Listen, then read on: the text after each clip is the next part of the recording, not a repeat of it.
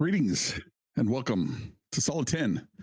I'm Ricardo and I'll be your host and game master on this wonderful Wednesday. Tonight we kick off a very special one-shot, The Birth of Chaos. And I'm joined, as always, by some wonderful friends in the Solid 10 cast. Say hello, everybody. Hi. Bonjour. Hello. Hola. Before we jump into our session, we have a few announcements. We have our ongoing sponsor this evening, Nat 20 Dicery. What do you have for us, Phoenix? Hi.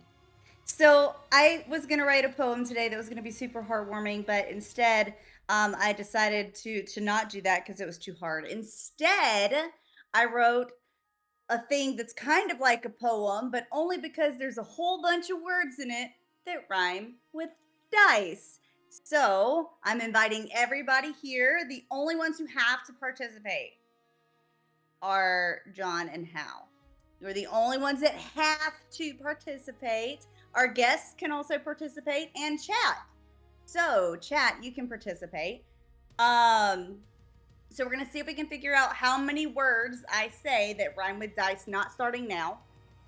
Also, keep in mind, we're not counting the word dice We're to at like rhyme 7 with dice already. because that's bad form. No, we're not, because I haven't started the thing yet. Even though I think I only actually say dice like once in it, but it's fine. We're not counting it. Okay. So there are some perfect rhymes, and there are some that are close. Okay. And if you get it correct or close enough, then there may or may not be a present or a prize from me, depending on how many people are right. Because if all of you are right, that might be a little bit too much. Okay. So, perfect rhyme and close. You have to keep up with them separately because it's two different numbers. Okay. I recommend using tally marks. While you do this, you need to use tally marks. I'm just saying. Okay. All right. Cool. Bonzi. I am starting now. Last year, I got on a device and visited some websites that were nice and would surprise the stripes off your tights, while others had thrice the strikes because their types would not suffice. The precise advice from the heights and the fights of those nights should be highly priced.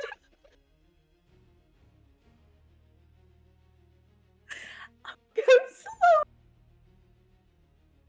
87. I dare you to go faster. I've run out of fingers. Maybe you can guess within the range, okay? I'm about to compliment you, okay? So listen at least.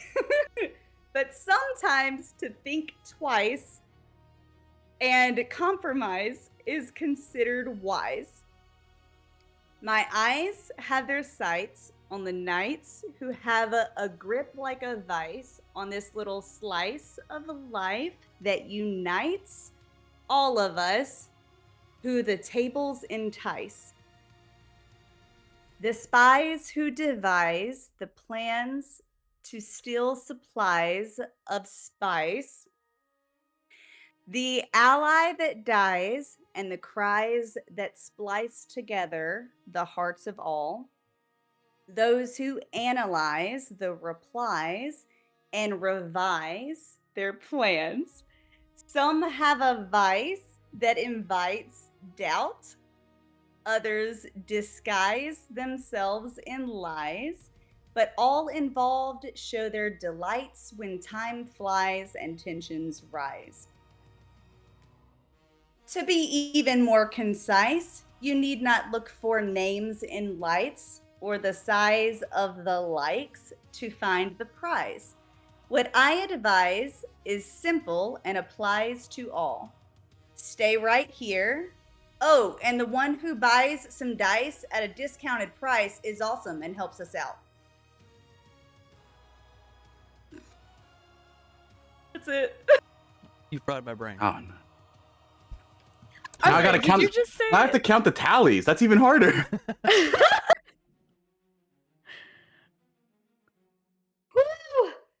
said price from the message in chat Oh, that I was trying to is count not things. there, but will be soon. I was trying to count things, and I failed horribly.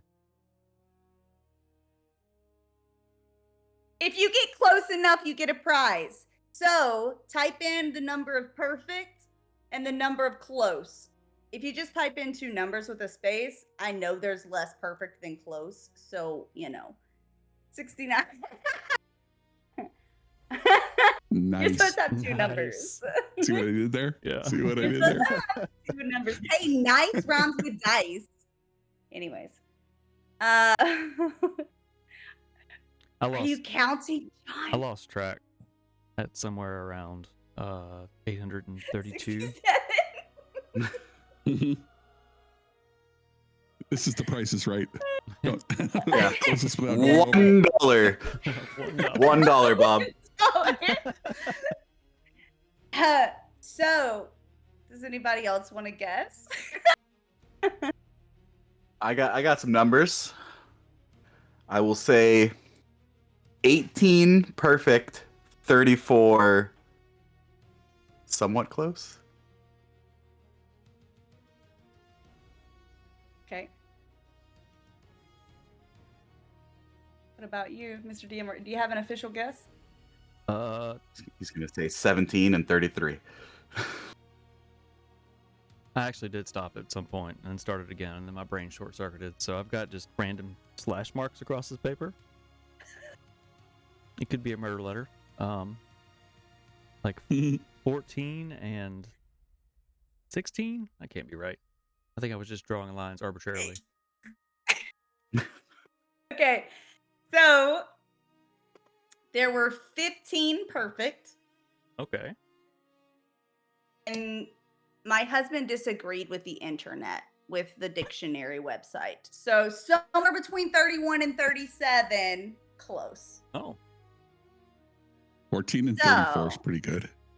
Yeah. Yeah, I mean, the 18 and 34, that was close. John was close to perfect, but he only got like half the close because he gave up. He gave up. He stopped counting. Why you don't quit, children? It hurt my brain. Okay. I don't care what the prize is. Don't quit. All right. Thanks, Phoenix. Okay. I'm going to send you a message, but okay. You're welcome. In fact, we're giving away a set of Nat 20 Dicery Daggerheart Duality Chonk Dice. Features a pair of huge duality dice. We'll do that after one of our breaks. We just launched episode 9 of the Chronicles of Norn, the Lost Tomes on your favorite podcast app. Search Solid 10 D&D and catch up from the beginning. While you're there, drop a follow and leave a review if you have the time. Also, we have another one-shot coming soon, so if you'd like to play with us and guess random rhymes, apply at solid10dnd.com. And as is tradition, when we hit our bits or sub goals, we'll give away some merch in chat. All right, John, what can you tell us about the Solid 10 loot and what is Twitch gifting? Well, a lot of our merch are t-shirts because who doesn't love a good t-shirt? They're super soft, comfy. Got a lot of hats. Got a lot of drinkware. I think did I put the beanie back in the shop? If I haven't, I need to put a beanie because it's starting to It's get beanie cold. weather. It is beanie weather. We've got some awesome hoodies that are embroidered with the logo. I think a couple weeks ago I added a thank God's it's Oonsday shirt in there in a couple different colors. Twitch gifting is right now while we're live. You go solid10dnd.com. Any of the items that you see, you can purchase and gift to anyone in chat. It'll run a giveaway thing. Whoever wants to can enter, and it will select randomly. You can also do that with memberships. Become a member, play some Daggerheart, play some D&D with us. Get some extra perks and loops and behind-the-scenes stuff we're working on. I think that covers it. I don't usually do loot. Nice. So Thanks, John. That's kind of hard for me. Did great. All right, chat, you'll notice down at the bottom, we have some Daggerheart specific channel redemptions, which will help the party on their adventure. You can help them by granting them hope or bestowing disadvantage on me. So use your channel points and help us out tonight because they're going to need it. Now we're back on. All right. Are you guys ready to climb the high peaks of the Monadh Deargs? Let's go. Sure. Yeah, If let's not- go. We're still going to play some solid 10 Daggerheart. Let's go, everybody. Let's fucking go.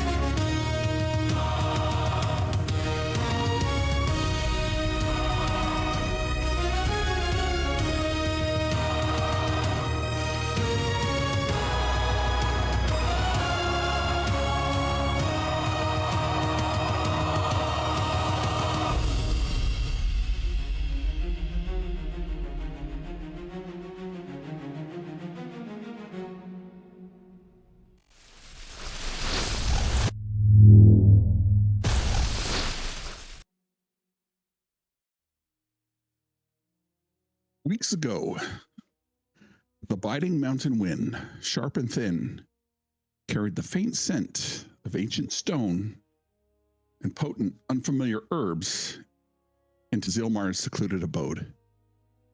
You remember the low, echoing hum of arcane energies that pulsed from his gnarled staff, painting long, wavering shadows across the rough-hewn walls of the cavern, as if the very rock breathed with an unsettling rhythm.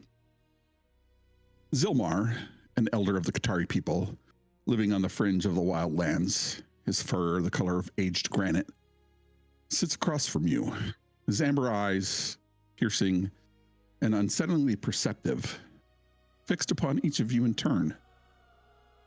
They seem to weigh not just your presence, but the unspoken burdens you carried, the silent ache for purpose in a world that felt increasingly stagnant. His nimble, strong hands etched the memory of countless climbs and arcane gestures, steadying himself on a stone table, a single, unlit brazier resting between you.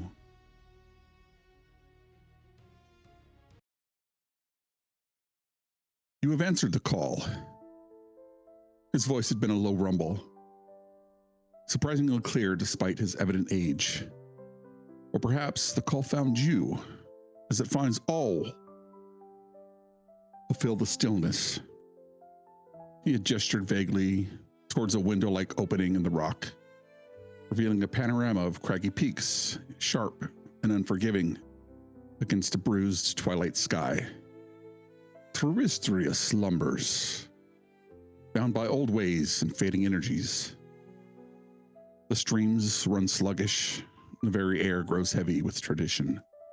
But there are those who believe in a grand awakening, a profound unveiling of what truly lies beneath the surface. A vital dynamism that has been stifled for too long, or so they say. His eyes held a fervent, desperate light as he spoke of those who proclaimed the world's quiet decay, of ley lines that dimmed, and ancient pacts that frayed. He spoke not of gods or of kings, but of a fundamental imbalance, a choking order that had robbed the land of its vibrant, unpredictable potential. He leaned forward, the unsettling glint in his amber eyes catching the faint light from his staff, making them burn like ember. They are preparing for a momentous endeavor, one that will shake loose these rigid bonds and allow true potential to flourish. For this essential step, a critical element is required: the apex shard. It's a foot-long rod of obsidian with a pulsing crimson heart, an ancient conduit imbued with the earth's rawest power. It lies within the sunken fissure, a place now agitated by recent shifts. It is guarded, not by choice, by the echoes of the untamed power stirring within. I need you to retrieve it, secure it, and bring it here. Without it, this grand work, this promise of a vibrant new age, cannot fully begin. The silence that followed was heavy, broken only by the whistling wind outside. He swept his gaze over each of you one last time, his voice dropping to a near whisper, yet carrying immense weight. The path will be treacherous, the forces within the fissure unpredictable. But the reward beyond coin is the knowledge that you are the midwives of a true genesis, witnessing the breaking of the chains of stagnation. Do you accept this vital task to usher in a time of true freedom and unpredictability? The memory of his intense conviction, his absolute certainty in a future forged from deliberate chaos, or the prevention still lingers. And as the memory fades, dissolving into a long, arduous journey that stretched on since this fateful meeting, you naturally accepted this task, and these mountains, once a backdrop to Zilmar's prophetic words, quickly became a harsh reality. His journey had been a relentless westward trek, following ancient, barely visible paths that scar the land like forgotten wounds. You've endured the sun's scorching glare on the open plains, where the air shimmered with heat and mirages danced on the horizon. Only to later shiver through nights spent huddled together against the wind from the biting chill of these elevated plateaus. The passages of time had been marked by dwindling rations, the dull ache in your muscles, and the slow, inexorable wearing down of your boots on countless miles of rock and dust. You navigated a dense, mist-shrouded forest where ancient trees seemed to watch with silent, judging eyes, and scaled treacherous ridges where a single misstep could send you plummeting into oblivion. The rivers you forded were swollen with ancient rains, their currents fighting against your determined progress, and the winds ever present seemed to whisper warnings of the power you sought, or the power you sought to prevent.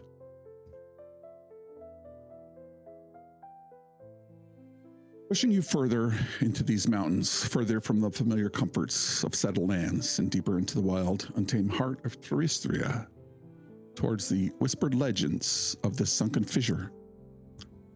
The world around you transformed, growing wilder, the very air crackling with an almost imperceptible energy, a prelude to the raw forces Zilmar had warned you about. Now, finally, after endless days and countless leagues, the earth itself begins to shift beneath your feet. The ground trembles with a faint, rhythmic thrumming, as if a colossal heart beats deep within the rock. The air grows heavy with the scent of ozone and damp earth, carrying a chill that seems to seep into your bones despite the lingering sun. Before you, this landscape abruptly tears itself open, and a yawning chasm, the legendary sunken fissure, splits the earth, plunging into depths obscured by perpetual shadow. It's jagged, city and dark rock formations jut from its edges like broken and cracked teeth, glinting with an unnatural sheen in the dying light. From within the maw, a faint, iridescent glow pulses, hinting at an untold power concealed below. A narrow path, crumbling, little more than a goat track, snakes precariously down into this abyss, beckoning you forward. This is it. You stand at this precipice, the air thrumming with untold energies, ready to zen into the agitated heart of this fissure and retrieve this conduit that will, according to Zilmar, prevent the ushering in of a new age of Teristria. Your adventure begins, truly, now, as the camera pulls away from the fissure back towards our party. You see what may count for several tall people and others not so tall. As the camera makes its way up from the ground, we see a small figure standing almost 3 feet in height. Sage, why don't you introduce yourself to all the people where we can find you and who you'll be playing tonight? Yes. Hello. My name is Sage. You can find me on all social media, which is at StorySage, which is STORI Sage. I stream on Twitch. I create some mental health content. We chat about real life. I am playing Mouse. Mouse is our almost 3 foot tall coterie cat-ish kind of person with a lot of personality.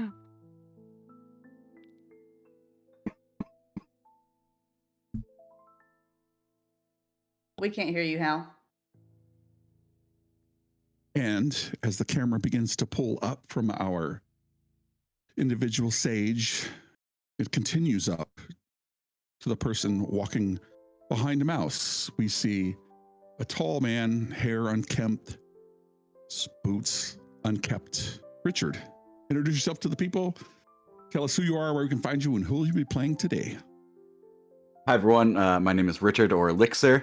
I will be playing Avari, our wild-born elf warrior, our wild boy. You can find me pretty much here. I'm not on social media as much anymore. I used to stream with Hallowed. You can still find our content on YouTube at Recall Knowledge. So Thanks, Richard. As the camera pans away from Avari, pans across to our friend Jen. Phoenix, tell us who you are, where people find you, what you're doing, and who you will be playing this evening. Hi, I'm Jen, or Blue Phoenix, or Bluer Phoenix. But yeah, so I have a Twitch channel where I play games and do co-working and stuff. I was supposed to start back my BG3 and Elden Ring runs this week, but that didn't work because of reasons. So I'm gonna do that next week. But yeah, so I do that. I'm here on most Fridays. I'm on Ghost Channel half of the Thursdays for now, and then a break, and then I'll be back on his channel again in April. Basically a professional player for tabletop RPGs. And yeah, that's pretty much me. I'm on Blue Sky as well. You can get that off my Twitch. It's the same like Blue Phoenix RPG thing. But yeah, so I'm playing. I've pronounced her name 4 different ways in my mind. So we're just gonna say whatever happens at the time, and that's just what it's gonna be in that moment, and she doesn't care. Kairon is, you know, she's a mixed ancestry. She is Katari, which is cat, and Infernus, which is tiefling, right? So she has some horns. Her tail starts out as a cat tail, and then in the bottom half of it is Infernus with a forked tail. And she only talks to people when she needs to talk to people, which is very much outside of my comfort zone because I talk all the time and all my characters talk all the time. So yeah, that's her. She has a watchful eye on people at all times because no one can really be trusted. Nice. Thanks, Phoenix. And as the camera pans down again, it lands on a dwarven fellow. John, tell us who you are and when we can find you here, who you'll be playing, and what you're up to. Hi, I'm John. Usually I'm Mr. DM. Tonight I'm John, or I'll be playing Like me, like every DM, you're muted. They can hear me, but you can't. So I'm John. I'll do it again so you guys can hear me. What? I will be playing a dwarven sorcerer named Saladin. He's not quite right. Tell by his little image. He likes to stir up trouble and watch it from afar. And don't ever accuse him of eating rocks.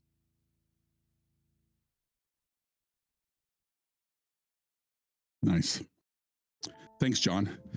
And I was going to say, we were supposed to be joined by our friend Dragoncraft Gaming. They're here. But they have opted in and are now in channel. So, Dragoncraft, tell us who you are, where people can find you, and who you're going to be playing tonight.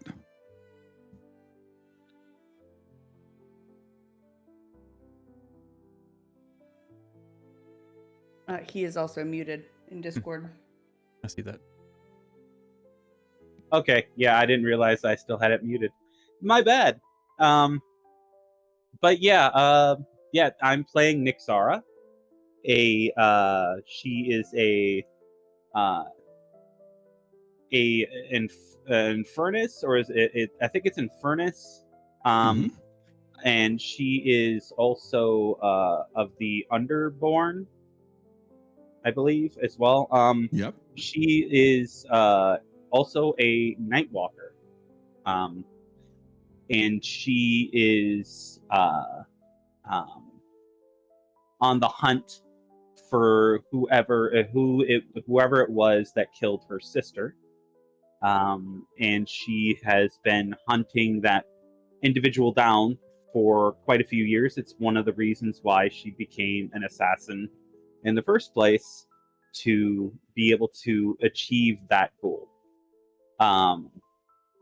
So she's not necessarily on this deep, dark path for vengeance. She is on a path of vengeance, but she doesn't let the darkness consume her. She is also still. She's not a. I'm trying to think of the best way to put this. As some people would say, she's not an edgelord, but she is. She's somebody that is driven by her sister's death to become, to get justice and vengeance for that person, without succumbing to the darkness that comes with walking that path. Nice. Thanks, Dravencraft. I'm trying to figure out how to get this PNG thing working, and I'm not figuring it out. It's working. You're good. Oh, is it working? Yep. Oh, okay. Yeah. Good. I'm Well glad done. then. Okay. All right. Success. Let's jump back in to our story. So, party, you have a moment as you're standing on the precipice of this underground area that sets out and rises up into the mountains and into this area known as Stone Crown Pass. Is there anything you would like to discuss or want to do before continuing further into the Monadh Deargs? What happens now?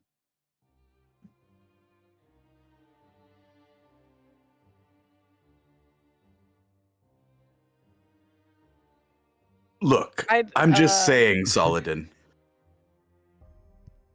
You had to get across the river one way, right? And it only was going to take us so long. We've got a limited amount of time here. So, how long are you going to be mad at me for pushing you in? Well, how long was I under?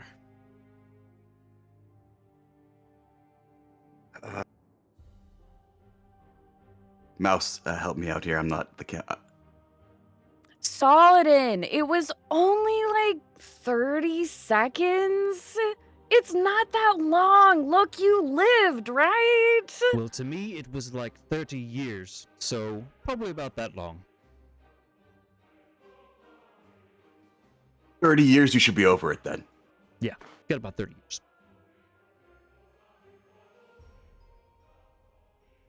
Mouse is going to Mouse is gonna pick up a rock from since we're standing on the precipice of this fissure in a mountain, and is gonna kind of like tentatively offer it to Saladin and be like, hey buddy, you want this rock for your collection, you want this rock, it looks good.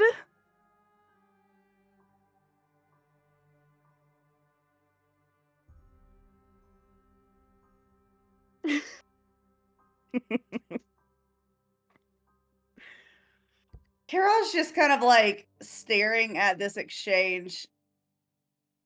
And that's all she does. And she's just like looking for a wall to lean up on because this is taking forever for this discussion. Like, We've been having the same conversation for like the past 2 days at least. Talking in circles about the same thing. Yeah. Mhm. Good track. Mouse is going to take some herbs that he's been collecting. So I'm gonna take these herbs from my bag and start making some tea over our campfire. Anybody, you guys want some tea? Maybe? I mean, Saladin, come on. You want some tea with your, you want some tea? I could have some Oh, tea. oh, I've got an idea.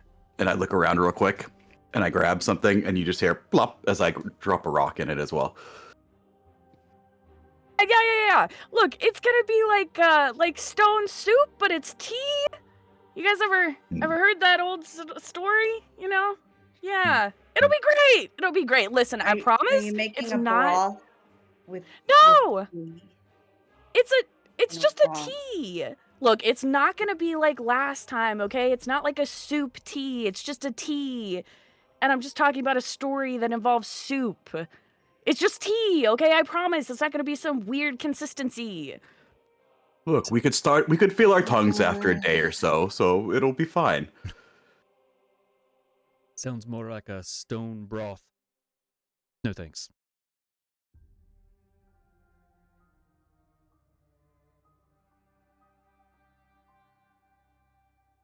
What? And as you stare out across the peaks, the air outside bites with an icy chill.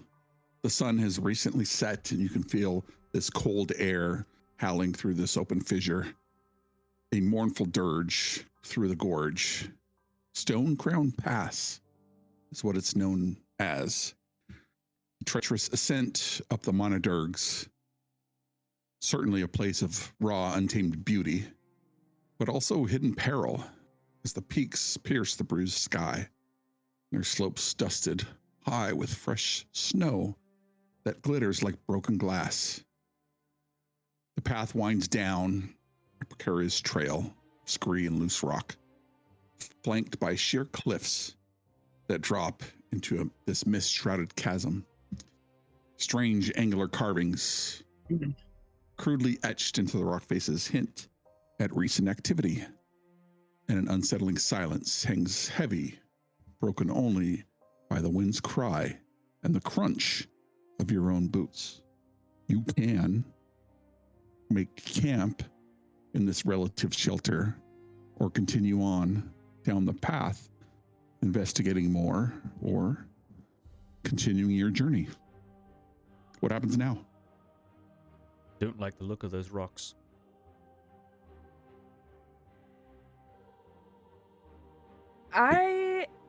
If it's okay, I'm actually gonna go ahead and use Rally. So for those of you who don't know, Rally is a Bard class feature. This allows me once per session to describe how I'm gonna rally the party. I'm gonna roll it's gonna give every player a D8. And you can add this result to your action roll, a reaction roll, a damage roll, or to clear a number of stress equal to the result of your D8 roll. So how I'm gonna do this is when Solid makes this comment, I'm actually just going to scream. So I'm just gonna yell into this mountain and these like echoing rocks, and I'm just gonna yell, come at us, rocks, you got something to say? Yeah, that's what I thought. And then I'm gonna turn to Saladin and the rest of the party and be like, yo, look, there's nothing here. We're not there yet. It's gonna be fine. Look, and listen, if we gotta beat a couple rocks, we're just gonna beat a couple rocks. You guys know what the adventurer always says, right? Sometimes you just gotta beat a couple rocks, you know? Like, it's all good. We got this. And, yeah. All right. For those of you who hear this, you get your rally die. We're going to, even if we rest for the night here, we're going to carry it over until the next day.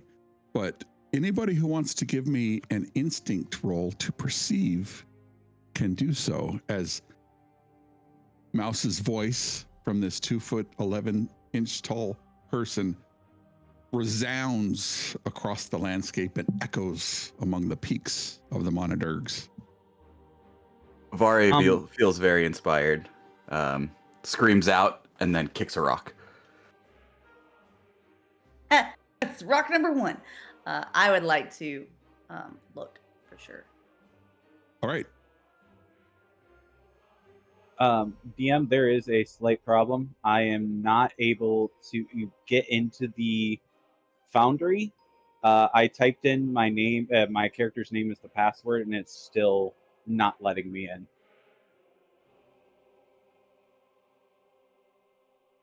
Did you use the pinned message in the onboarding chat? Yes, I did. John, why don't you go ahead and take us to break momentarily, and we'll get Dragoncraft in here before you either go into battle or not go into battle. Oh boy. We'll be right back. I apologize. It's just I typed it like 3.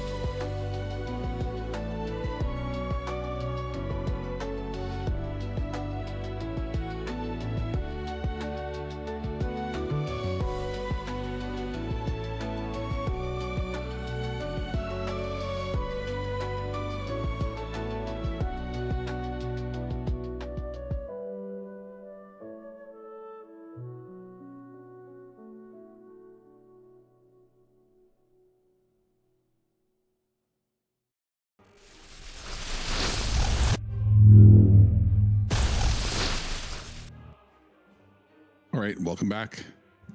As Nixara, who was taking a momentary reprieve to stare out across the beautiful landscape, rejoins our party. Let's roll instinct perceive roll. Kara, that is a 16 with hope. Give yourself a hope. Did it Who else wants to automatically do do it? that for me? It did. Did it automatically give me the one from chat too? No, not Okay, yet. because I was supposed to have 2 to begin, right? That is correct. Okay, because I had 3 for some reason, but Yeah, it's it'll fine now. automatically roll it for you. So we all rolling this? Anybody who would like to make a perceive check can do so. A instinct to perceive check.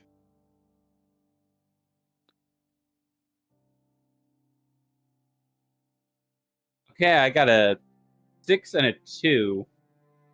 6 on the blue die and a 2 on the yellow die. That looks like it's a No, 14 that's a with 9. fear. I'll take that fear. That's Yeah, 13 also- for Avari with fear. Yeah, 13 with fear as Nice. well. Giving you all those fears. It is what it is. Also, do let me know if that is a failure with fear, because if it is, I gain hope. That is a failure with fear. All right. The solid in 14 is a We're- success with fear. Oh, nice. Where's chat? No. I'm course. not rolling just for the record. So I feel like, considering the fact I was shouting. Yeah. As it echoes across the chat. I think Kara, however you say it. I apologize if I You butcher can it. call her whatever you want to call her. She doesn't I care. wrote it down as K-Ron. Okay, Hey, KK. Ron. It is. Hey, Ron. K-Ron. You hear the rumbling of what sounds like stone down and to the left in this narrow chasm. But what's different about it is that it's not random, and it sounds like some kind of cadence as if somebody were stepping. And every time they step, you hear these rocks grind against each other. So, Mouse, what does your little book say about when yelling attracts a large creature? I mean, you're supposed to fight it, obviously. Right? Like, isn't that what we always do? So are y'all all ready for a fight? Because there's like something stepping on some rocks and it's over there. Mouse, yell more. Mouse is gonna I roll yell. my eyes for the second time today. Mouse is gonna yell, "Yo, rocks! We can hear you! You know we can hear you, right? We're over here! Come try and get us, I dare you!" Oh, boy. I get So my our bow friend and talks arrow to ready. rocks. You shouldn't. Nixara just kind of looks over at Mouse, just kind of like, you speak to rocks and understand the stone. I mean, and Mouse is gonna take out one of his books. So I'm gonna take out my book. I'm gonna try to like flip through the pages. And as I'm just like, there's something about rocks in here. I'm sure I can translate. I'm sure I can translate. If you were to look at Nixara right now, you would see that she is just doing the most deadpan joke that she can at this moment. As she makes this joke.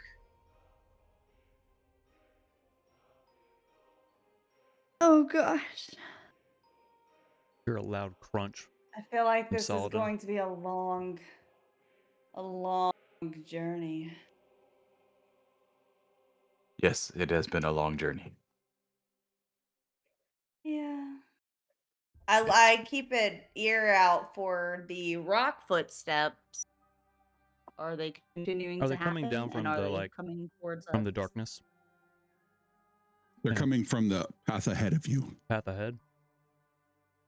Yeah, Hmm. so they will have to come up a little bit through this path to where you are at the mouth of this chasm that descends a little bit.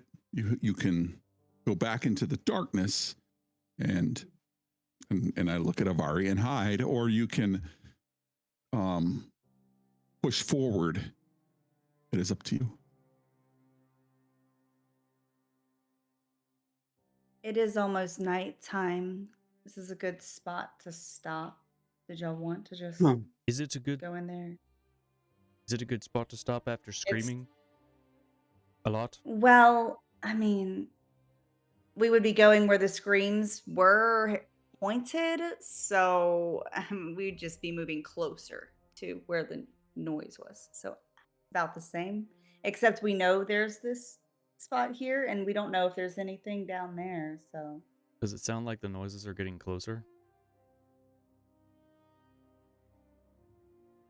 You rolled a 14 with fear, so that's just enough. It doesn't sound like they're getting closer, but they're more frequent, and there's more than one of them.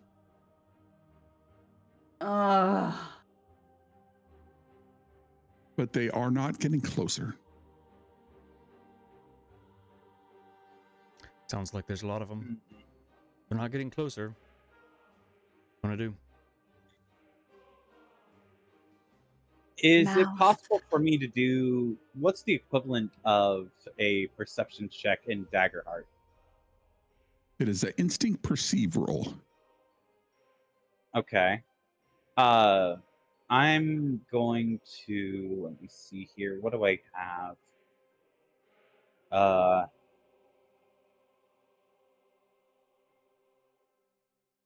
I'm going to let me double check here. I think I have something here for this.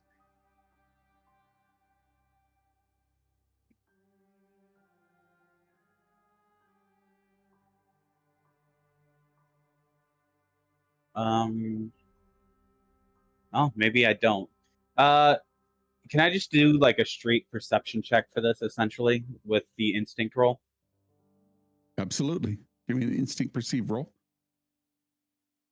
All right.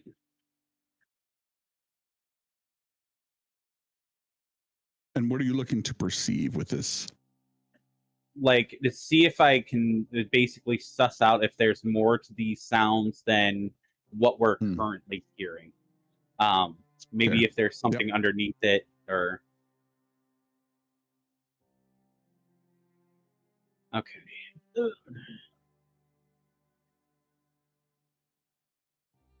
Just a straight roll. Okay, here we go.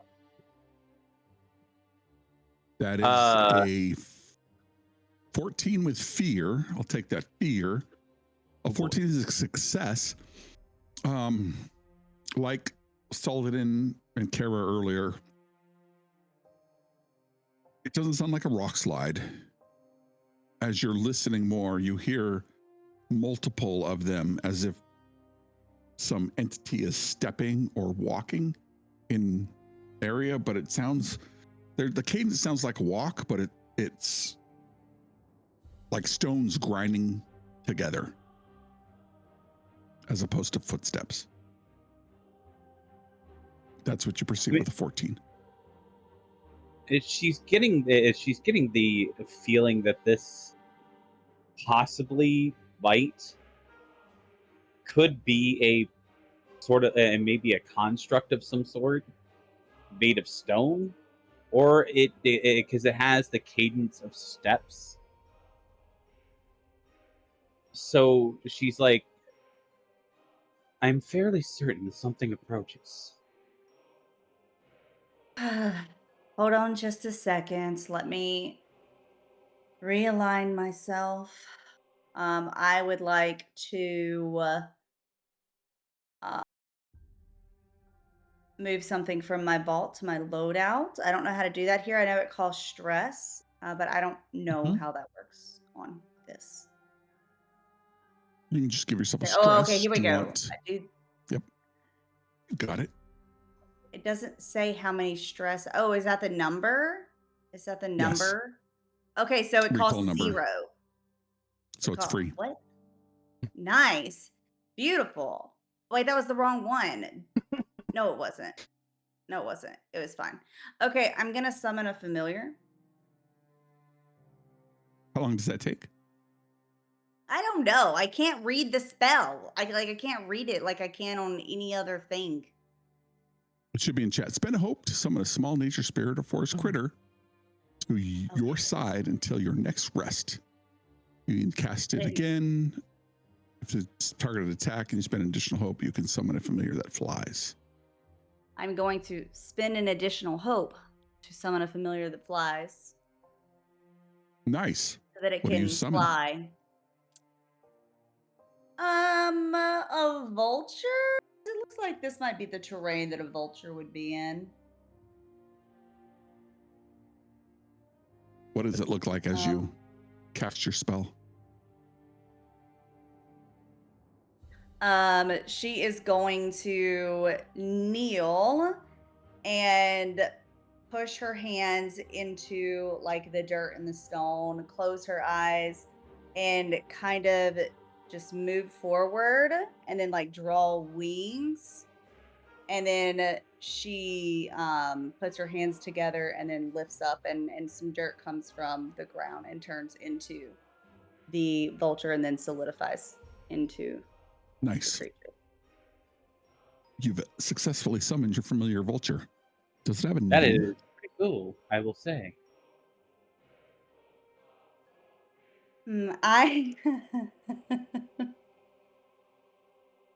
Wow. We're gonna say that its name is Cat.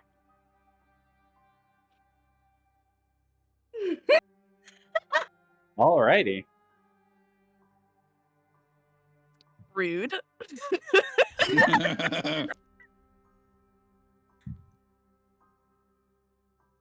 You have successfully summoned Flying Cat. Yes.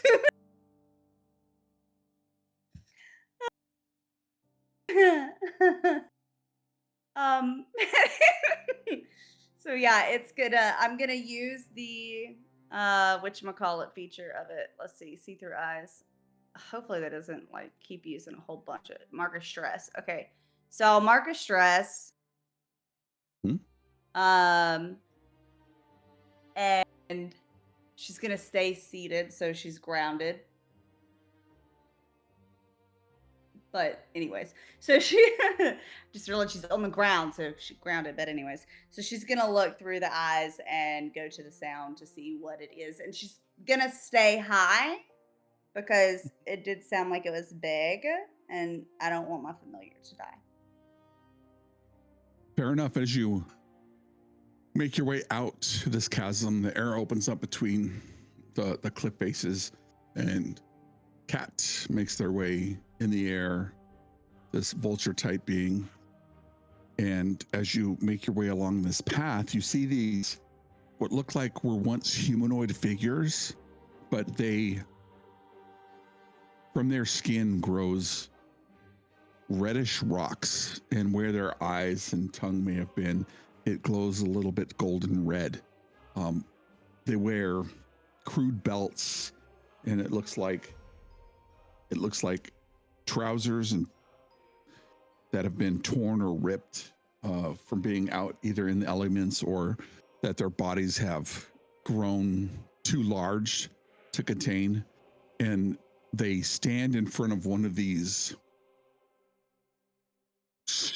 I wouldn't say short monoliths. It's approximately 15 feet tall, but it's a monolith. And on that monolith are runes carved that glow a very similar light that is emitting from their eyes and their tongue and a little bit from their torso. As they stand there, there are, I want to say, 6 of them,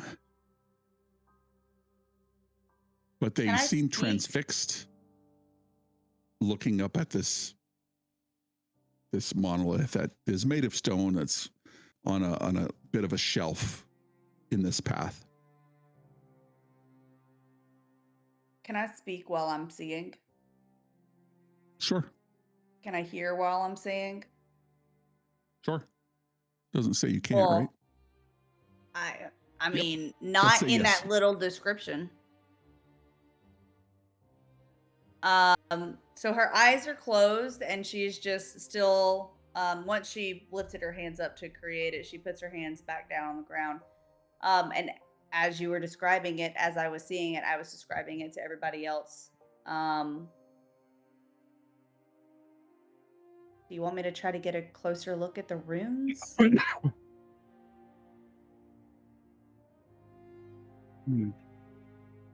Might be a don't good idea. know the importance. I mean, it has to have importance, right? I would say it might be a good idea. Might be good to know what they're staring at. Okay. So she's just gonna like dust off the ground and she's gonna get ready to draw, even though she's not gonna be looking at it while she's drawing it. So it's gonna look, you know how you do whenever you draw something and you're not looking at it and you're trying to draw like a house and it looks like a popsicle. It's probably what's gonna happen, but I can edit it later. Yep. Your horse turns Don't into a try. camel. Yeah, exactly. So I'm gonna start with, while they're not paying attention to anything but the monolith, I want to see if I can stay away still and try to see the runes that are on them, because you said they each have a rune on them, right? Are they all the same rune? It's not necessarily a rune, but the runes on this monolith are the same color that's glowing from their eye sockets Color. in their mouth. Yep. Okay. Yeah, so we'll look at the runes on the monolith and I'll try to repeat it on the ground and then try to also remember it so that whenever I'm able to see with my eyes, I can fix what I drew on the ground. Yep. And as you see a vertical line and a half circle with a hollowed circle in the middle, another vertical line, it looks very similar to the runes that have been carved on these rocks that as you've made your way through these mountains, except for those that you've seen haven't been glowing. Okay, do they look exactly the same or do they just look like another word in some like book like mouse likes? Definitely not a Like they all definitely not form a word or any language that you're familiar with. You've seen similar symbols and other varying symbols that aren't present on this monolith that have been glowing in the past. Okay. So I'll have my familiar come back and I'll open my eyes. And then I'll fix the symbols that I made mistakes on because I'm sure I did. And I'll say, it's basically like the other ones we've passed, except this one's alive or whatever. Still active.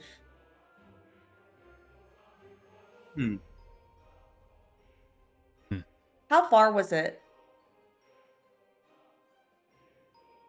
In Daggerheart terms, it was beyond far range. How long did it take my bird to fly there? Was it like a minute or like 20 minutes? Not like 20 minutes. It was, Okay. it was beyond 300 feet, 60 feet a second for a gotcha. bird. Yeah, not very Good. long. Okay. If y'all wanted to check it out, we could. We could always come back. It's close enough. If there's not somewhere to rest up there. While this has been happening, you hear snoring. Saladin's leaning against a rock, and he's got like dirt, kind of like along the edge of his mouth. What are we doing? On top of the rock that Saladin was leaning on, Avari has been perched like a vulture, like almost like vibrating with energy, just looking at all of you, just ready to like just jet towards there as soon as you guys say go. Does anyone know what this means? Does it mean something? Scribbles in the dirt. Mouse is I'm definitely kind of interested. I don't think that this is gonna be very productive. However, Mouse would like to just kind of as so I've been absorbed in this book that I was reading. I got very distracted trying to see if I could learn anything about rock speech. And so I kind of look up as Kara is saying this and look at the runes that she has drawn. Do I recognize anything? Anybody can give me a knowledge roll that will cover both, like recall, analyze, and comprehend. All right. I'm gonna do that. Oh, I have a 0 in knowledge. I'm not going to be good at this. I also have a 0 in knowledge, so this isn't very Same. However, I think that Mouse would try. So I haven't done this on Foundry in a very long time, so I'm just going to roll. That's pretty good. That's it's a with fear, but 12 it's with good. fear. Yeah. That's a 24. 23. 23. Oh, You got 'em yeah, together. because I forgot the yeah, you're right. So it's a 23 with fear. Pretty good roll. Take that fear, but it is a success. I think given that KK has given you the description of this creature and what is on there, and as you're trying to comprehend it, it basically is some kind of elemental language that gives life to rock, gives life to stone. That's really what this monolith is saying. It's likely they worship whatever had given them life. Oh, it burns. You made me laugh. I had carbonated drink in my mouth. That'll treat you to drink soda or carbonated drink. I have a question. Do I know anything about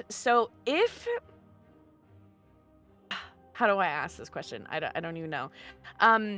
If the runes are elemental and have given life to these creatures, if they are destroyed, what do I know anything about if that may be effective or not? You can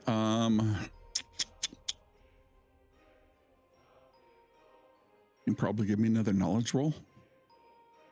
Some more Oh. fear. I have 9 fear. Oh no. Yeah, I noticed that. 10 because So bad. 4 for each. 4 for it's 1 for each PC to start, and I had 4 because Dragoncraft hadn't joined us, but now I have 4. 10. It's just 2 more, and I'm maxed out. Like, Then we can roll all we what am I gonna want. No fear. Is that an encouragement that I should do this? Because I'm really kind of debating. Oh, you can do do? Hey, whatever this you is want to your do, story hon. too. Yeah. I kind of want to, so I think I'm going to, but I feel like I should apologize in advance. Ooh, okay.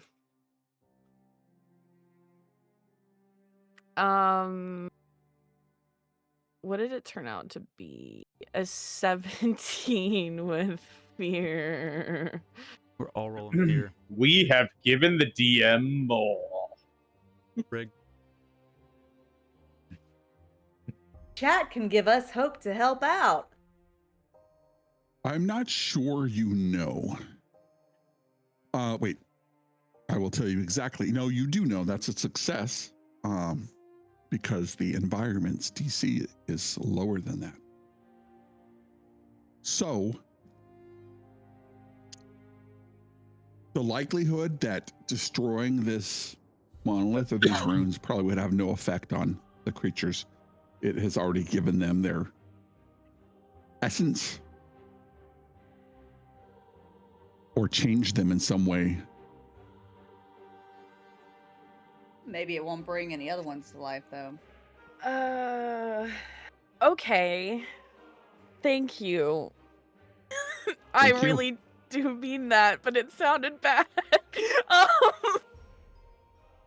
Thank you. Okay. So I am gonna look up from this book. I'm kind of glancing at the ruins. I'm gonna look down at this book and flip through the pages. Let it be known, as players, that this book contains absolutely no knowledge about these runes, and I am only pretending to reference it. So I look up from this book. I look at the runes that are not actually runes. And I'm like, oh, yeah, this makes sense. This makes total sense to me. The adventurer wrote about this once. Oh my gosh, I have to tell you guys that story one day. Okay, well, so the adventurer wrote about this once, and apparently these runes are like some elemental language. So these runes on this monolith or whatever it was kind of like gave life to these rocks, to the stone, and I'm pretty sure referencing the adventurer's notes here that this monolith is what gave them life. But unfortunately, I don't know how to, solve the problem we might run into when we run into them. You know what I'm saying? Yeah. Well, anyway, I'll keep reading, I guess. Well, I mean, maybe they won't do anything if we don't mess with their precious monolith. I mean, they are worshiping it. So, Yeah, they're I pretty mean, focused. maybe. It might be a good idea to not disturb them. Kay will, I'm just gonna call her Kay now. We'll look K-Ron. up to Avari. I'll just Kay for short, you know? KK. I don't know about KK. K? We'll say K. 1K. Okay. Got it. 1. Got it. Too many Okay. Ks. I said K like 12 times. I wasn't counting. Anyways, look up to Avari and say, can you hold off?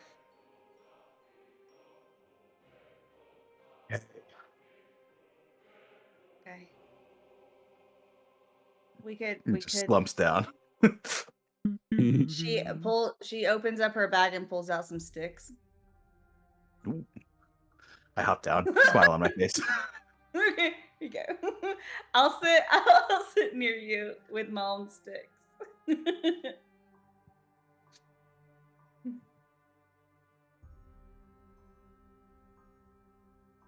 And then she doesn't. She puts the sticks. Actually, she's like, "Oh, here's more sticks for you. Got some leaves too. Here you go." Saladin walks up. It's evening, right? It's getting darker. It is getting darker here in the mountains. Although it's a clear sky, the at least as you've been traveling, the light from the stars illuminates your path, but this is a pretty treacherous path. And so you've been having a conversation here. The sun is set, it's cold. The wind blows through this chasm. But that's me, a long-winded way of saying yes, it's dark.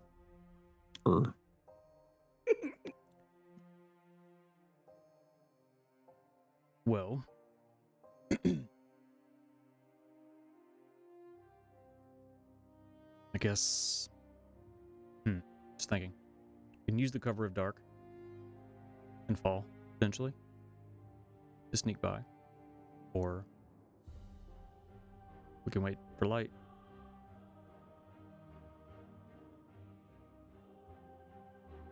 I may be able to help us get through a little bit more stealthily.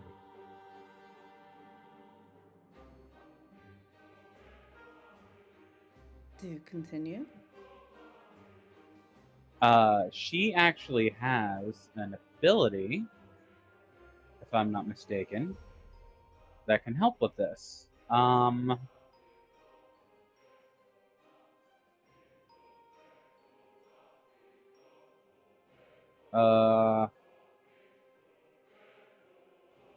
She can essentially cast a dark cloud to obscure vision, and it's temporary, but it may be enough to be able to obscure us enough to be able to get through. It says that the cloud blocks line of sight. So if she casts it over us, then we could probably get through without being seen. That would be good to do when it's getting darker. Do you want me to send Cat out to see if there's somewhere we could rest on the other side of them? Because if not, then it's kind of pointless to go right now if there's nowhere to really rest Now, at. DM, it says that she can cast it on a point. Would she be able to cast it on herself and then just basically be the source of the dark cloud, and it just kind of moves with her? So it doesn't move with you. You can cast it at a point within close range, and anything within that close range you can't see. So Am I mistaken? you can move up to this area, cast it, which will obscure anybody within that close range cloud, and then you could effectively bypass these creatures. Should you? I mean, you're effectively cloaked, so there's no roll necessary. You just need to make a spell cast 15 roll to put these on these creatures as everybody moves by.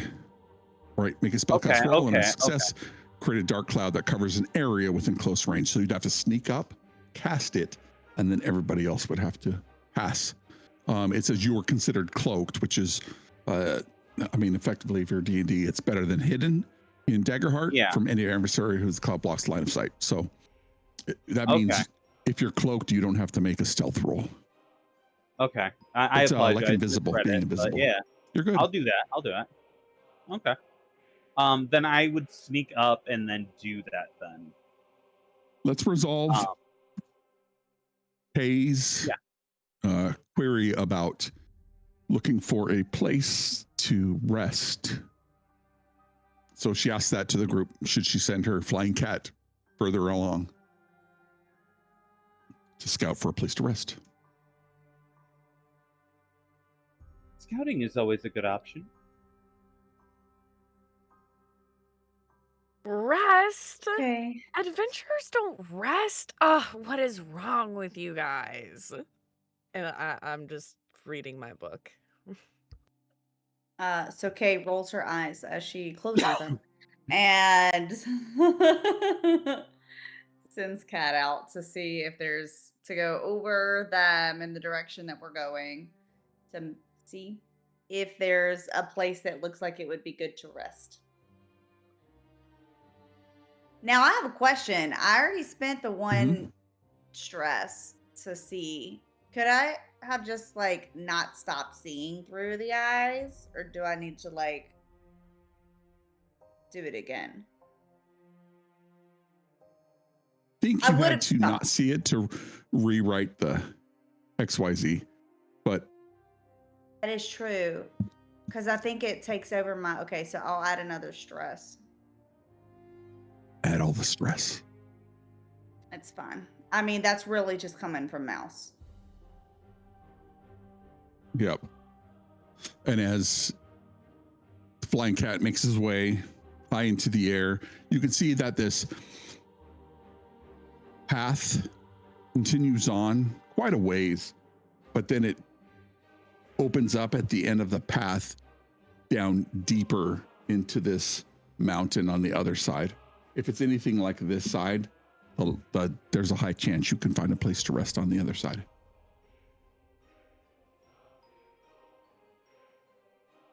We should be good. I say we go. Accents all over the place. Sorry, guys. Working on it. Would We're you going? like to do my plan to make sure that we don't get seen? I mean, it's dark outside. They can't see us. They could also, I mean, they're kind of like magical rocks. Maybe they see everything all the rocks see. I mean, I could just not eat them. You what? I could just You could not what? not eat them, and then we don't have to worry about it. Oh, so you have been eating the rocks. I didn't say that. Mm, Let's go. uh, We can be sneaky, Okay, right? I'm done. And I grab my stick figure. 3 I hand it minutes. to Kay. Kay, you see a ball of sticks with a bunch Yeah. poking out. Huh. Hedgehog. And I just start running towards the... Get it. And I put it away. Or you took it with you. One of the two. Mhm. Less than And- 2 minutes now, maybe. Type in chat. Be mad if I win. Nixara will yeah. follow after. Not really right, in a everybody. hurry. A little bit of a chat break. If you're in chat and you want to enter the giveaway, type exclamation point, enter all caps to enter the giveaway for some Solid 10 merch. You got 1 minute. Type enter into chat to get a giveaway as we return back to our game. We will announce the winner after the first break. Or no, it'll do it automatically. Yes, it does it all. Technology. Technology is Avari always fun. runs. Nixara is quick to follow. What does Paladin is Avari trudging. look to? Yeah, what is Avari looking to achieve as they run down this pathway that's full of rock and scree? And since you're running, why don't you give me an agility check? All right. So yeah, Avari hands over the stick figure, and you see him flex his fingers, and on his hands are kind of like these almost gauntlets made from shales of rock and obsidian. And on his fingertips, they come out to sharp pointed claws. And he just kind of flexes them and just starts Naruto running towards the path, continuing forward. And honestly, the main thing he's thinking about is we've been talking too long. That's his main thought. He's just bored of talking. All right, make me an agility roll. DC is 14. It's That is a 15 with You hope. succeed. And I think as Nixara, as you follow along behind this individual, you recognize that he's going to eat it as he goes down this slope, and there are loose rocks around. But at the last minute, before he gets overbalanced, for whatever reason, he like pulls his legs up and he almost floats or flies, and then lands at the bottom of this little depression here. It seems like there's some melted snow or ice that has fallen here, or it's black ice, but it's really slick off to your left-hand side of Ari.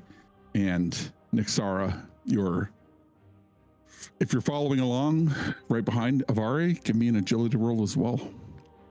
All I'll give right, you then. advantage since you see them at least lose their footing before regaining their footing. You Advantage said is agility, right? agility. Advantage is a D6 added to your check. No, you can you can just automatically select advantage. Good. All right. Nice. Thank you, Foundry.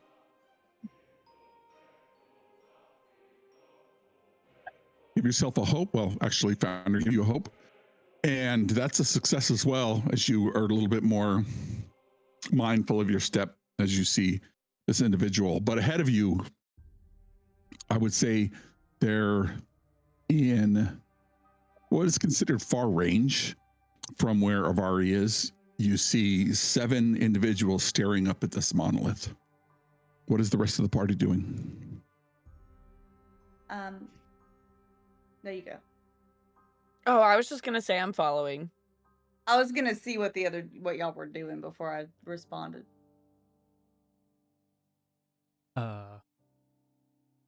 Saladin is kind of a portly fellow, shorter. I mean, he's stocky. But you look back and he's walking along the wall.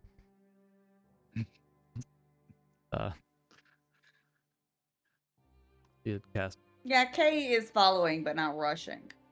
Like wanting to keep them in sight but not trying to run. All right. And as Avari and Nixara come along and see these individuals, they're staring up about 10 foot, and this monolith stands another 15 foot, and they're looking at it. What do you guys do? Start to slow down. I didn't like completely sprint down, knowing that most of the group probably wouldn't run after me, but at least follow. I'm just trying to. Avari was just trying to get them moving. So I would start to slow down and wait. Like I do. Avari was probably sprinting until he almost fell. Mm-hmm. But you tell me. Yeah, probably. And recovering from that near fall, trying to make it look like he did it on purpose, and then just starting to go to a light jog, looking back to his companions to see where they're at, and looking towards Nixara and, well, little shadow, do we fight or do we sneak? Well, stealth is the better option, so that way we don't fight and have needless killing. So I vote stealth. In that case, I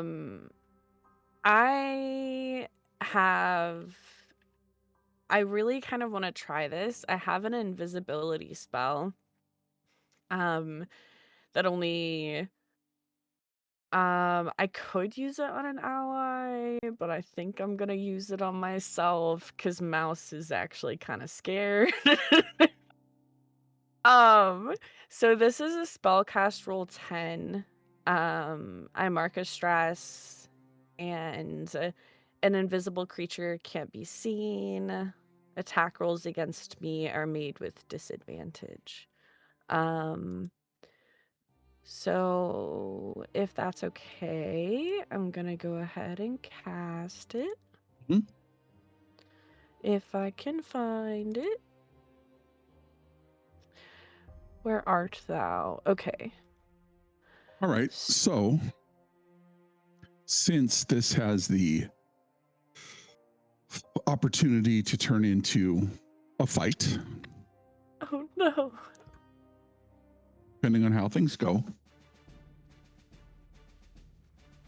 we will enter combat effectively. Can everybody see the map and see their tokens? Yes. Yes. All right. You see Avari here and Avari up here, Nixara here. The rest of the party is following along. Nobody else ran after them. So I will say the spotlight is to you. I would say Nixara and Avari can act first if they're doing something that is going to affect the other creatures on the scene, which are up here at the top staring at this monolith. Maps by John, everybody. Thank you, John, so much. Well, I would definitely use my dark cloud like I was thinking about doing before, to try and obscure us as we go through. All right, if you cast it on yourself now, you'll be able to cover anything within close range. If you click on your token and you can measure out to close range, it would get to approximately here. But if you wanted to cast it on the other creatures so they can't see out of the cloud, you'd have to sneak up on them and then cast it on them. Yeah, I would want to try and sneak up on them and then cast it, so that way we can possibly try to sneak by them. All right, go ahead and give me a finesse hide roll. All right. Or if you have an experience, you can add an experience. You let me know how you want to shake this out. Or I should have said.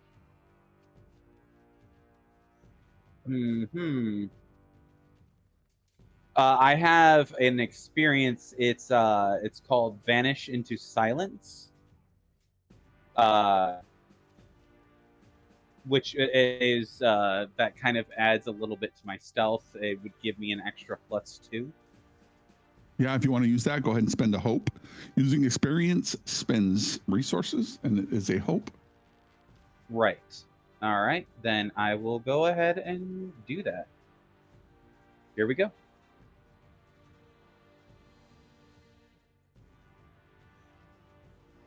Ooh, That is a 14 with fear. Yep. That is, and you now have full fear. That is a success. So you stealth up to within close range of these creatures to cast your spell. But I think you blend in enough to the walls that this first creature, this frenzied kraken, looks back towards the sound. Vari, give me a finesse reaction roll. Finesse reaction roll. All right. I'm going to use quick reactions for my ancestry to mark a stress. To give myself advantage on a reaction roll. Very good. So you said finesse, correct? Yes. All right.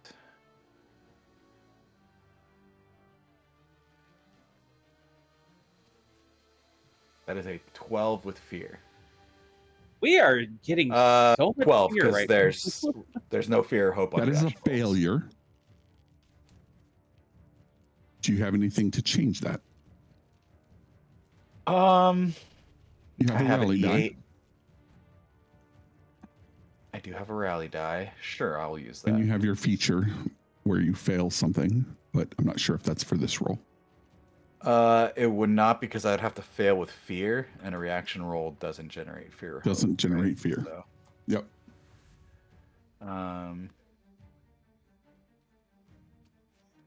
17. All right. Tell me how Avari avoids the gaze of this creature, as if he turns and he looks right at you. And then you call on the power of Mouse's rally die. What happens? I just remember as I see this creature starting to turn towards me and realize I have nowhere to hide. I remember Mouse's cry and her rally, and I remember myself kicking the rocks and feeling what kind of rocks are around here and how they're a bit porous. I take out my grappler that I have wrapped around my waist, and I throw it up behind me towards the wall. And it kind of grabs on a bit, just enough so I can yank myself up out of sight, out of line of sight from that creature. Nice.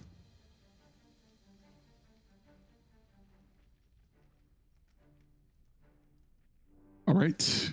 Kay and Mouse and Saladin, you see this creature look back towards your companions, who blend into the shadows in a heartbeat. What are you doing?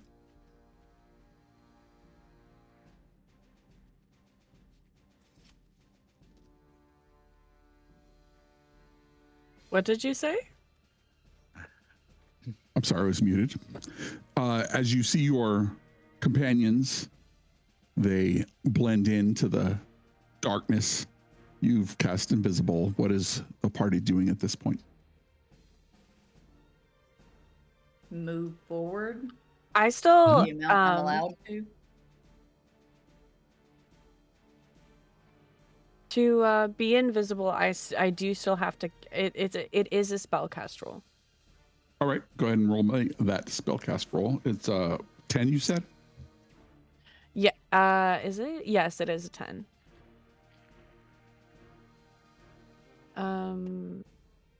Just finding the thing. I also.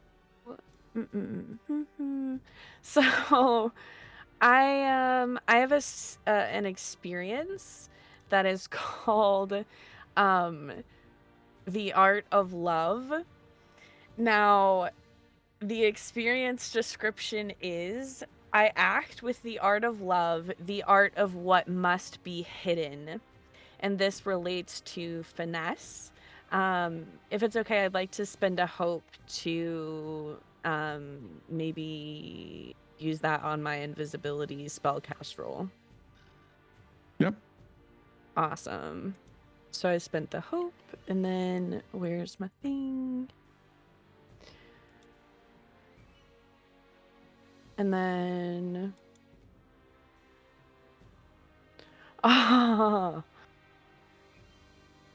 You have a rally die yourself?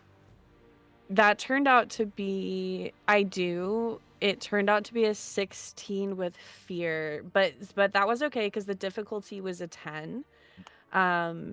So I can mark that myself as invisible. I think I missed something about this spell. Hold on. Place a number of tokens on this card equal to your spell cast trait, which is a 4. Oh, okay. So when the invisible creature, which is me, takes an action, I spend a token from this card. And then after the token is, all of the tokens are spent, the effect ends. So I have 4 tokens because my spellcast trait is presence. So I am invisible now, thankfully. We're not officially in combat. This is only a representation of where we are with everything. Even though there's almost combat music playing, I haven't taken over the, by it should be my turn whenever you roll with fear on a non-reaction roll. I haven't taken it over because we're not officially in combat. This is just right. If it goes down, I want to make sure everybody's where they're at because people are moving forward and other people are behind. So, Kara, if you want to move forward, you can move forward up to close range. Yeah, but be aware I have not cast my spell yet, which Correct. I will when I get a chance. Yep. And so hardly moved. Yep. Mouse is cast. So we'll circle back towards Nixara since you're the closest one, and Avari. Nixara, what would you like to do? I'm going to cast my dark cloud over these guys. Spellcast. Let's see. I don't have anything that would help this in my experiences, at least. I don't think. Yeah, I don't really. So I'll just have to cast this normally. Here we go. Okay. Ooh, that is a 22 with hope. That is great. And so I'll say this narratively. Well, you tell me how this effect shrouds all these individuals that allows your party to effectively sneak past beyond them into the next darkened chamber. She reaches down and she picks up some dust. But it like almost looks like she's picking up the shadows themselves. And then she just takes it and then she just opens her hand, and it looks like she's just blowing this cloud of shadow out from her hand, and it just goes out and covers them in like slowly until they are just completely enshrouded in this this shadow that they can't see out of.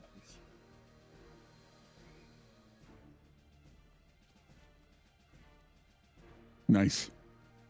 And as this shroud emerges from Nixara, Var, you're able to skirt past these creatures as the rest of the party catches up, and you guys make your way beyond this into the next darkened chamber. And I think we're going to go ahead and take our first break. We'll be back in about 5 minutes.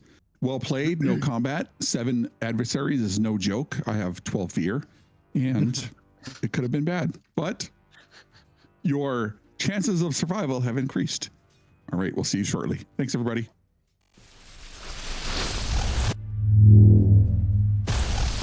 We're out.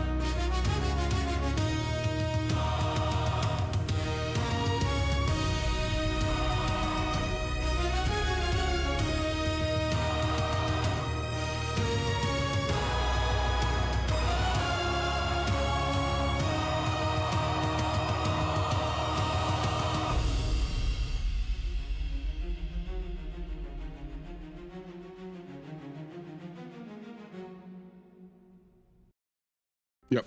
Yeah, just one fall. So how many children have you eaten? That's what we go into the stream with. Yeah. All right, I'm- everybody.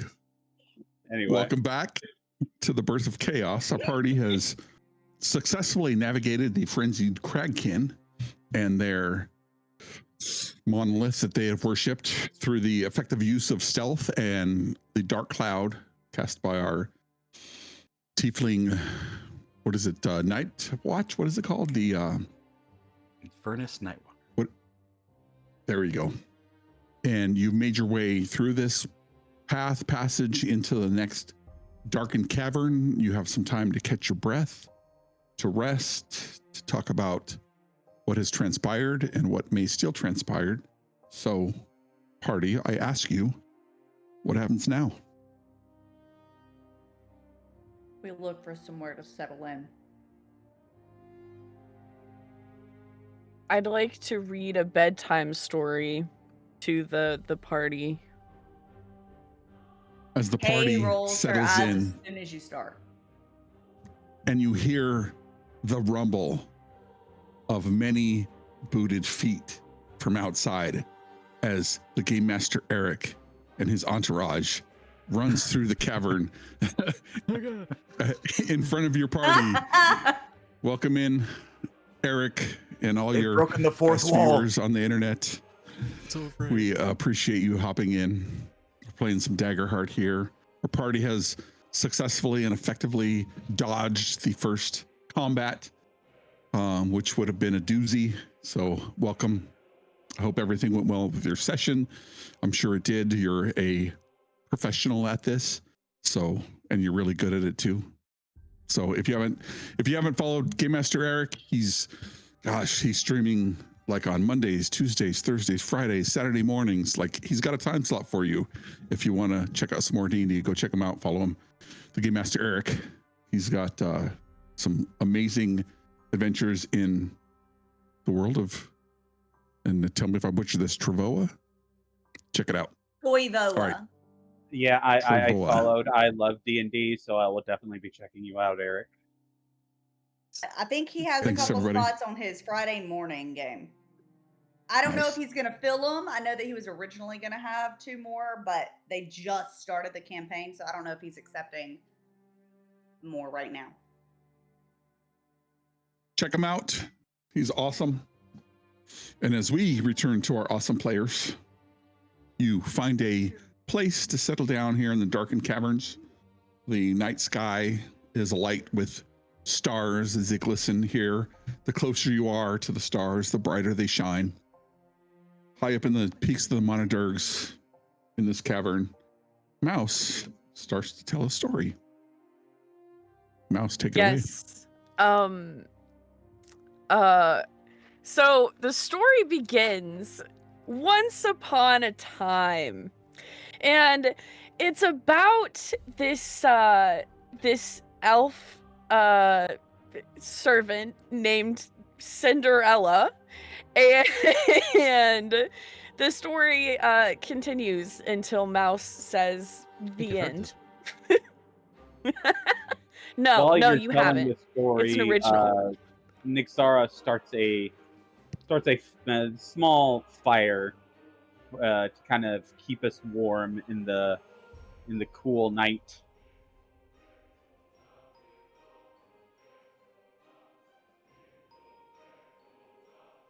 Amazing as always, Mouse. Is that one of yours? Of course. You know, all my bedtime stories are originals.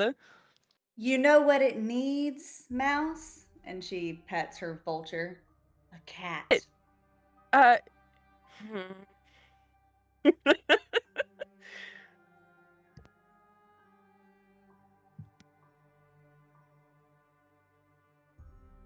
Big cat? Little cat? What kind of Any kind of cat. Cats make the stories better. Cats that fly. Cats that burrow. Oh my gosh, can you imagine an actual cat that can fly? What do you mean? Obviously cats fly. You just have to, like, travel to the right places.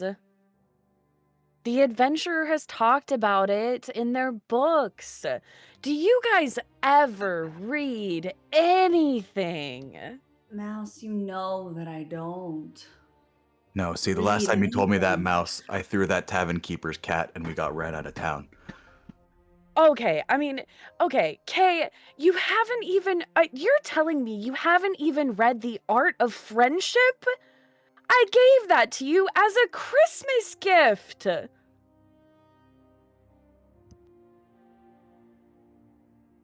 You I think never I think were.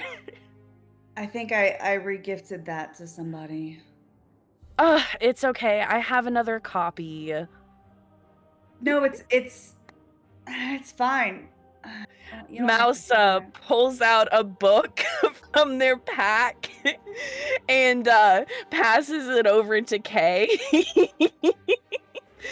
And then says to Avari, I'd give you one. You know I'd give you one, but you know, it's we both know it's not your thing. I'll just read it to you. I'll just read it to you later. Stories are much better around a campfire than on pages of dead leaves. Not wrong.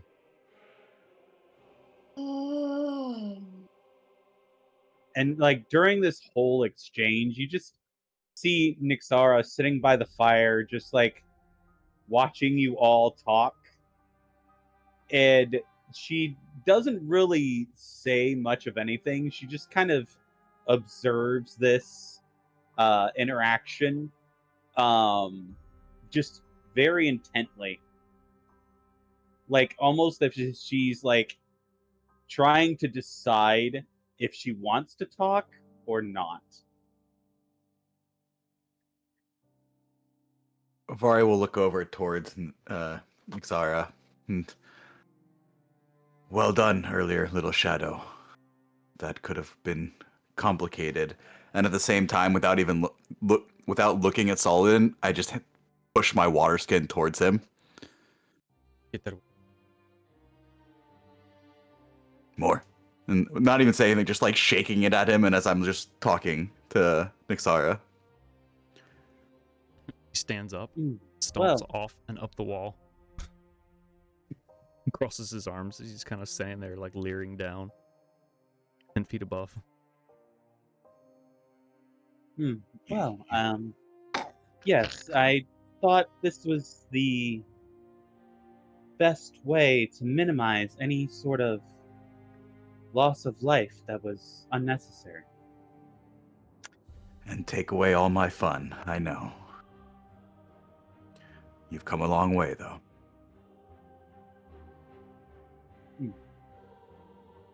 Well, I thank you.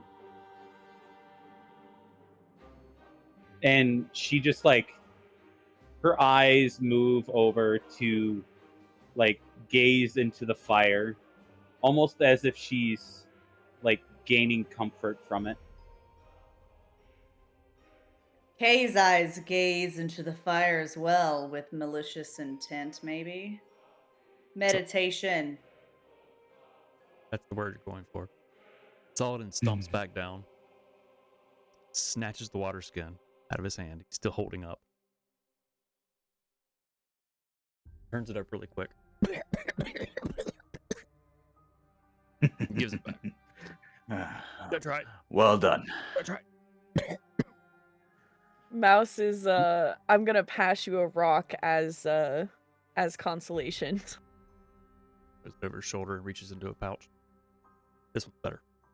He locks eyes with you. Says, I don't eat rocks.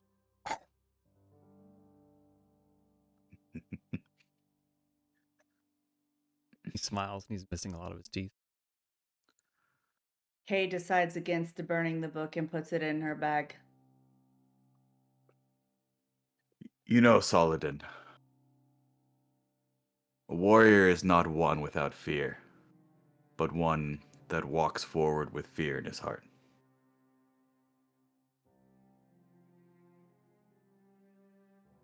We'll try again tomorrow.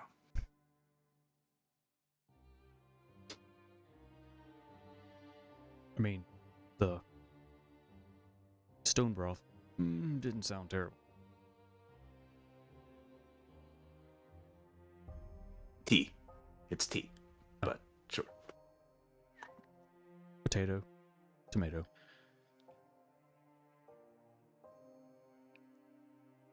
That's one rhyme.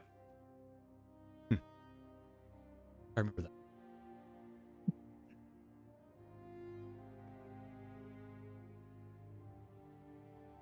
You're muted, Rick. A perfect rhyme at that. A perfect rhyme at that. And as the fire flares brightly and dims a little bit as you have this conversation over time, does the party plan to take a watch here in the peaks of the Monadh Deargs?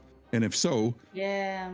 let me get a order of watch. Only 2 watches in my games, beginning and end. Figure out how it is. Let me know how that goes. Go first. Second one. Nixara would volunteer to take the first watch. So we got Nixar and Solid in first watch. Cool. Is there anything the 2 of you would like to discuss during your watch? Or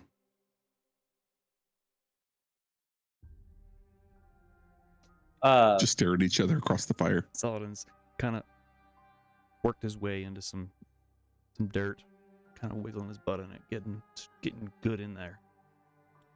Leans back against a big rock. Crawl. All right.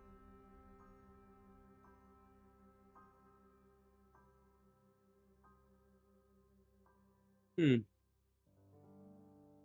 like to eat raw. Who told you that? I don't eat rocks. I have watched you eat rocks. Watch. I don't eat rocks. I don't know what you're talking about. There is no shame in enjoying what you enjoy. Oh, I have no shame.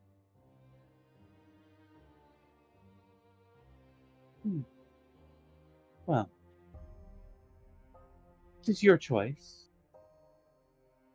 I do not begrudge you your pleasures.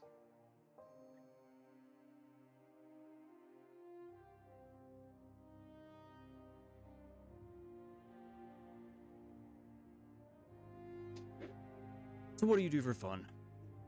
What do you like to eat?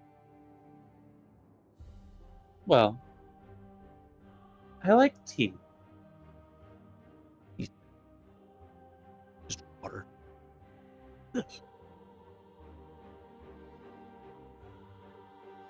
She actually begins like making a cup of tea with the fire, heating some water, and she takes some tea leaves and she begins just making this like beautifully aromatic tea in the fire.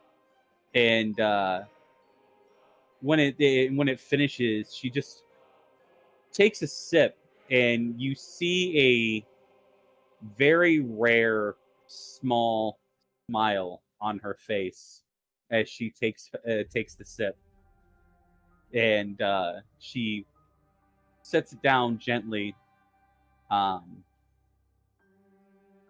she says, "I am also very fond of sausages." I can get behind a sausage.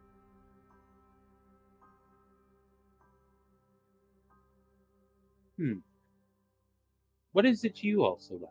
Is there anything else that you like besides your non-rocks? Kind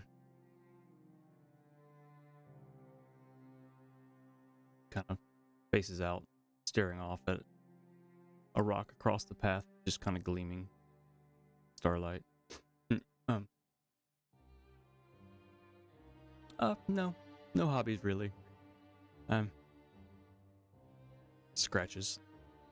As he does, it's kind of like puffs of dirt are coming off of him. He's a pretty dirty guy.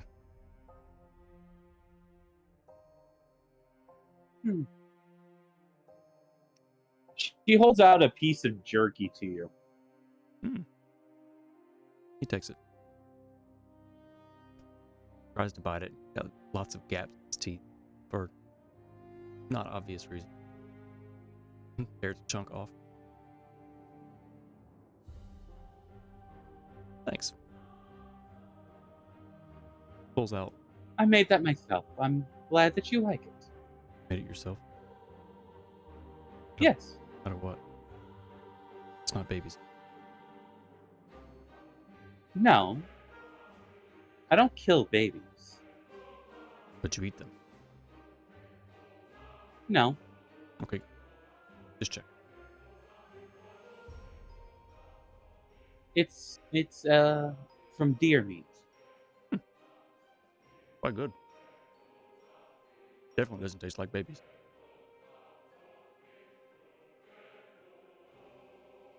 Pulls out a small little I mean, cask from his side.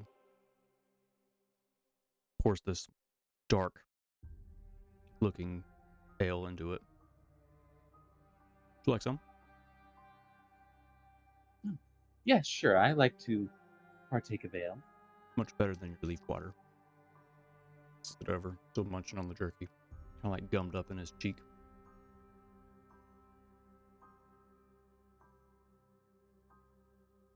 Is it their turn yet? I'm tired. So what is his ale taste like? So it's slightly bitter at the front. Then it follows with this kind of almost chocolate, kind of nutty flavor. And it's very smooth at the end. It's thick and it's very strong. Ooh, sounds a little bit like it's still a little bit thicker than Guinness, man. I'm a big fan of Guinness. So Thicker than Guinness, much stronger. yeah. So she takes a sip of it and she's like, "This is actually quite good." I made it myself. Very nice. She just kind of scoots her cup of tea towards you. I tasted your drink.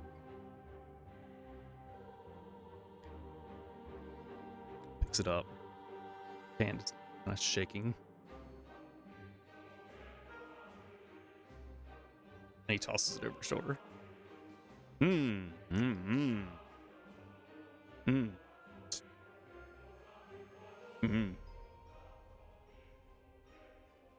Kind of inches away from where it splashed behind him. Like, surprisingly, she does not even look offended at this. She just kind of gives you a small smile and sips your ale again.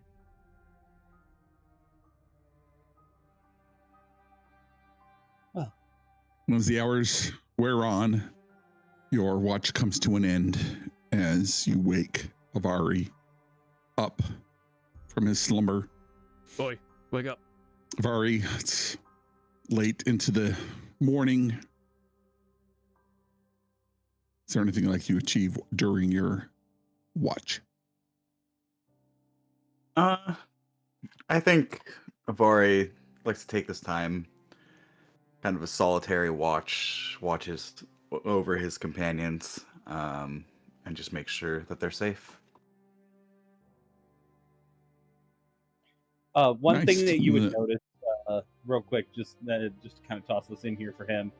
What you would kind of notice is that you notice that Nixara is quite a light sleeper. You see her eyes open up and look around a couple times in the middle of the night before she goes back to sleep, even at the slightest of sounds. Yeah, and I think having known Nixara since she was a little girl, I think Avari pretends like he doesn't notice her waking up and continues his watch and lets her kind of continue with her routine.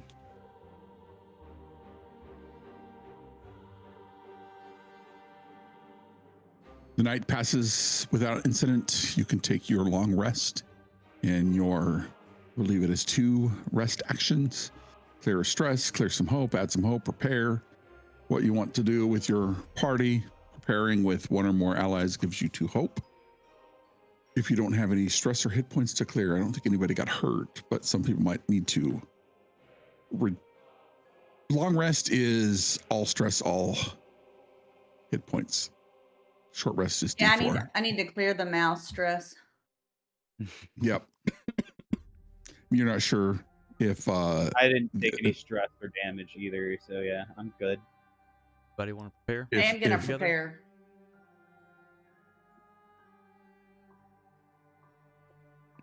What'd you say? Solid. nothing. No, I was talking to solid. Prepare. Prepare. Okay. Yeah, I think I'll prepare as well. Can someone remind me? I don't know why I don't remember at this moment, but what does prepare do? You get some hope. Oh. Okay. And if you prepare with people, you get 2 hope. Oh, that would be nice. Yeah, that's something we need. What is? Yeah, GM, Yeah, I would I'll say try. that would our campfire nighttime activities and bonding before we rested and took our respective watches, would that be considered preparing for all of us with each other? No. No and? I'll take out a pouch. It's of worth a rocks, shot. Line them all up. Put them back in my pouch. A very particular order.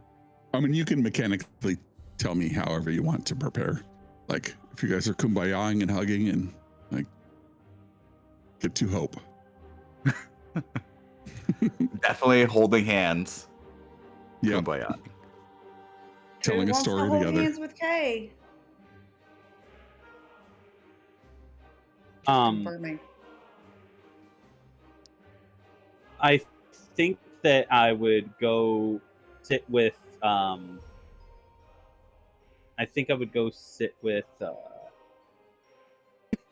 Avari, and she would just like very casually hand one of her daggers over to him, and they would like just kind of like as like this is probably something they've done before, where they just kind of sharpen her daggers together and just kind of sit in like silent companionship while they do it. Yeah, I think we would almost turn into a game where we sit cross-legged across from each other, and we sharpen one blade for a certain number of strokes, and then throw the daggers at each other and catch them, and then sharpen that dagger, and then throw and switch again. Yeah, that'd be fun. Yeah.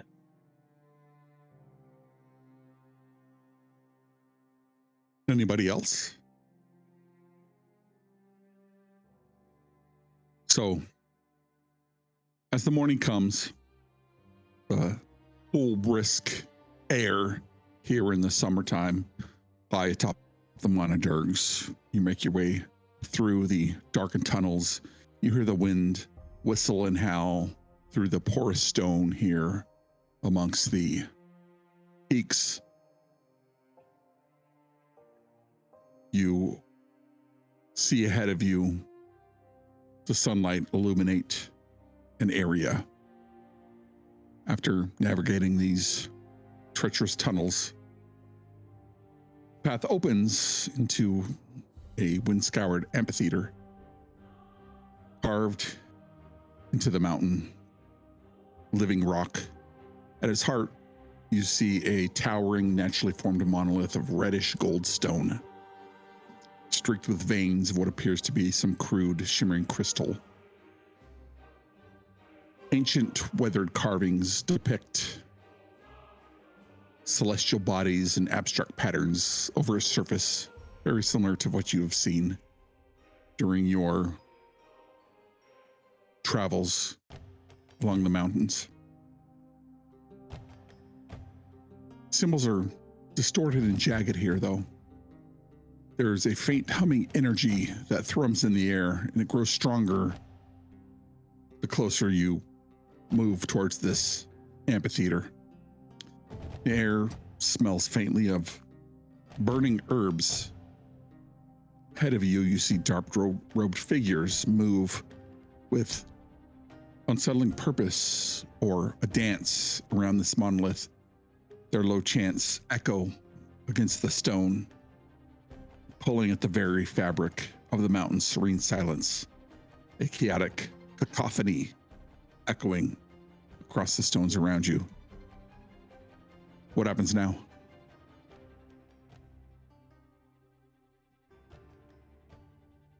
Hmm.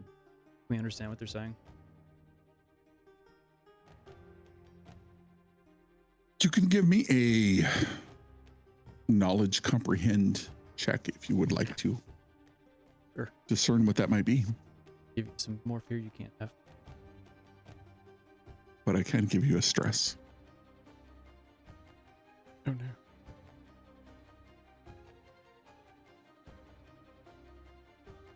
Solid 10 with hope. Solid 10. The first solid 10 of the night. So this is a critical success. Yeah. They are similar to the stone creatures. They are chanting a ritual to the stone, and these symbols are vibrating with a vibrant energy. Around these robed figures stands out one creature that is leading this ritual. And you know that it's close to being complete. You don't know what will happen when it completes. But we enter a countdown. Well, this can't be good. What would the party like to do? Chanting's never good. Did we stop them?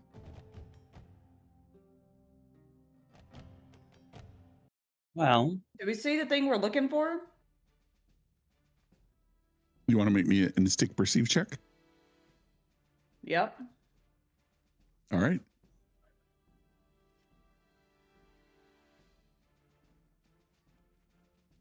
$11 with fear. 11 with fear. You do not. Go ahead and mark a stress from the foul ritual that's being performed. You try to discern what it is, and you look through it. You do not observe what was described to you by Zilmar.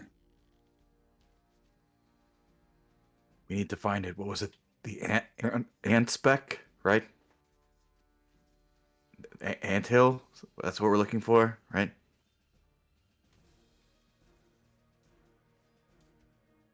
so we can tell that this ritual is a bad thing, right? Doesn't sound good.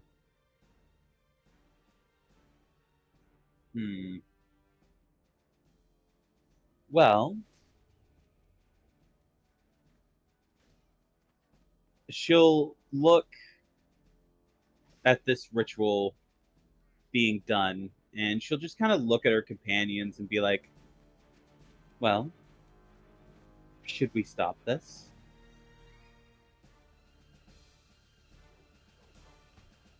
Avari crouches down and just puts his hands, claws out, and just smiles a big grin and just waits. I have a quick question. From what Mouse learned previously regarding the stone and the worshipping and the elemental runes, if the chant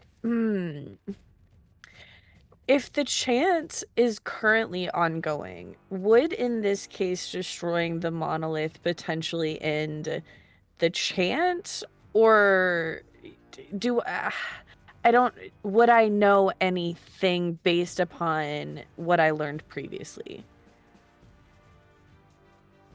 I think you can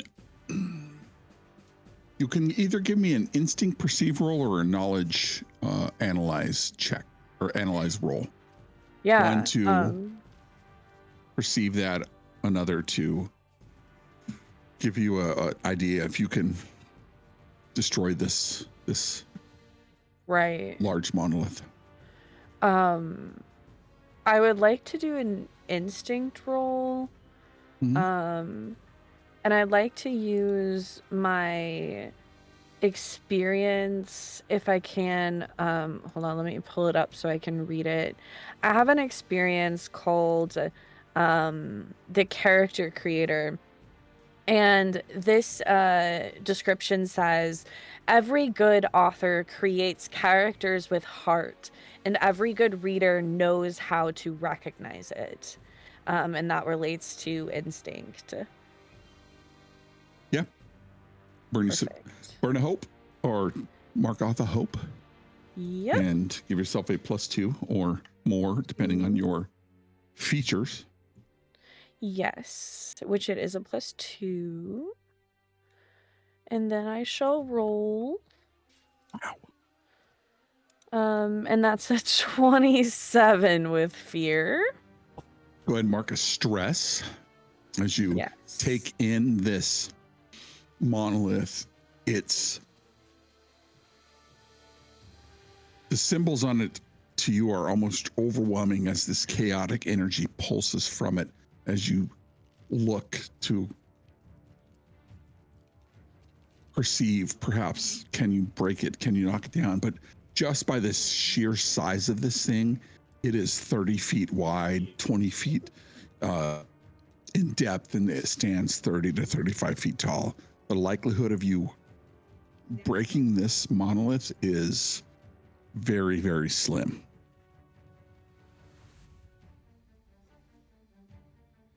And with the 27, I would say you would probably have to interrupt the primary person who is performing the ritual, which happens to be an individual closest to it. Is there any shadows near that individual that's leading it? Are there any shadows close by him?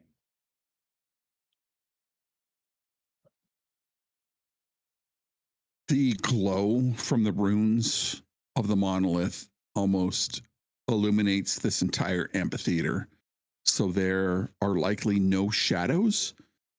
But if you want to, what would be? Yeah, I would say no, there aren't any shadows nearby.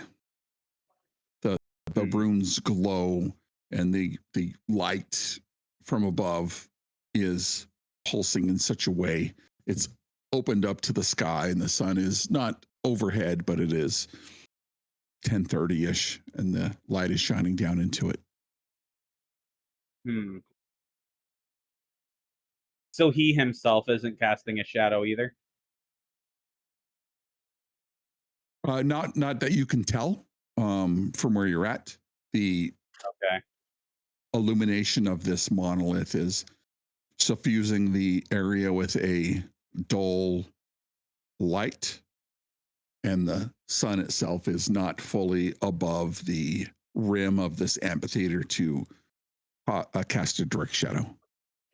All right. Second and final question. How far is he away from me? Very At this far. moment, he is it far range? Very far. Very far range. So 100 It'd to take me- 300 feet. It'd take me some time to sprint at him too. Okay. Crap. I All put right, an then. arrow on my bow and said, "We going?"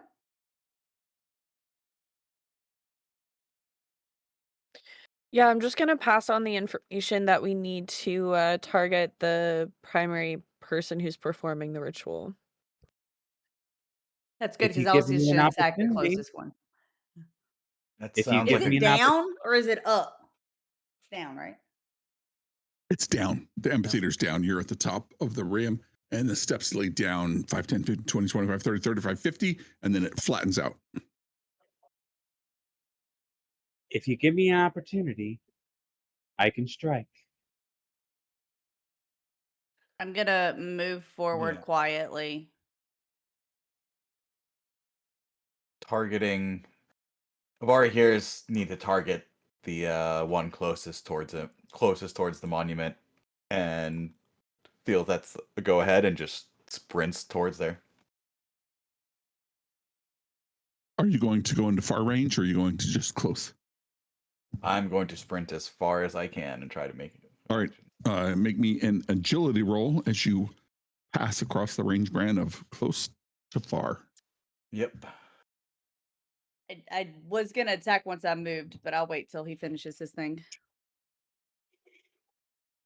Because I needed to get within range. That's a 22 with hope. It's a success. As you move into position, you can go anywhere in far range. Okay.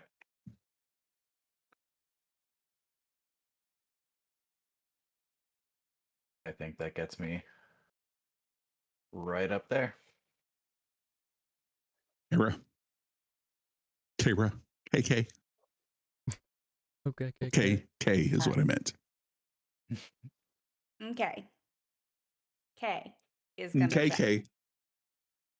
Your The turn. music cut out for me. I can't get it to come back on. It says it's playing, but I'm The not hearing music anything. is on for me. I can hear it. It's just it's not going through the stream. Oh, I see that I is see true. it's playing, but got it.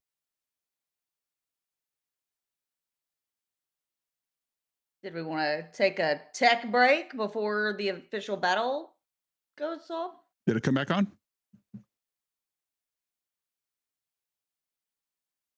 Yeah, I can hear it. refreshed It's low, but I can hear it.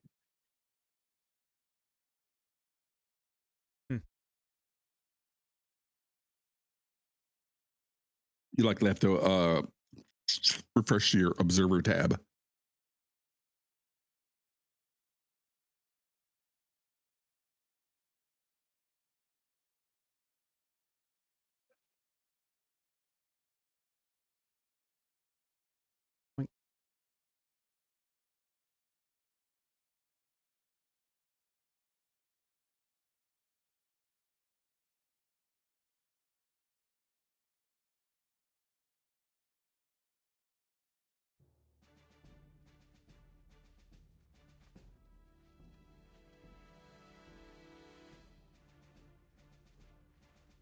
Are we good or Yeah, there we go. Yeah. okay? Yeah, proceed. All right. Kara. So I can shoot now? Yep. What are you targeting? What are you using, and what is the range? I'm using my doohickey, and it goes to far range. My short bow. Advanced short bow. Nice. So I just clicked the thing. I clicked that. Okay.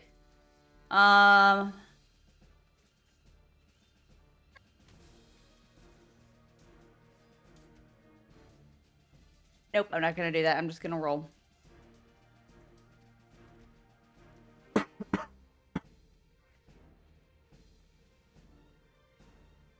What? Rolled privately. What do you mean? I privately rolled dice? I didn't, and Oh. it didn't even show me the dice. Super privately. I did it. I'll reveal it to everyone. That is a Oh, there it 18 is. with hope. Let's go.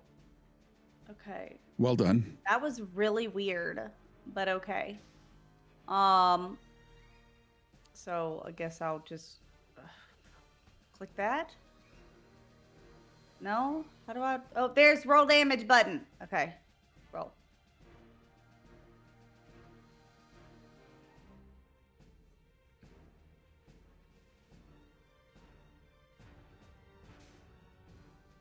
As this arrow streaks towards this individual, you see it land into him, and then there's a flare of light from the individual. I need you to make me an instinct 13 reaction roll.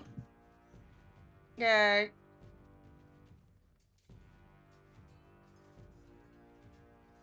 Is there a way for me to click reaction?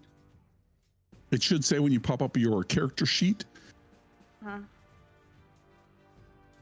There is instinct, and then there is, where's the reaction roll? Yes, there is, but I can't find it. If I get a hope, I'll just take it away, I guess. Yep, that works Roll for on me. fear. Okay.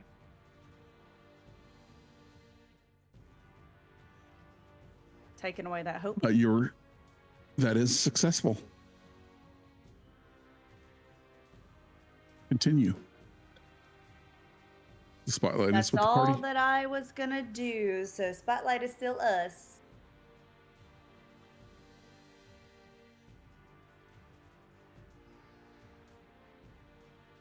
Just do it, mouse.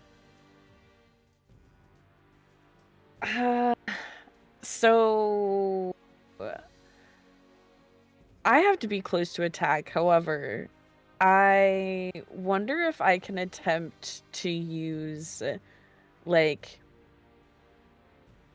I wonder if I can like try to taunt him, not them. I don't know, the dude who's like leading the ritual. I think it's like I don't know.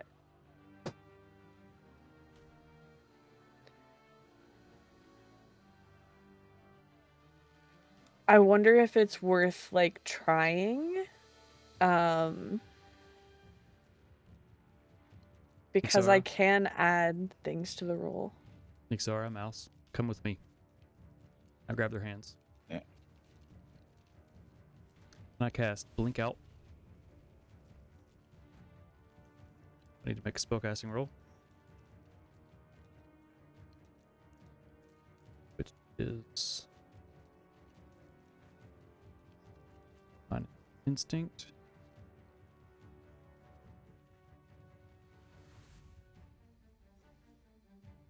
Gotta beat a 12. Oh yeah, beat a 12. But it's with fear. So I'm going to spend 2 hope.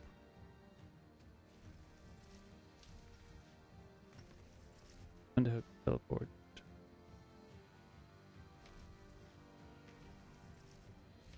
I'm gonna spend a 2 extra hope. Mm-hmm. Grab both of them and teleport all 3 of us directly in front of the guy.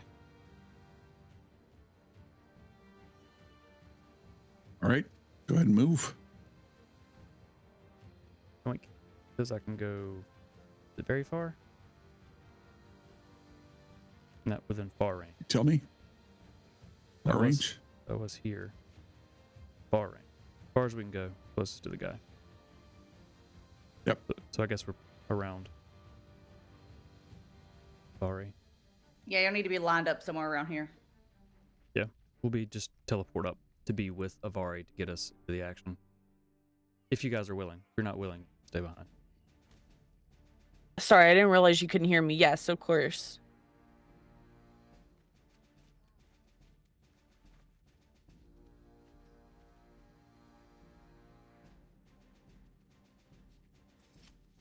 You rolled with fear, so the spotlight returns to me. I think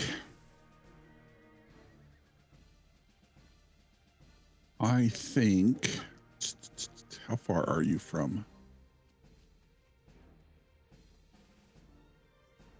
He's going to continue doing that, so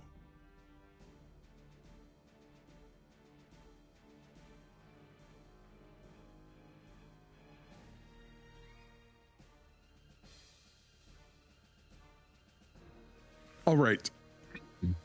This creature right in front of you, Avari, starts to chant a chaotic and insidious language. So anybody within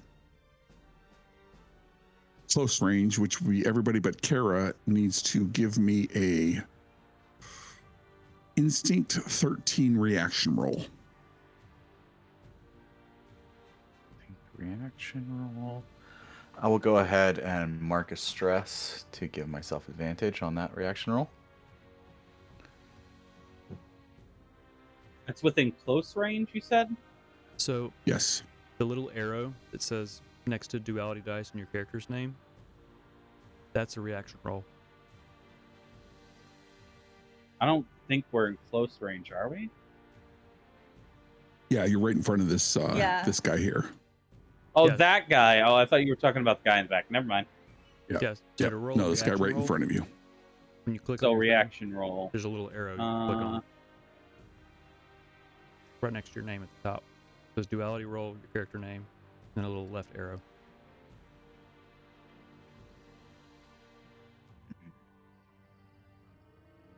I think I think All right, that is a Avari, a failure. Crim's solid and Crim's success.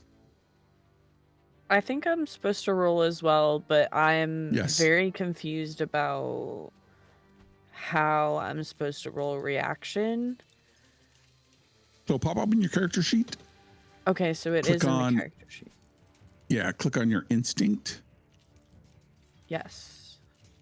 And then right next to your the duality Oh. dice, there's a little back arrow. Yes. If you I hover over see it, it says reaction. So. Okay, it did automatically add the +2. Okay. Thank you so much. Of course. That looks like a crit And to that me. is that's a crit. Nice. Clear And it's stress, gain a hope, purple. Okay, and cool. nothing Um, happens.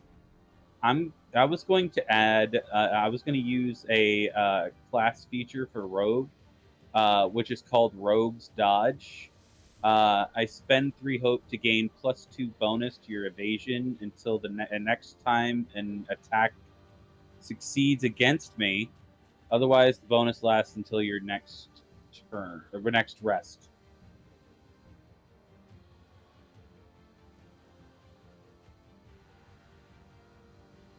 Okay. Yeah, so Oh, the is evasion. Spotlight ours again?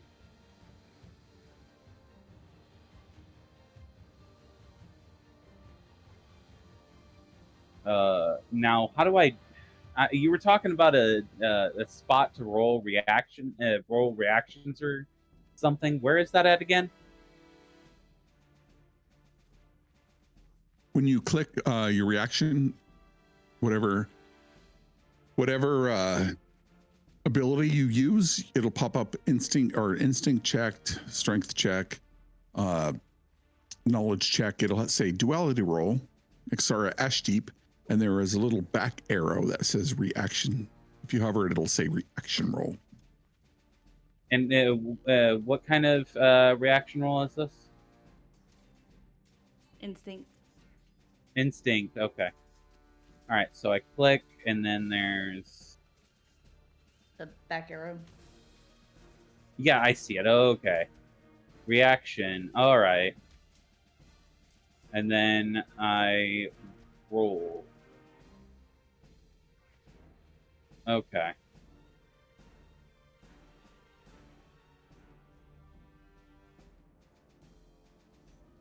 That is a success. Oh. So typically you would have evasion would effectively be your armor class. So it normally wouldn't help against this effect because it's effectively a saving throw, but I'm not going to be too picky on it. Since you spent the hope, your evasion increases, and you have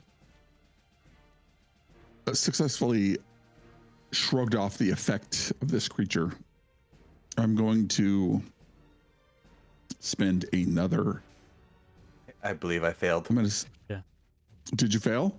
You are I got a 10. considered temporarily staggered. Okay. You have disadvantage on. You have disadvantage on attack rolls until you clear the condition. Clearing the condition requires you to take the spotlight. So you remember, GM Hal? Faith bought a GM disadvantage free earlier. Nice. When it comes up.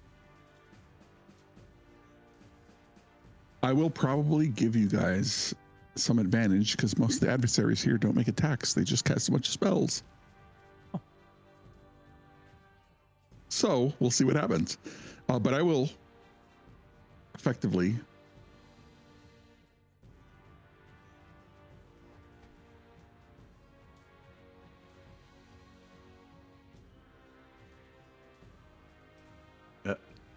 Did Hal freeze?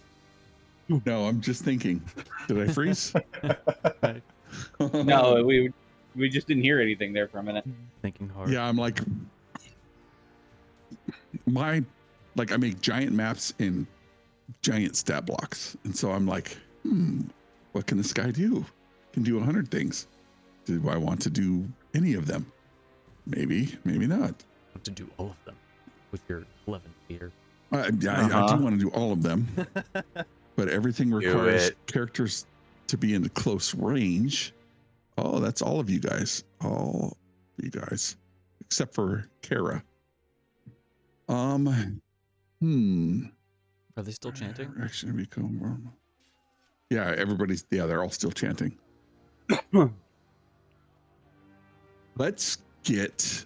Let's do I'm going to spend another fear, and I need everybody within close range of Sacrificer Eldrin to give me a agility 15 reaction roll as he unleashes the anarchy. I'll mark another stress to give myself another advantage on this.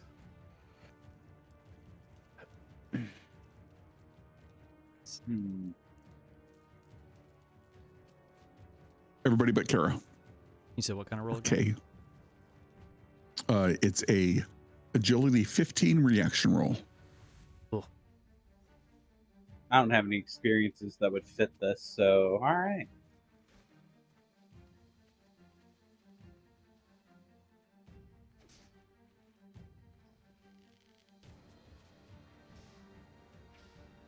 I didn't see what mine was. It went by too fast. So I got Mouse with a 12, a XR with an 11, Avari with a 19, and Saladin with a 13. So Did mine not come through? Yeah, you got an 11. yours came through. It was Yours was 11 the with fear. 11. So Oh, I believe you guys do have Oh, rally well. dice as well. True. How do I roll rally dice? Just roll a d8. A D8? Oh, okay. I think I'm gonna do that. How do I manually roll a D8 on this? underneath the you want- message on the right-hand side, there is a little dice tray just below the message with a D4, D6, D8. You can just Oh, click on I and see click roll. that. Yeah.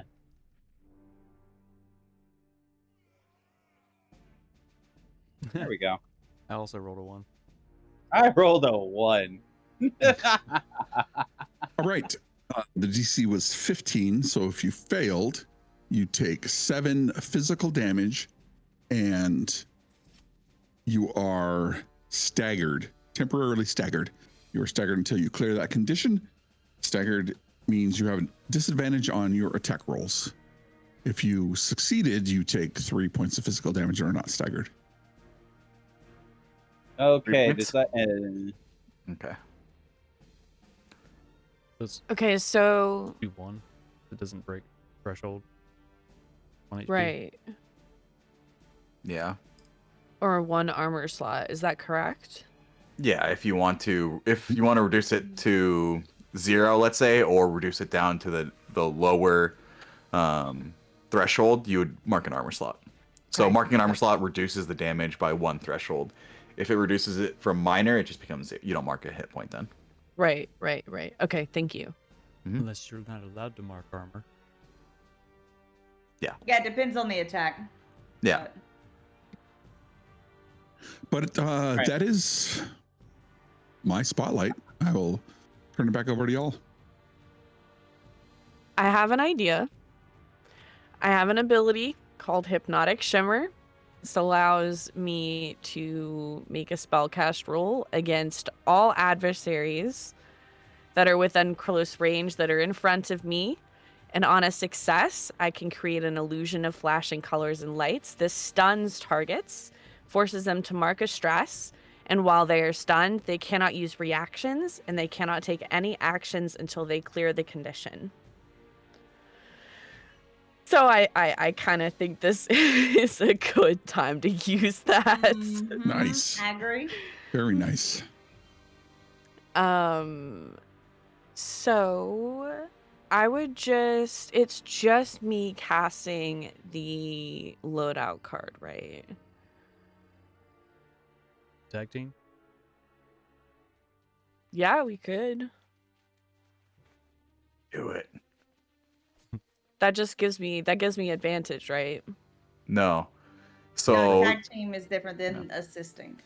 Oh, right. both So roll. it's, oh, right.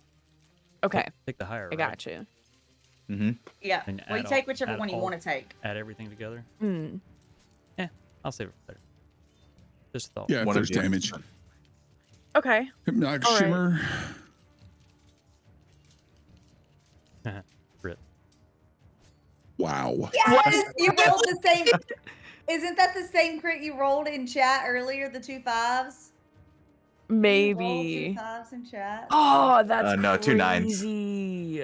Okay. Written it up. Yo. Sorry, I mean, that's obviously cool. Sage is gonna crit. So what happens? That was twice. Ooh. So I'm just scream at these guys. Look, I mean, we started this with Mouse screaming, so I'm gonna scream at these guys, and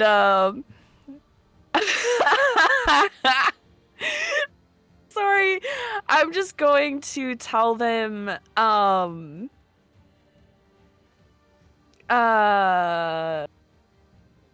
I honestly have no idea. I'm just going to yell something at them, and as I'm yelling at them, the hypnotic shimmer, this just almost like you guys know the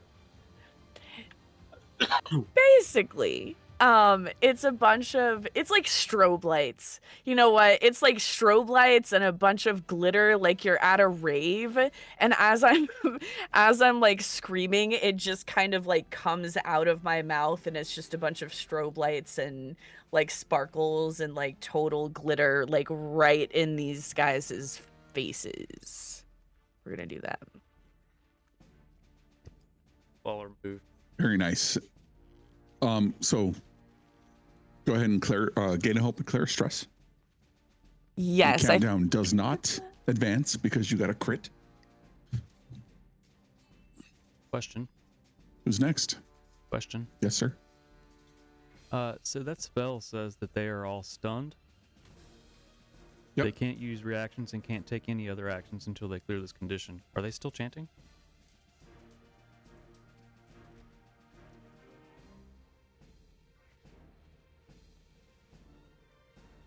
I would say no.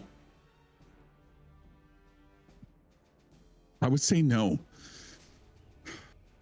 And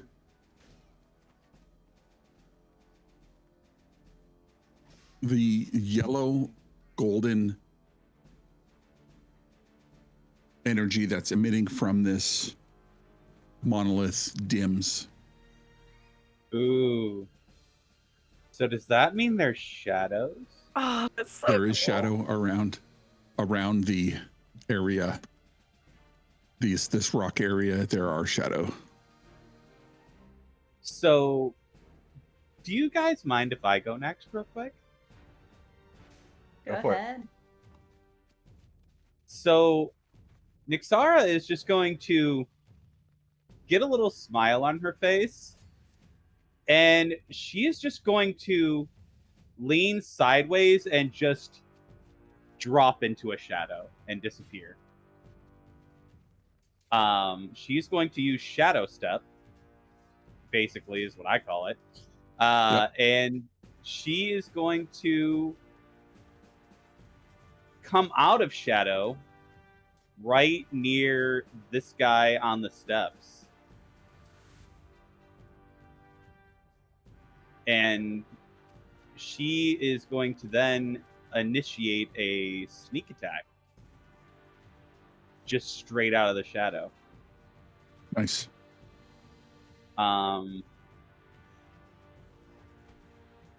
So let me see. I have to mark a stress for that.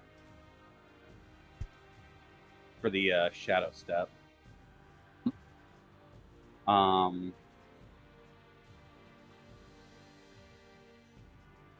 And okay, so how do I do a sneak attack?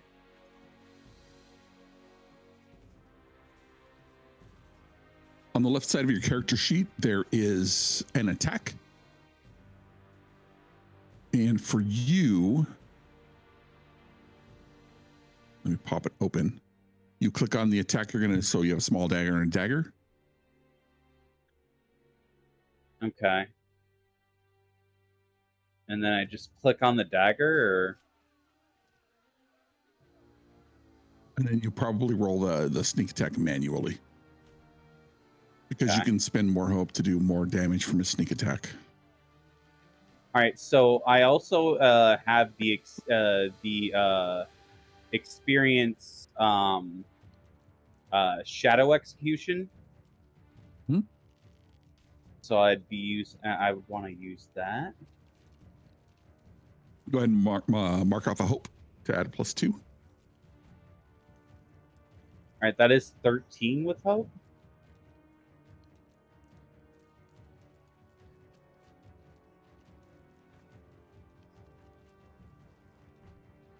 Let me read. Difficulty is 14. Did you give yourself advantage from being cloaked? Because when you shadow step, you cloak. Oh, no, I did not. I did not give myself advantage. That's my bad. You get So advantage against the I, stunned creature anyway. You can just No, roll. It's not like D&D. It's not like D&D. No, there's no stunned condition in Daggerheart yet. So you roll a second 13. roll bad, and if it was bad anyway. Well, advantage is just a D6. So you Oh, effectively... it is? Yeah, so Roll a you roll a d6 and it adds it to your 13. So just roll Okay, difficulty so, was 14. okay. So So either way... it's not like D&D advantage where you just, okay, yeah. Yeah. Oh, well, yeah, there we go. That is So successful. much cooler than a 1. Roll your weapon damage and your sneak attack damage. All right, so how do I roll damage? In chat, there is a deal damage button below your roll. So you have your duality dice roll, Nixar Ash Speed, dagger attack, 8 with fear, formula, etc. target. And then there's a roll damage. And then you'll have to manually roll your sneak attack damage depending on how many hope you want to spend. Okay.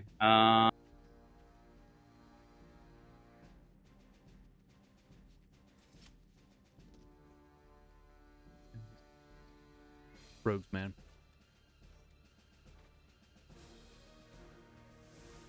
I have never used this before, so I'm trying to figure it out. You're good. I'll DM you at the top of your screen on the right hand side there looks like 2 little quote bubbles. Yeah. Click on that Okay. and it should pop out your chat log. Oh, okay, I see it. So attack, dagger, okay. And it should say my damage here.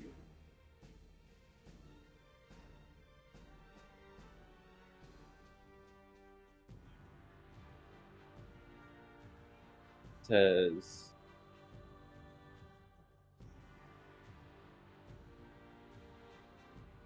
attack.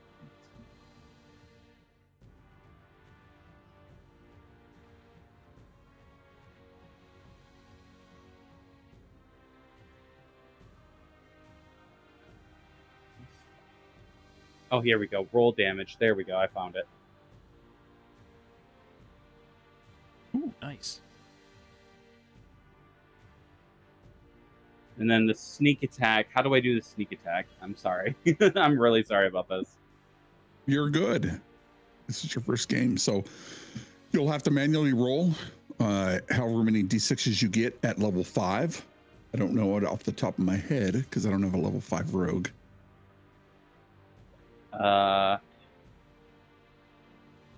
There was a spot here that said sneak attack at one point, but I'm not seeing it. Where I could do sneak attack. Oh, there it is. I found it. Use sneak attack.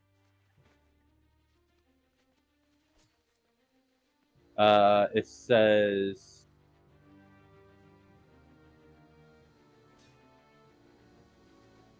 Oh, I'm supposed to click my target, I guess, and then use sneak attack.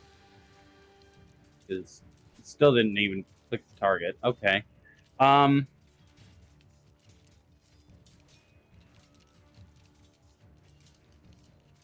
me pop it open for you. Level 5 to 7 is tier 3. Melee range of target at a number of d6s equal to your tier, so it's 3d6. Yeah, I think the easiest way is just 3d6. roll 3d6, yeah. Yeah, there we go. Yeah, that'll be easier. Okay. I think that's d6.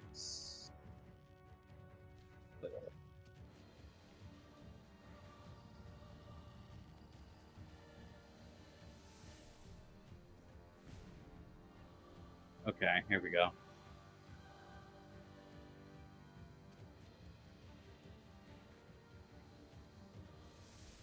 Eight. That's not bad. Not bad. What's the total? What'd you do with your attack? Because it was like 3d8.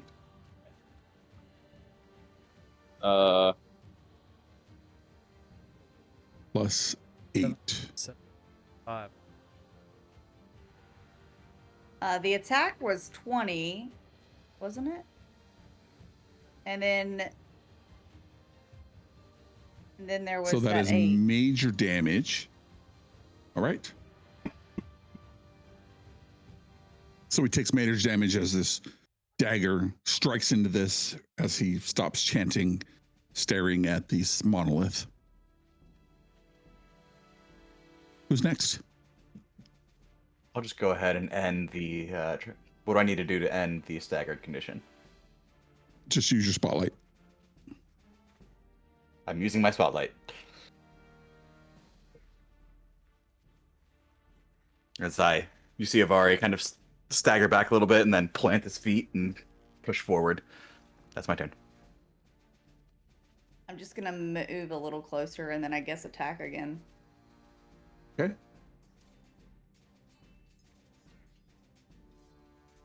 DC is, his difficulty is 14 to hit. If you're targeting the main guy. I am.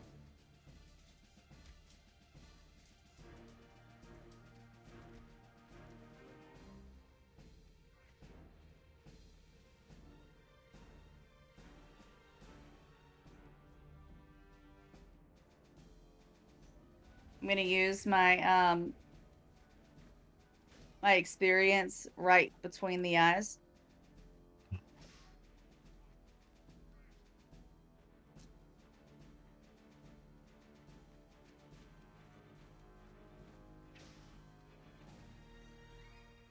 Critical. Double 10. That is Not that I- crazy. Critical hit. Super crit. 2 10s. Yes.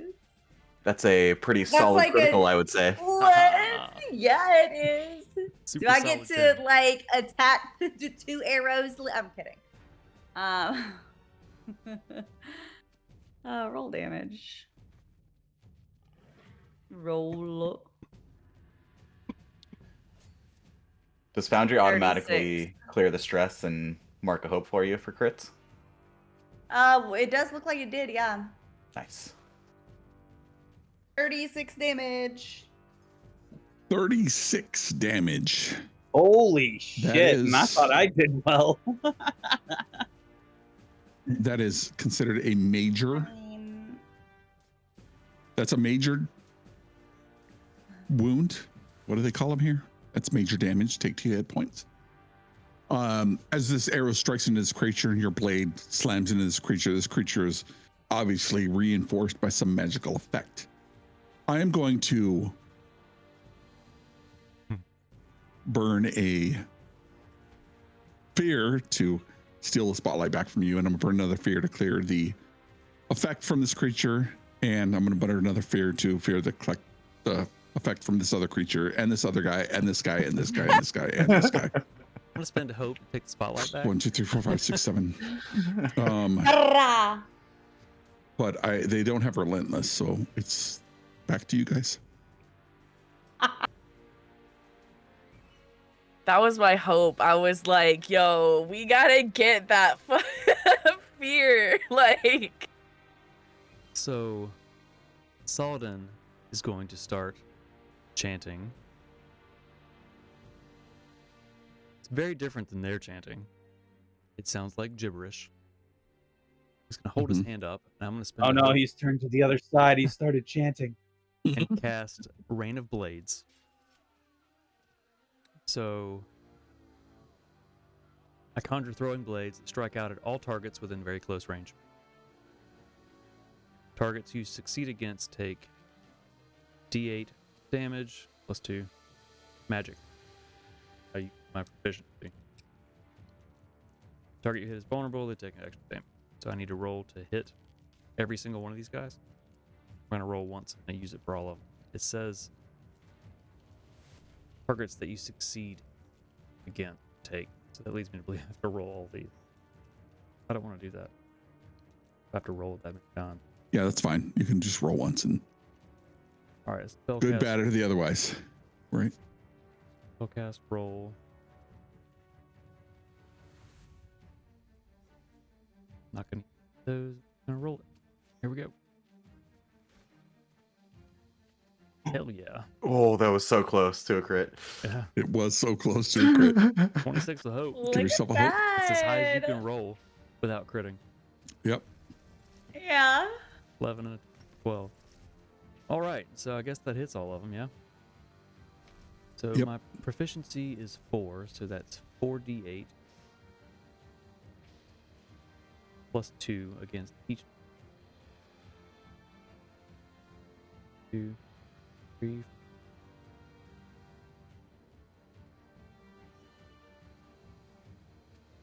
None of them are vulnerable, correct? Correct. Not anymore. I mean, correct.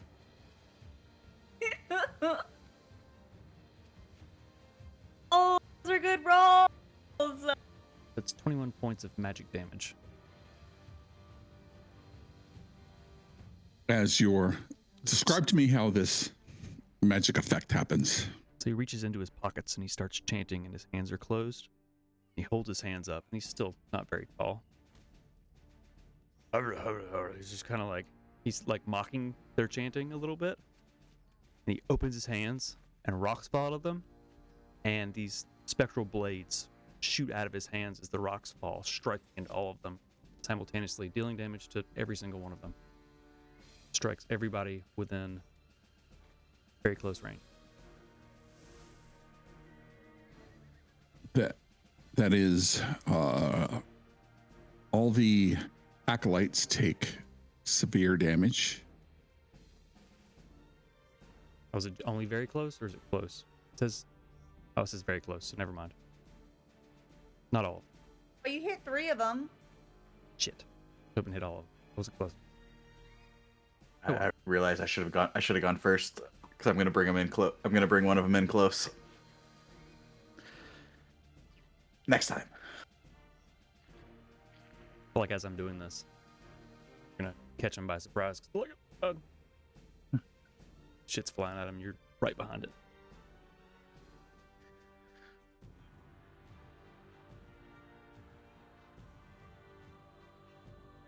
All right. That was with hope. The spotlight is still on you.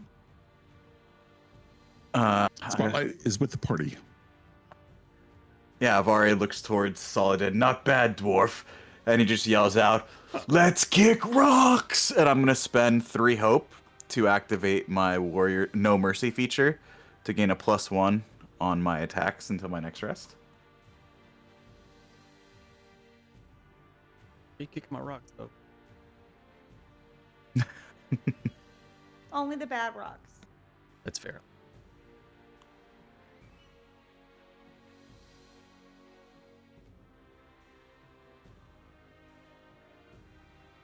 I don't know if that will be it or if I could continue, but I mean, there's no duality roll, so okay.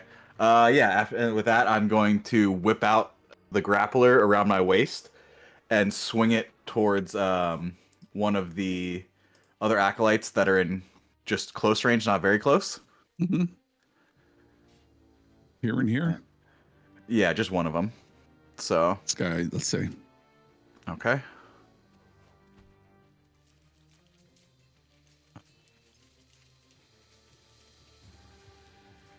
That's an attack. I would have a +1. And I would roll that.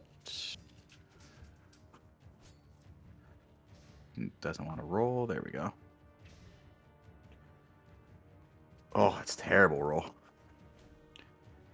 8 with hope. So I gain a hope back at least. I'm gonna smack him You on the gain ass. hope, but you're I'm gonna smack him on the ass go. and give him advantage. Spend a hope. While he does it. Get him! As he's swinging his whip. Roll d6. All right.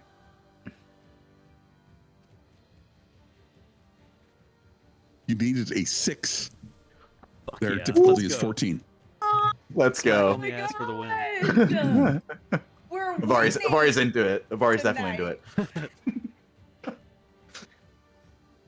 Don't jinx it. We're winning? Come on. There's no Mm. winning this. We're winning the game. We beat it. All right. Good fucking roll. 22 hit points. And let me read out what the grappler does. There's something with it. Let me go to 1 second. On a successful attack, I pull the target into melee range.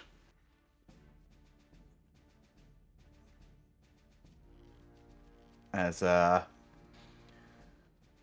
I pull them just grinning towards me. All right, who's next? Kara I'm has letting a other people go question. next before I'll go last. I'll go last. I was just gonna ask if I can tell if people are hurt. Like I saw them get attacked, but like, can I tell how hurt they are? How hurt is everybody?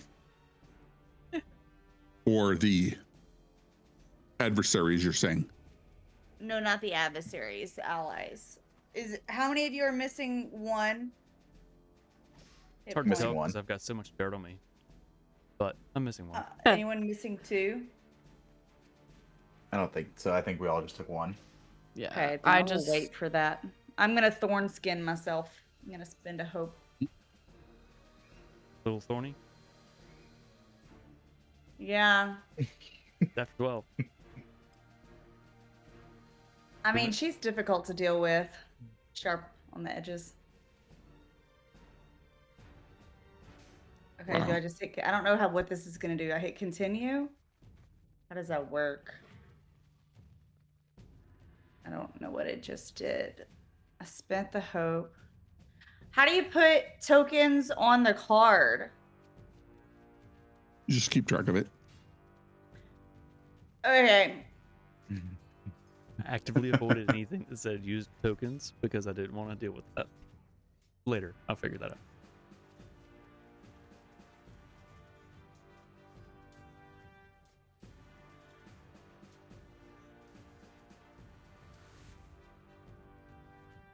Mouse. I I just don't know. I think I need to move. I think I need to move closer to our badly injured friend over here. Wait, he's in close range of me. Yep. Is that something Get I right can? up to him Okay. and you can move into any adversary within close range and still continue your action. That's amazing. So I'm gonna move within melee range of him, and then I would like to use Words of Discord. I have to beat a spellcast roll of 13. And if I succeed, the target marks a stress and makes an attack against another adversary instead of against any of us. And they do know what happened, of course, afterward. So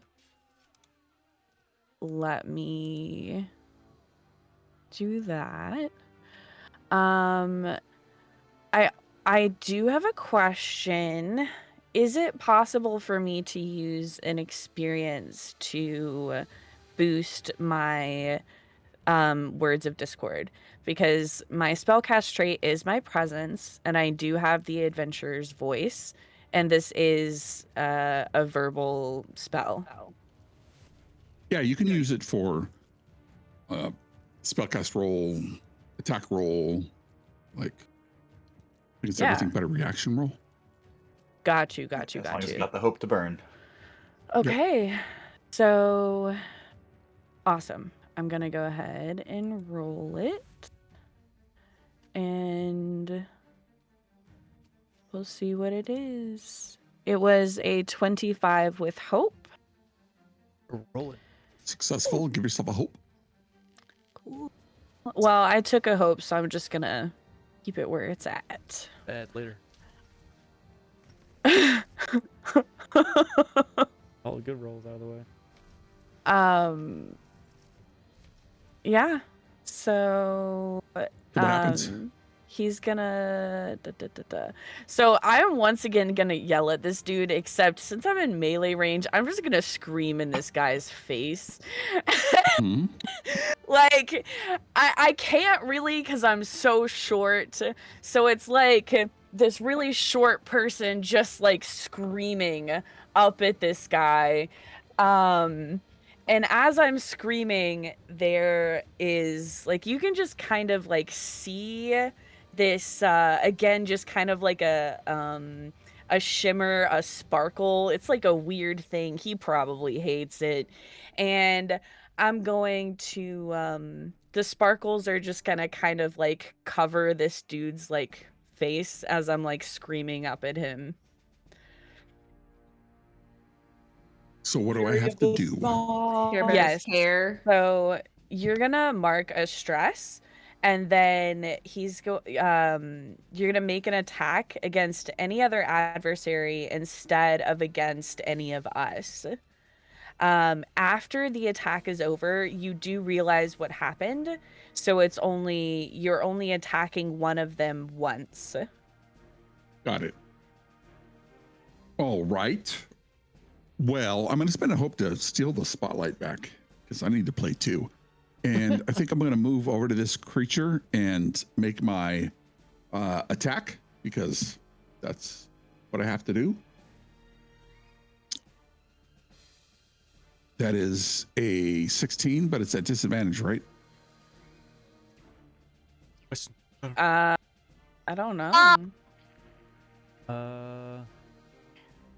I mean, the whole point is so that it helps us, the DM disadvantage. I mean, I didn't make the rules. That still You hits also the guy said for. you were going to help us out, you know, Yeah. give us advantage. That hits the guy for.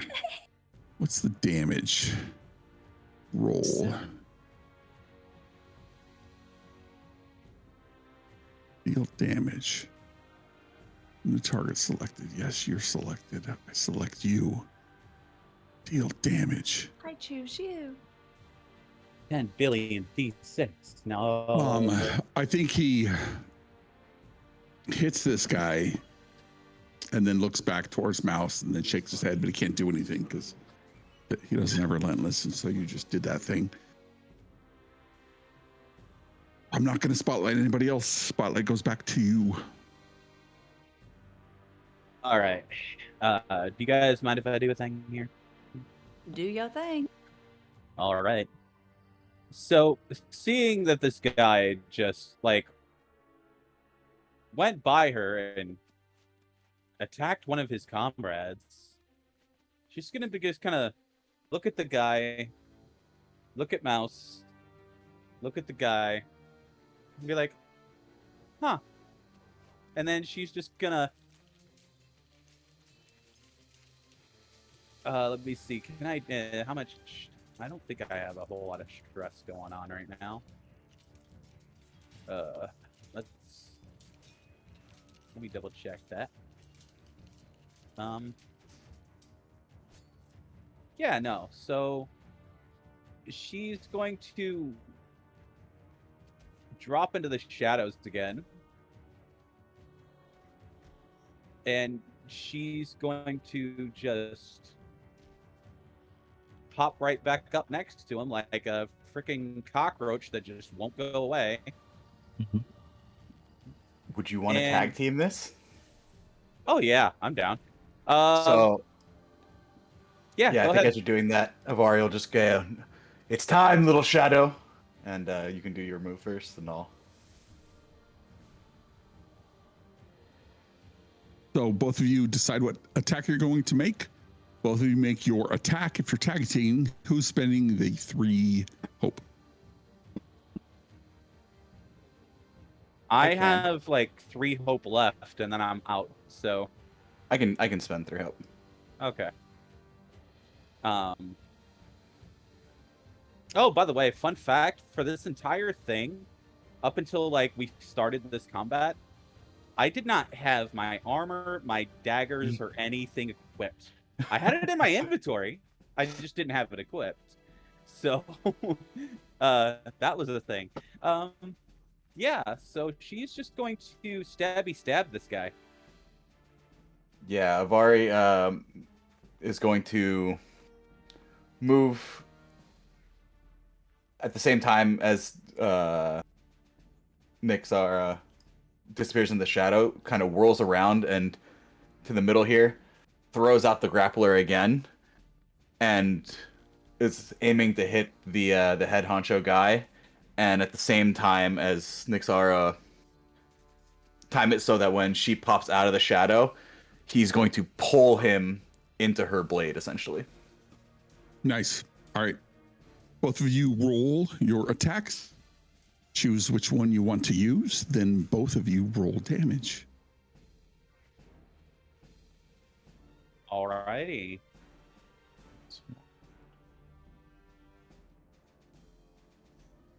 That is... I can't really see the number.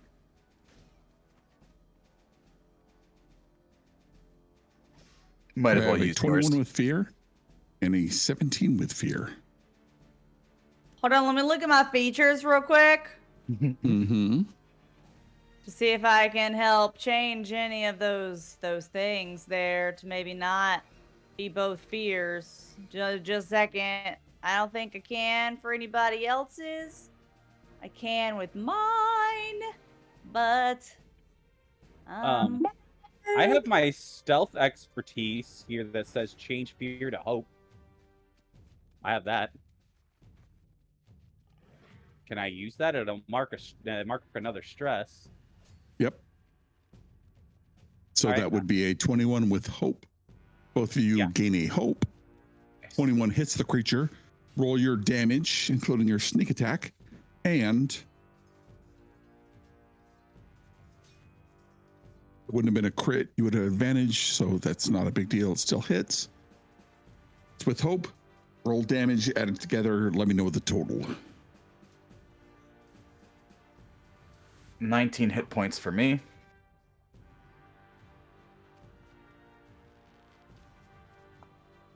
All right, roll damage.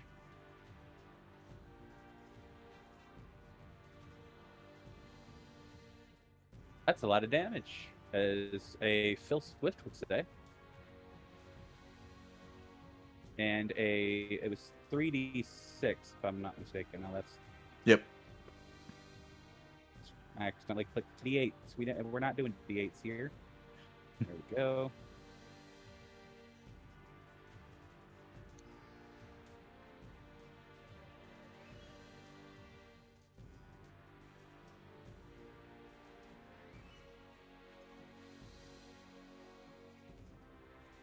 Okay, take it.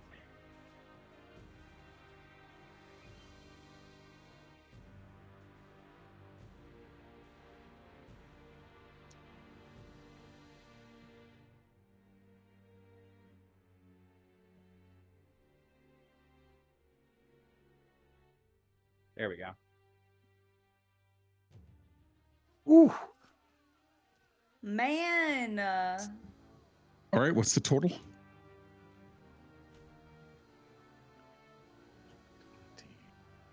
With both attacks and the sneak.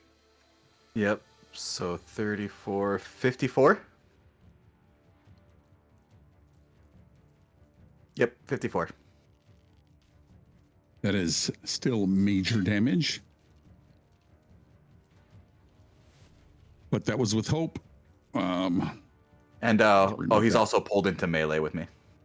Yep. Still your turn.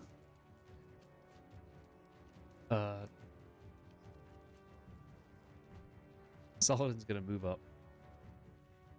Kind of push between these guys. Excuse me. Get behind this guy. Kind of like goes around behind him, and then turns and jumps up on the back of that guy. The pinging. Did I do it wrong? Double click. I don't Hold. see anything. Hold. Ah, this guy. Yep. Yep. Now I'm going to use chokehold. I'm going to jump up on his back, grab him, and spin distress, making him vulnerable. And I'm going to yell out to Kay to shoot him. Okay, shoot him. So he's vulnerable. You have advantage. Okay.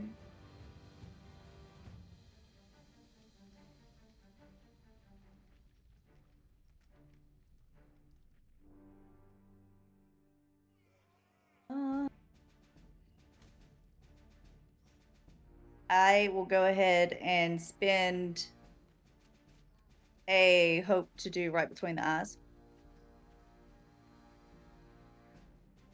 Because I don't really need to at this point, but I mean, it just seems hilarious to me that he's being held and I'm going to shoot him between the eyes.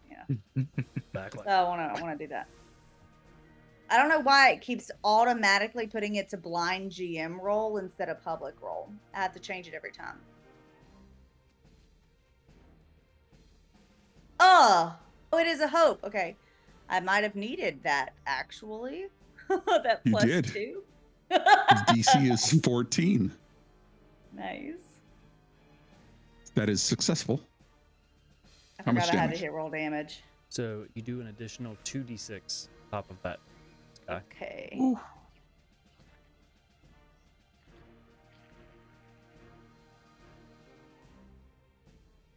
Oh, I apparently privately rolled those two. I can't see them.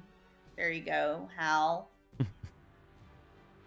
Okay, so it's 20. It's 30 total Nice. damage.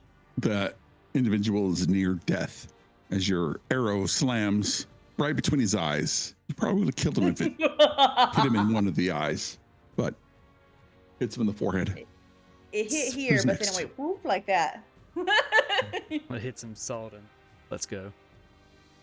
No, back. Mouse. You're standing there smiling. Mouse, what are you doing? What? Oh no. Plotting. No, I don't have a whole ton of things to do. I think what I'd like to do is just make an attack with my primary weapon. Let me see. I would like to move up to this guy if I can.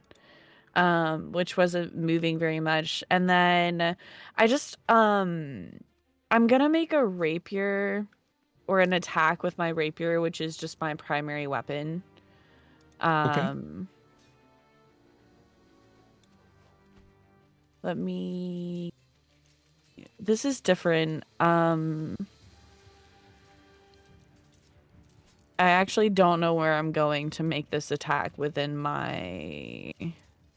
So you have your character sheet open, yes? Yes.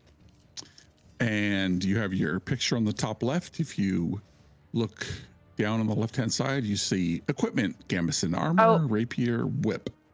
I got Hover over it. the rapier and click on the dice. Got you. Okay, there we go. Did it roll?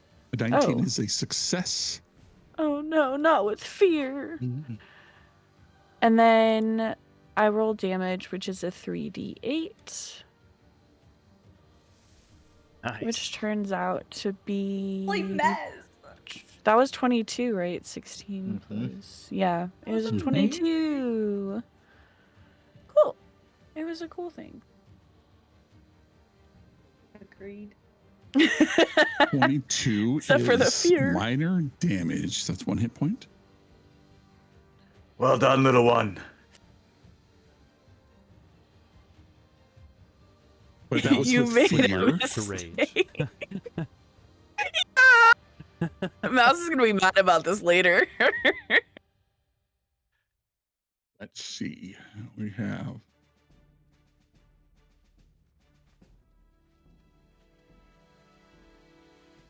All right. I need everybody except for Kara to give me a presence 16 reaction roll.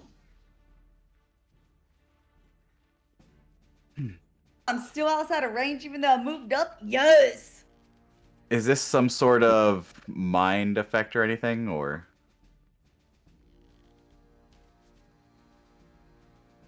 Oh, Kara, you got to make it 2.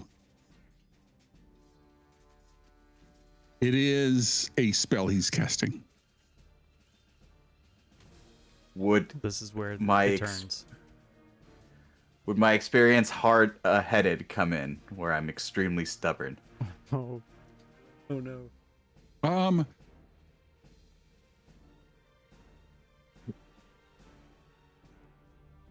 second.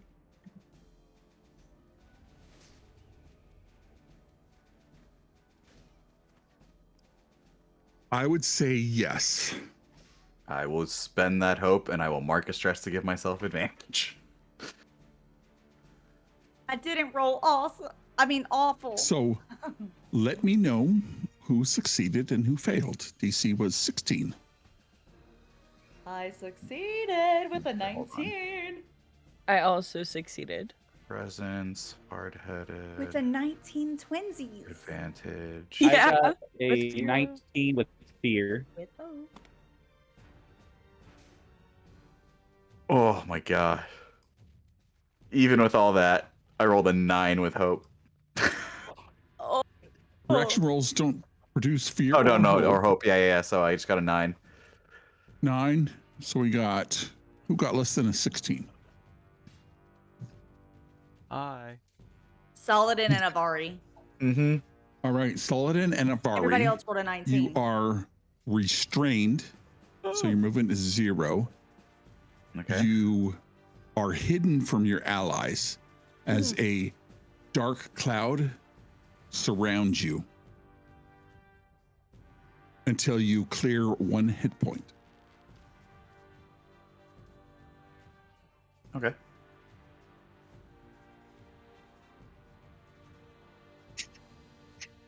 That is my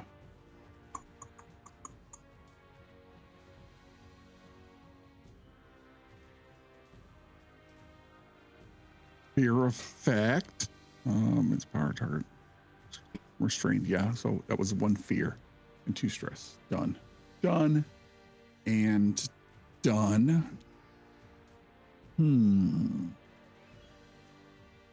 Spotlight back to you. I can go. I look at this this magic that I know nothing about on me. I see that my feet are planted to the ground with some sort of shadow. And I grin at the foes around me and, oh, I'm not stuck here with you. You're all stuck here with me. And I'm going to make a Talon attack at the main guy there. As I whip the grappler around my chest and reach out with my claws, my talon blades, to try to attack him. Where is my sheet? There we go. All right. Attack. This is a +1.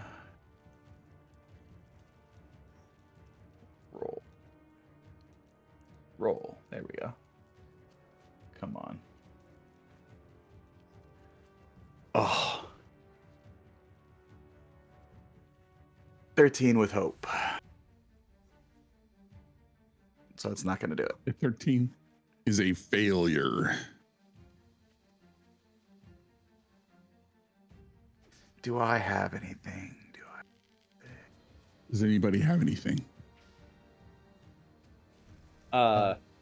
Saladin's gonna reach into his pouch. In the darkness, none of you can see this, I guess. Did you hear a look, look, stupid water, look. He chokes down a minor health potion.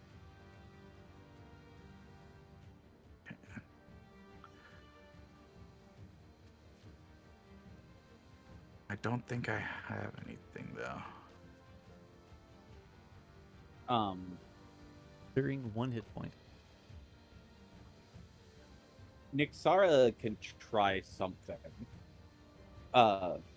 She's gonna see. Oh, sorry. Go ahead.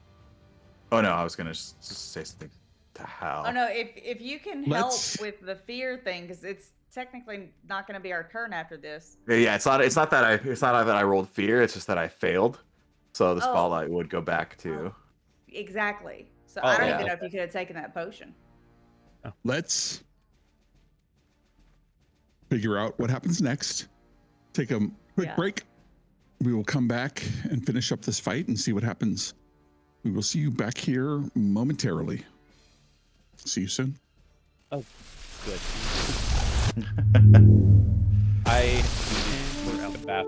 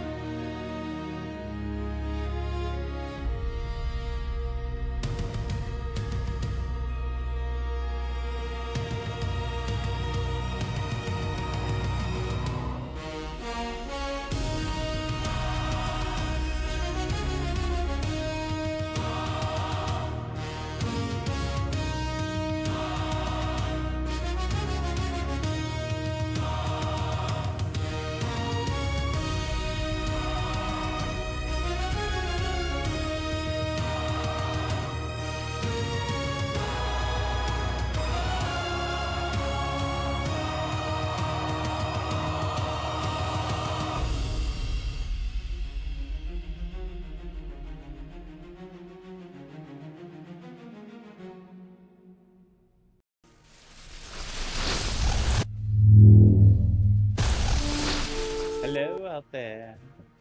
All right, welcome back. We're in the middle of this battle with Sacrificer Eldrin as Avari slashes out his grappler and claws. Our team has convened on what they're going to do.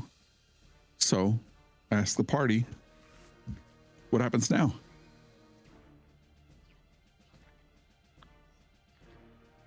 Well, okay. So I would like to try to grant advantage by distracting the guy by shooting at him. All right, Maybe help him move Burn. into his attack. burn a hope, please. Done. Avari, roll a I will d6. roll a d6. So that is now a 17 with hope. That is successful. So to deal severe damage, you got to do more, or major damage, you got to do more than 28. Is that a possibility? We'll see. This is the first time I've used my Talon Blades. I'm also going to burn a hope to do Whirlwind. It's on. So, successful attack against a target within very close range. You can spend a hope to use the attack against all other targets within very close range. So, let me roll damage.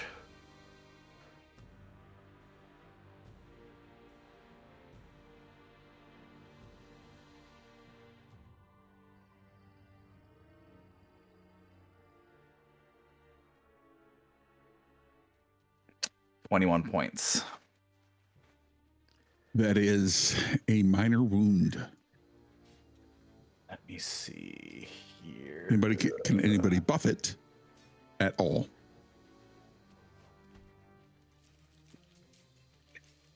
What can I do while I'm restrained? Activity. Just can't move.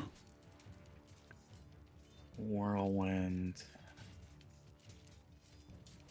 Looking what I got. What can I do? What can I do?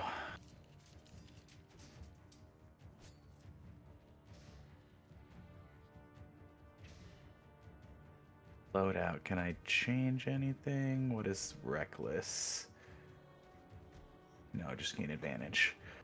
Could I possibly help by using Shadow Bind? By holding them in place so that way they just take that attack and they can't move from it? Do you have 3 hope to burn? I can do something. I do. Ooh. What can you do, Mouse? So I did not realize this, but I have a unique hope feature which allows me to spend 3 hope to temporarily distract a target within. Oh, never mind. That doesn't matter because it's a -2 penalty to their difficulty, not a addition to your damage. My bad. Okay. So I burned 3 hope earlier to tag team. So that means, Nixara, you still could tag team and burn 3 hope. And do something as well. All right. Let me see here. It would use all my hope, but I think now's the time to do it. yeah, I'll do it. I'll use the 3 hope to jump in and do a thing. She'll just dive in with her daggers and just start hacking and slashing at whatever she can hit. All right, go ahead and make that attack roll. You guys can add your damage. I have 21 from Avari plus. Yeah. And as I'm doing this, I'm calling out to Saladin, and I'll say, "Look, I can cast that spell too," as I start like whipping around with my talon claws and just tearing up everyone around me.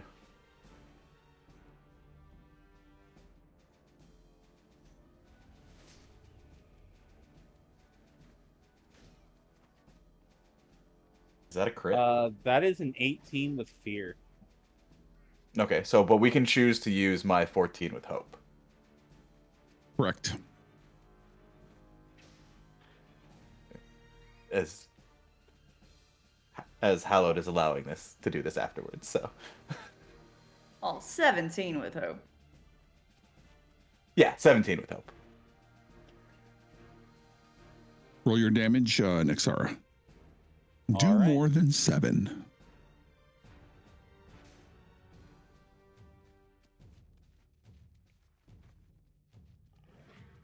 That seems like more than 7. Yep.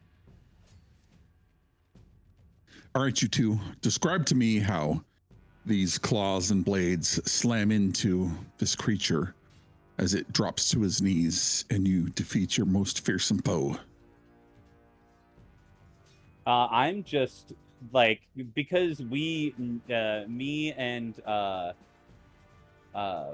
Avari know each other like so well. We've known each other for like forever. We're just like dancing around each other as we just hack and slash this guy, just like all around him. I mean, to the point where it seems like he's already dead, but we're just still finishing until it just ends with a flourish. Yeah, without even looking, as I'm whirling around with my talon blades, I'll go low and get him in the tendon, bring him down, just as Nixara's blade is coming up against his throat, and just we're just opposite of each other, just in arcs and figure eights. Nice. And as this individual falls to the ground beneath your fury of blows, there is a resounding energy that pulses from this monolith, and you hear the cracking of stone as it tips over backwards, and as it crashes to the floor gives way and the boulders rain down, and you hear the thrumming louder now from within this recess. What do you do? Pop back into Closer to visibility. the thrumming? Spell ended. See me now? Boy. As this pulse rings out from this monolith as it crashes down, all the other individuals in their dark red robes fall, their skin and bones turning to stone. There is an escape route leading deeper into the mountain, but deeper into peril or into safety, yet to be determined.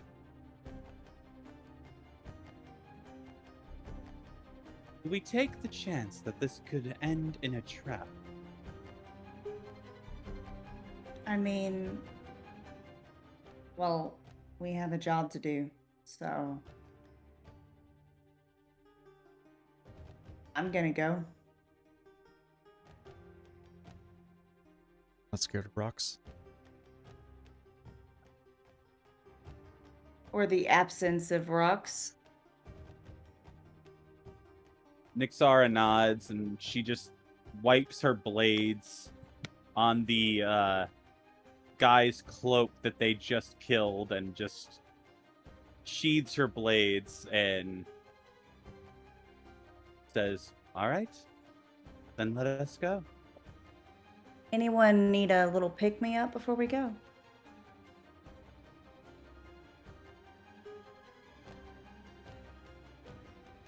Oh, can't hear you.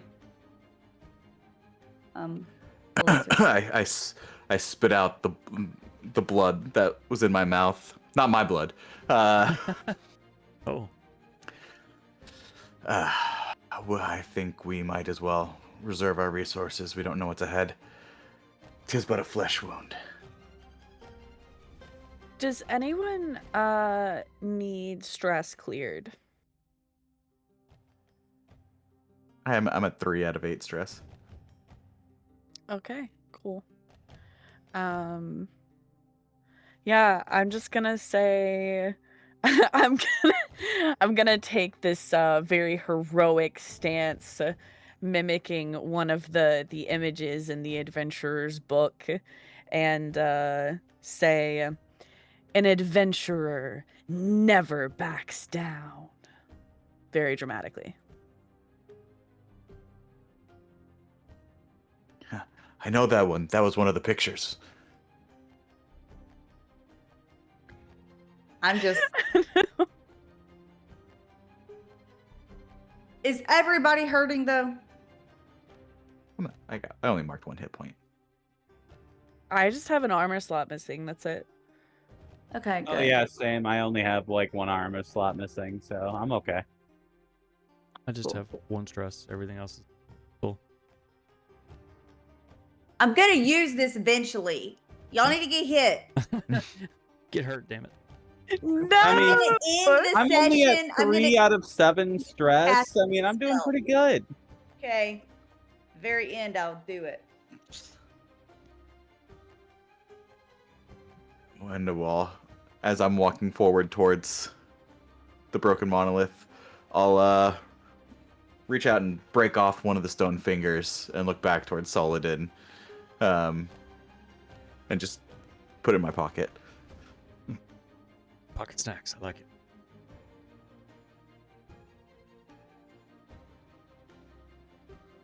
And head forward. Let's go. Yep. Time to finish this job. Yeah, let's go. You make your way down to this broken floor. The tunnel winds. You leave the wind-scoured amphitheater behind. This path descends into a vast natural cavern. You're in the heart of the mountain. Here, the reddish gold apex shard, now revealed to be a colossal crystal formation, pulses with a furious, discordant light. The air crackles with ozone. Raw, unstable energy pulses. Jagged fissures spiderweb across the floor, glowing faintly, and the oppressive hum that once permeated the air is intensified into a deafening thrum, vibrating through bone and stone alike. At the base of the shard, bathed in a chaotic glow, stands the architect of this madness. In a crimson red robe with a matching cloak, surrounded by a swirling vortex of arcane power. Cronies stand around him, prepared to guard whatever ritual continues. So I ask the party, what happens now?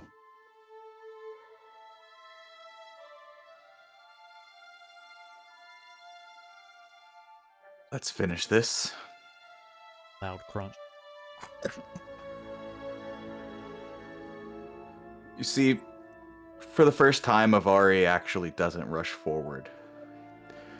I take a deep breath, put my hands downward and get down on one knee, hands out in front of me, claws digging in to the hard rock. As I exhale and let out all of my breath.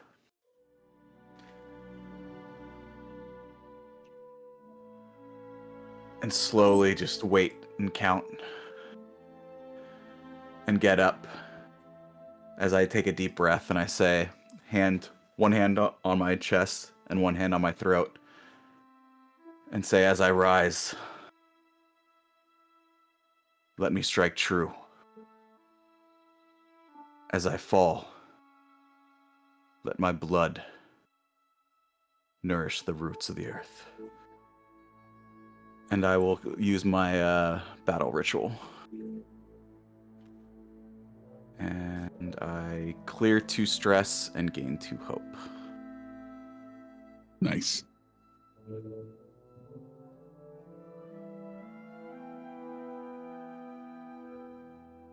The architect here is a gaunt figure, robed in iridescent red and black fabric that seems to absorb the light around him. His face, or lack of face, visible beneath a cowl, etched the chaotic fervor. His eyes glow with the erratic energy of the apex shard. His hands, adorned with crude rings of polished stone, weave complex gestures, drawing chaotic power from the crystal. Surrounding him are fanatic zealots, their red robes tattered, their faces painted with distorted spirals, wielding jagged daggers and small, crackling staffs.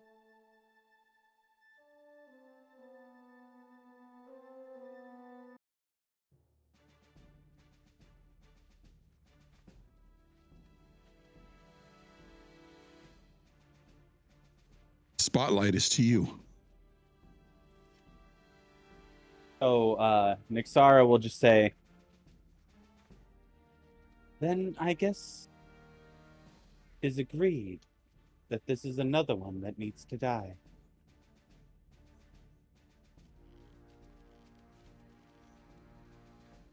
Mm-hmm. Gotta get the thing. She'll draw her daggers again, and she will be ready for battle. Does anyone want to go before me? Real quick?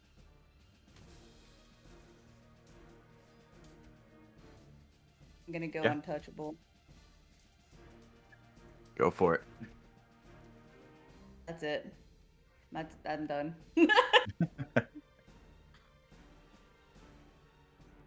I don't really know how to make it do its thing, but I guess I put it in chat. It's not doing anything though. Let's see. How many how many shadows? Is there shadows that I can see or no? Just get that. Yeah, out of there the are way shadows around this area on these figures here. These what look like stalactites and stalagmites melded and fused together. But there aren't any shadows directly on this creature. It's almost Okay. as if the apex shard drinks in the darkness. All right.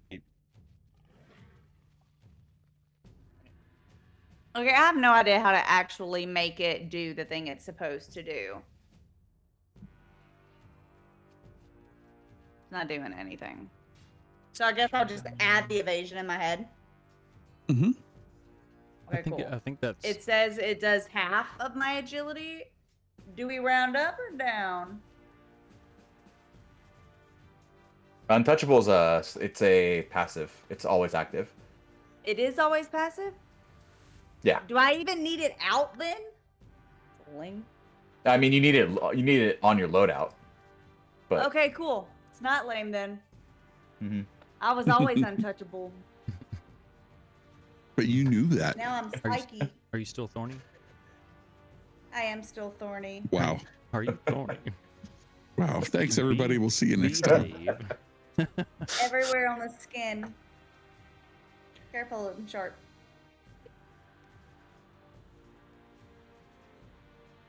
Wow. all right. All right. Who's Who wants next? to go? Yeah, what are we doing? I will. How far are they? Far range. I will run up to the guy, first person I can see.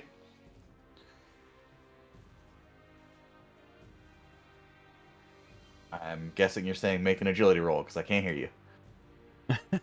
Make an agility roll.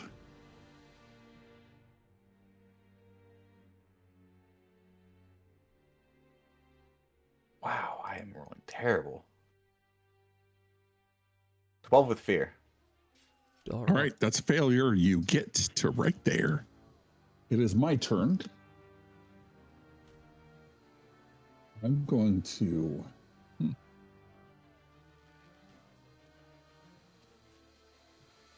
The lot of ground kind of give all creatures. Give me a agility 15 reaction roll.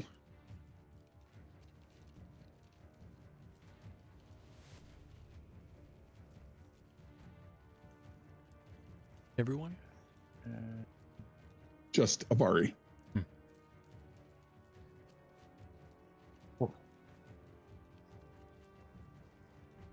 All right, you take 7 points of magic damage, and you are vulnerable until you clear 1 hit point. All right. I will. I'll just take the hit point. All right. I am vulnerable. You are vulnerable. The architect is. What is he going to do?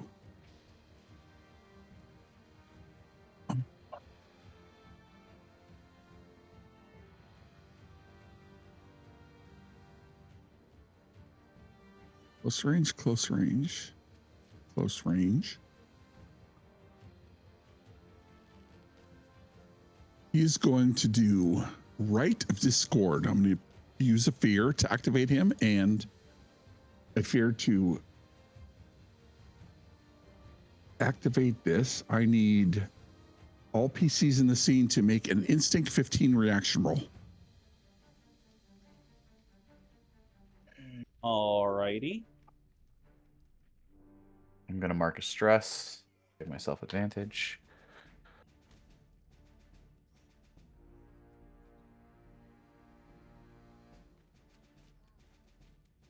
It's a crit. Ah, so many dice. Yeah, that's a lot of freaking dice. Oh, I critted. Nice. I can't see my Do sheet. crits on Dice in the reaction way. roll? Yes.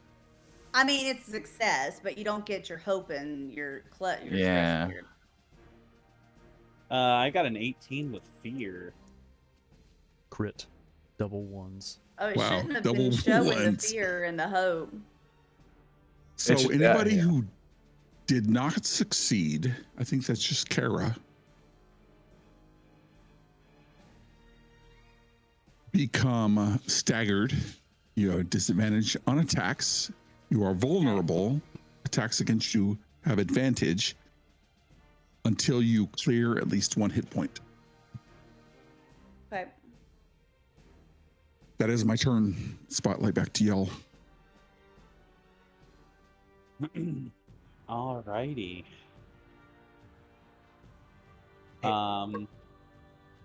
Anyone want to go? I mean, I don't I have just to go want to right move. away. I just want to Remember when? Remember you wanted to clear hit points for people? That would be helpful for me right now. It's a group thing. Oh, I okay. don't want to do it for one person. That's fair. That's fair. Anybody want to ride? Unless you're about to go down. You're too thorny. Well, you do. Depends on where you're going. All up in there.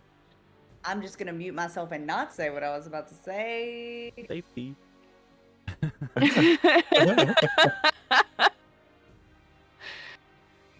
I don't know.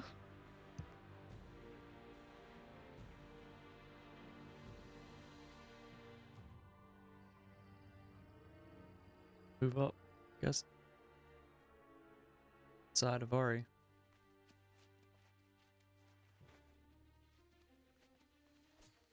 I'll go last this round.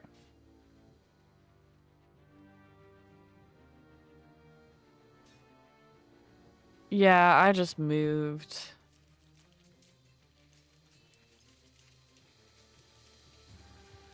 How many hit points? Wait, you took damage? What did I miss? Yeah, I took damage and then I became vulnerable. Okay. Can I maybe turn invisible? Or at least try to become invisible? Yep. Okay. I mean, yeah. That would be wonderful. I am going to cast invisibility. I have to beat a spellcast roll of 10. Got this. And can I use my experience, the this is so funny to me. I'm so sorry. The art of love, which relates to finesse for hiding. Mm-hmm. Cool. Because I think I did that before. Okay, and then You I'm did. gonna roll.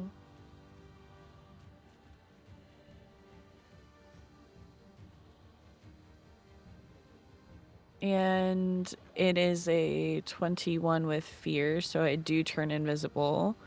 So attack rolls against me are made with disadvantage, and I can take essentially 4 actions before I'm no longer invisible.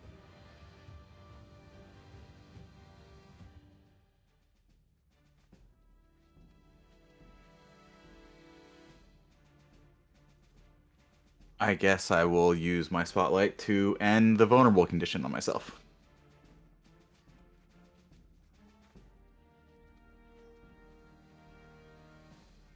Some measure. Was it temporarily vulnerable or vulnerable until you cleared a hit point? It was the last one. Yeah. So I'm still vulnerable. Yeah, you're still vulnerable. Yep. You tried to use your thing and nothing happened. Still your spotlight.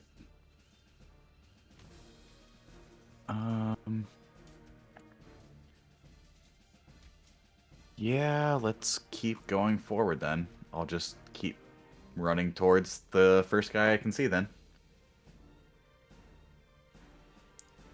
What is that? I don't think I would need to make an agility roll because he's within close range. So, within close range, yeah, I'm just gonna run up and then use my talon blades on him. All right, run up.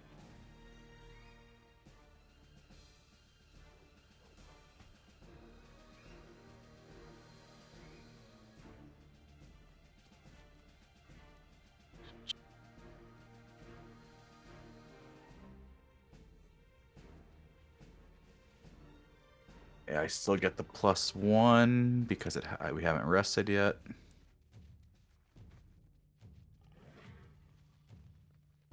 Why are these not?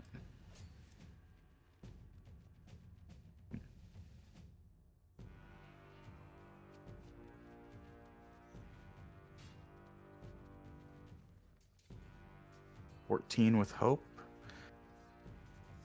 Okay, that's why. 14 just hits. All right. Also, I think my attacks have been not calculating right because I have versatile fighter and it should be using my agility, not finesse. But yeah.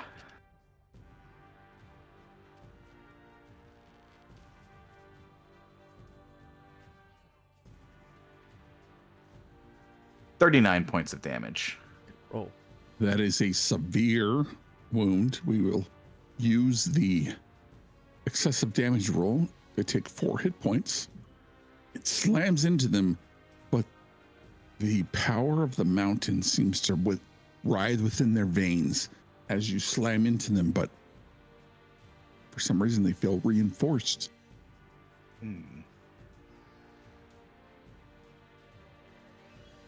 Okay. That's my spotlight. Nick I'm Sara. Oh, I'm sorry.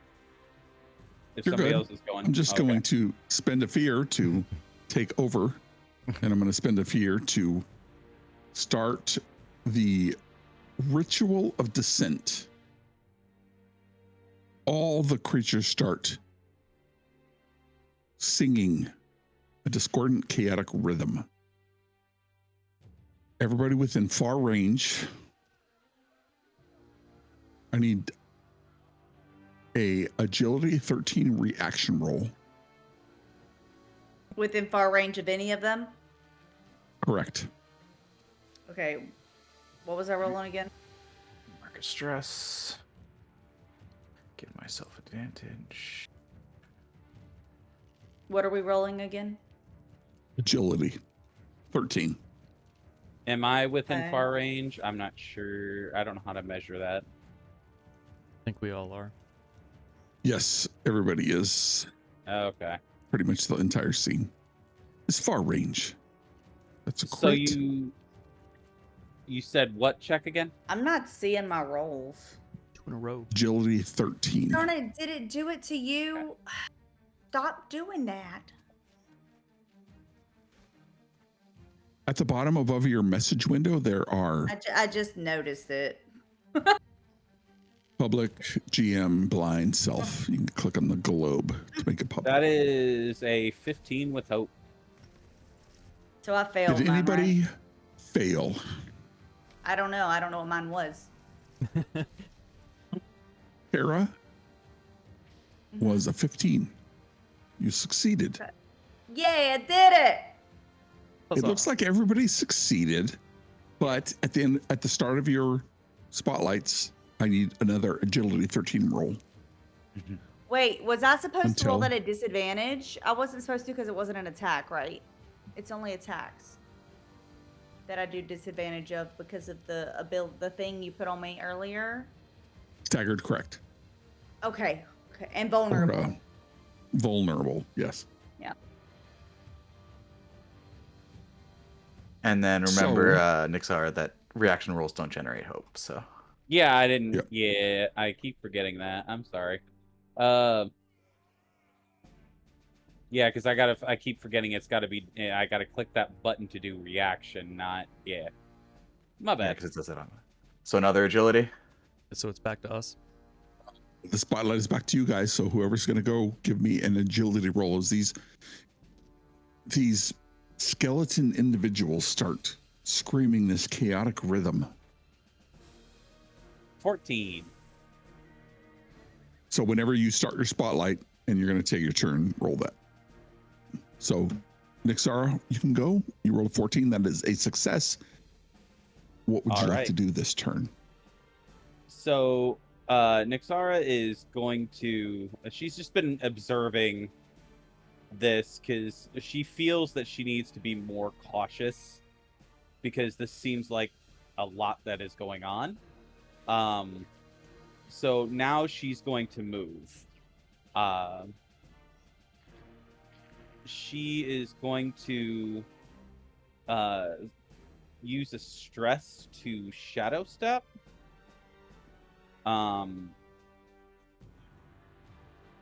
And she's going to go as far as she can with that's within shadow. So you said that it was like up to around where these guys are standing or whatever.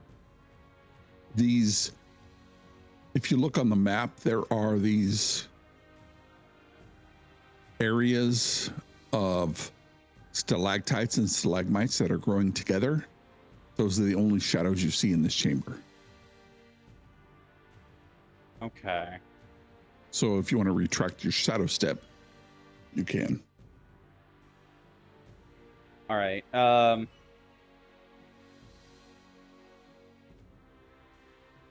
not seeing stalactites. I'm seeing these guys that are, it says the fanatic guys. Giant rock. Oh, these giant rock things. Oh, okay. I thought they were like Yep. little plateaus. My bad.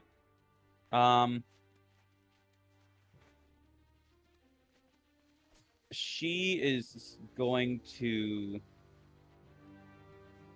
shadow step to this one on the left. Is that within range? I think so. Let me see where it. How far let me read can this. you go? Can shadow step go?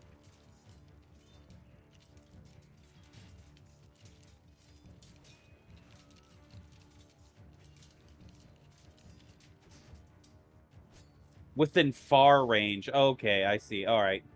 Yeah, I wouldn't be able to go there because that's like way beyond far range. Yeah, I don't think I can really go very far with this.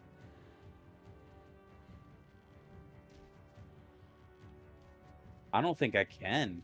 If the only shadows are these rock formations, then the only one I could probably go to is this one far on the right, and that takes me away from where I want to go. All right. So she is going to sprint as far as she can forward then. You can go into close range, or you can go into far range by succeeding on an agility roll. All right, I will do that then. I'm going to go Maybe And I'm gonna roll an that. agility reaction roll. agility reaction roll. Okay. All right, let's do that. A I 9. did poorly. It's a reaction roll, so you can get to close range. Where would you like to go within close range? Just as far forward as I can towards that guy near that thing in the middle.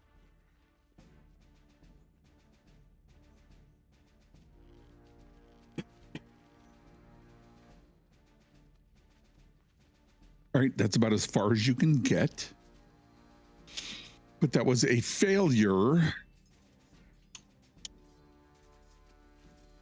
My turn.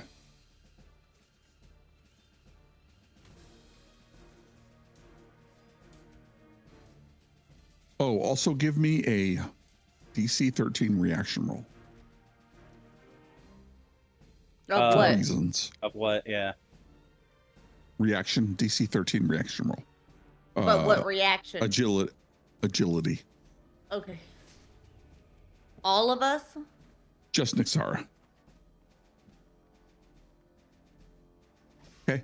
You're good. Hey, that's You're not able to bad. move forward. No problem. Mm-mm-mm.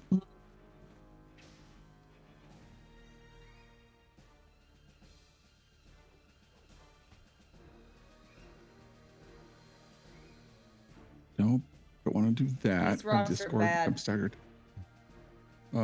Passive architect of any allies close range. Nope, that's fine. He is going to use his spotlight to advance. Countdown.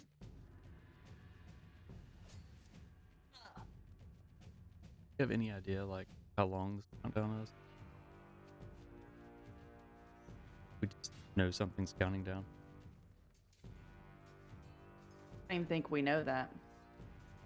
Is it The meta? large shard you saw that was described to you as a foot-long shard of crystal with a radiating crimson heart is now this 50-foot tall piece of crystal with this radiating crimson line going through it, and it's thrumming. It's not as quick, or it doesn't happen in every millisecond, but as this individual takes their turn, it seems to speed up.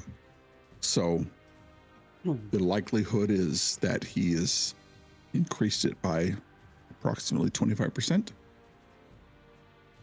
So if it started at 100,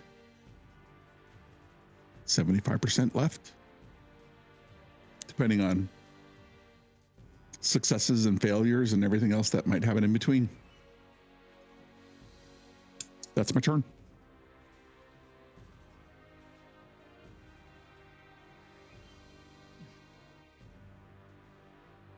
Saladin takes a deep breath. Reaches into his pouch. Takes a big bite out of a rock. And says, all right, let's go. And I need to make an agility roll before I move, correct?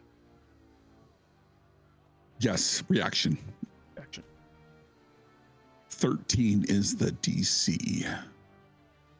13 is what I rolled. We're successful. That doesn't kick it back to you, does it? No, it's a reaction roll. All right, so I'm going to first zoom in so I can see stuff.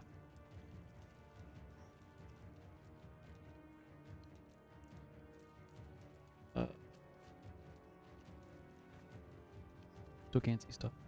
Zoom in further. I'm going to run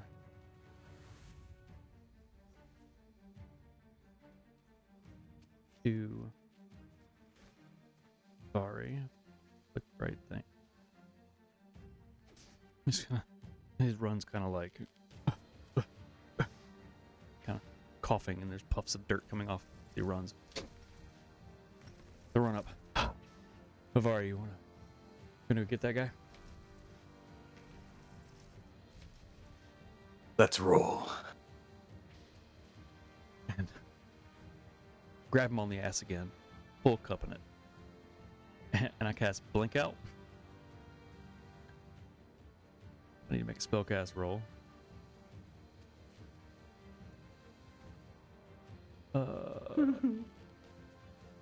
Let's go.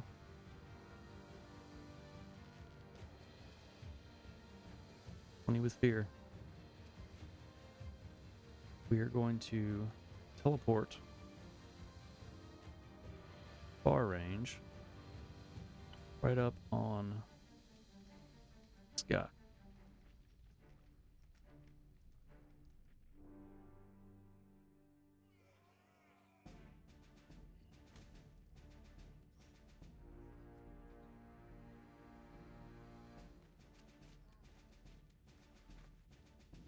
As we reappear,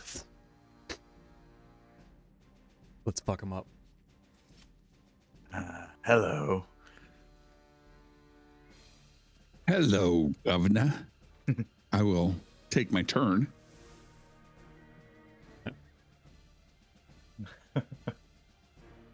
It'll be fine. I'm vulnerable. It's cool. It'll be fine. Let me get a present 16 reaction roll from both Saladin and Havari. I think you've been agility, right? You've been calling for agility. I have, but Oh no. the shard rings out within him and he glows with a reddish energy, causing you to fear his presence. All right. I'm going to mark another stress to do this at advantage because I'm going to need it.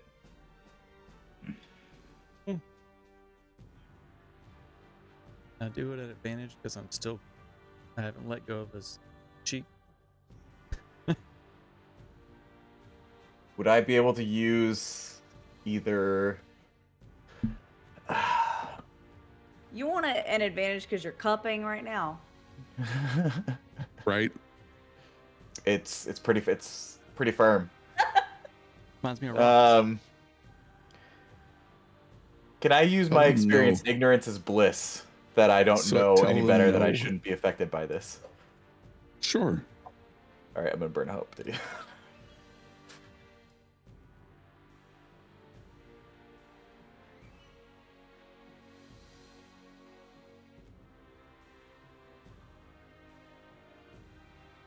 $22. That is a success. Would you get Saladin? That is a failure. All right, you were thrown back to I want to say close range. What does it say? Close range? Not very close, but close range. Damn. You were pushed back to close range and are staggered until you clear a hit point.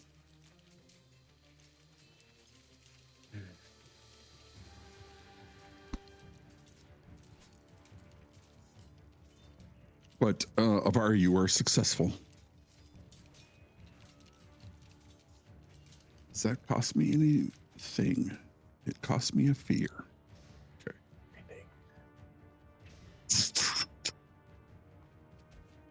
He was spotlighted because it was my turn, so the shard emits a reddish glow throughout the chamber. Back to y'all.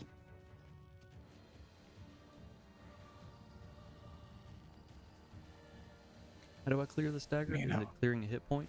What you said? You have Yeah, to you have get to clear a hit. hit point. No, Don't we you have have to clear a get hit point. or can You you? have to heal. Wait. Heal a hit point. So clear it. Marking a hit point is when you take a hit point, so clearing a hit point is healing. Yeah. Wait. That's why I So took the, I'm not even missing any hit points. So I'm gonna be like this until I get hit so that I can heal myself. Yeah. So- Sucks. that's a dirty little trick there, Mr. GM. I like it. Gonna shoot my bow. In my toe. That rhymes. Gotta Smack move yourself up in the some. face. Rhyme. Well, I used my potion earlier, so I've got no way to clear mine.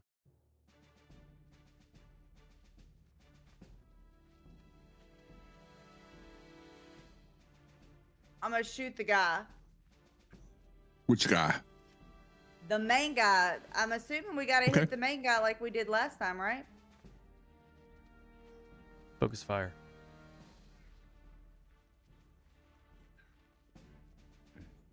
Okay. I have disadvantage.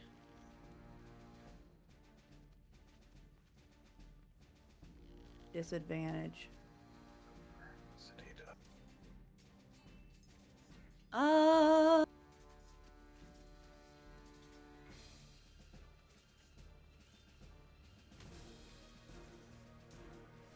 I'll do it right between the eyes. Oh, did I miss the raid? Yeah, you did. Cat Meir is raiding with a party of 8. Thanks so much for dropping in. Our party is Hello. fighting the BBEG. Hello, Daggerhearters. Appreciate y'all. Let's go. 17 with hope. Nice. That is a success. Give yourself a hope. Okay. Well, it already gave it to me. Roll the damage. Roll.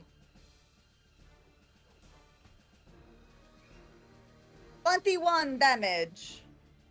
21 damage is minor damage. Okay, hold on just a second. This guy's making me mad. Hold on.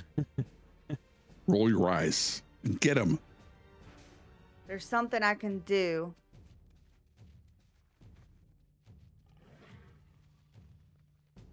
I'm not doing that one. Okay, so there's this thing called Ruthless Predator. When I deal damage, I can mark a stress to gain 1 bonus to my proficiency. How does that work? Is it How do I Just roll add another to my- damage dice. So I would just roll. So it's for this one attack that I would roll a damage.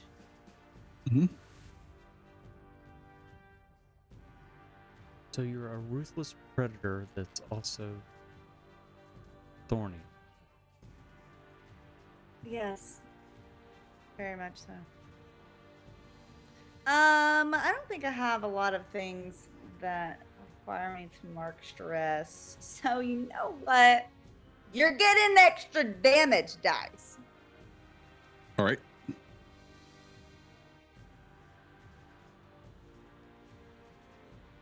I guess I'm just gonna roll a d6. Sure. 'Cause I don't know. More damage. Still minor damage. That's fine. I don't care. I mean, I care, but I don't care. I mean, whatever. It's extra damage still. 17 with hope. It's still your spotlight. Oh wait, gonna- hold on. I moved into its far range. I was supposed to roll the agility to move at the beginning, and I didn't because I was so angry, and you didn't ask me to, and I forgot. Forgot to. So Okay. Nixara's just gonna continue to sprint as far as she can. She is like rushing towards this guy as fast as she can. all right, before you do, give me a agility 13 reaction roll. Indeed. Oh, that dice just shot onto the board. Ah, I just barely missed it. You just barely missed it, though you don't generate fear for me. You are staggered until you clear a hit point. So any Oh, attack crap. you make is with a disadvantage. Crap. But continue. All right, how far can she get with that? So you can go within close range and make your action, or you can go within far range, which requires an agility roll. And then if you Oh. succeed, you can continue. If not, then I gain a hope or a fear. Excuse me. All right, so another agility reaction to okay. Agility roll, not a reaction roll. Oh, well, shit. That's okay. So that is a 15 with fear. So you succeed to go to where you want to go, and you make your attack and do what you want to do. But then it's my turn. All right, yeah. So I want to get up to him and just start trying to fuck him up. Make sure you add your fear, Rick. Yeah. I got it. Yep. All right. So, well, yeah, I'll just go ahead and. All right, actually, let me ask if this is possible. So, as I'm running past these guys, I want to use something that I have, which is my midnight spirit. I can summon my my midnight spirit to be kind of like amongst them and attacking them and distracting them, so that way they don't follow us. Is that possible for me to be able to do? Let me look up what Midnight Spirit says. That is a spell, right? Yes. Or a feature. Midnight Spirit, spend a hope, summon a humanoid-sized spirit that can move or carry things for you. You can also send it to attack adversaries. When you do, make a spellcast roll against the target within very far range. Success, you're good. Spirit moves into melee range. Roll the number of d6 to go to a spellcast trait. Deal that much damage. So yes, you would make your... You can summon it, yes, spend a hope. Then you make a spellcast roll. Oh, wait, I couldn't even do that because I have absolutely no hope right now, so I wouldn't even be able to do that. Okay. All right. Yeah, never mind. All right, so then I'm just gonna run past them and I guess attack this guy. All right.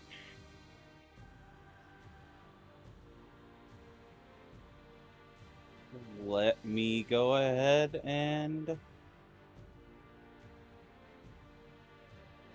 make my attack.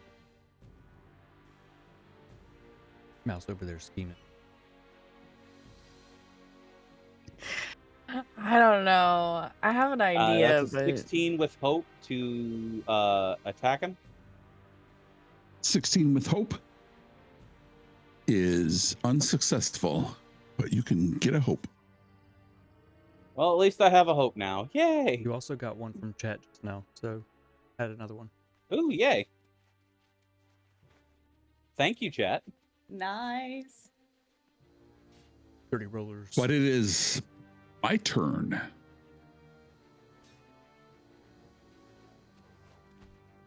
That is All right, unfortunate what can I that do? a 16 does not hit.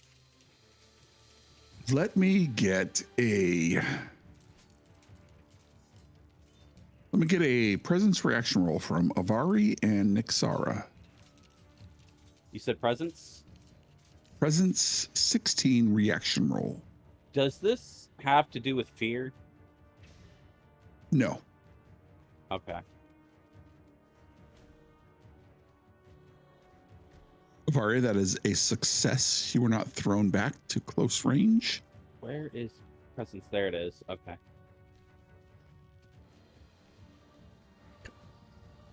Oh, I didn't do the reaction thing again. Dang it.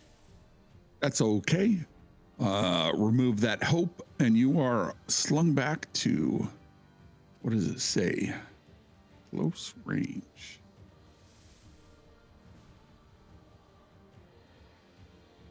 And the shard echoes with crimson light bursts across the chamber. It doesn't have relentless, but I think I'm going to activate the. These guys are fanatics.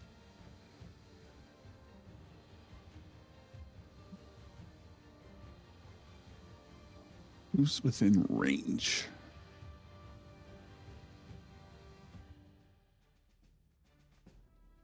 So everybody but Mouse. Give me a DC 15 agility reaction roll. All right. Who all's got to do it?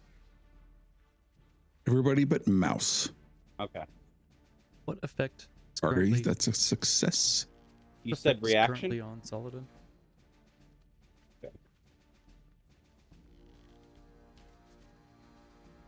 That was a weak roll.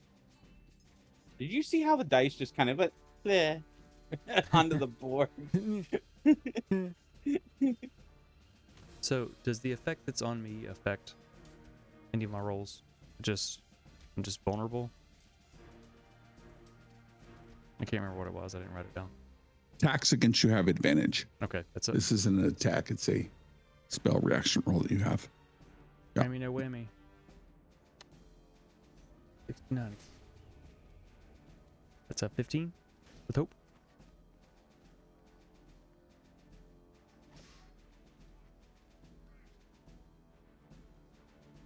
Call for I'm going to fanatic take a zealot. very nervous sip of my coffee while we're doing this. Nice. 15 was the DC. Who got less than a 15? Were got we less all than a rolling? 15? Everyone but Mouse, yeah. Everybody but Mouse. Oh, I'm so sorry. It was agility, right? Reaction. Yes, agility 15. Yeah, I got a I wasn't very distracted at weak all. 11. I got a 14. All So right. I failed. That is a total of 3 points of magic damage. And you are vulnerable until you clear a hit I point. was already vulnerable. Yes, you are. Am I double Everybody vulnerable? is vulnerable. It just stacks now. If somebody just breathes on you, you fall over. So I took 3 magic damage. So Yep, 3 so magic that's, damage. like, what does that? Wait. Going to use my Probably So just just one hit one- point. Yeah, One- so that would okay. be your minor threshold, so 1 hit point, Yeah. unless you want to use an armor slot. But then if you get a hit point, you can now clear a hit point. Well, yeah, but then I'm just gonna get vulnerable again later. Sorry. Yeah, I'll Probably take that scale. hit point. to mark 2 stress dead.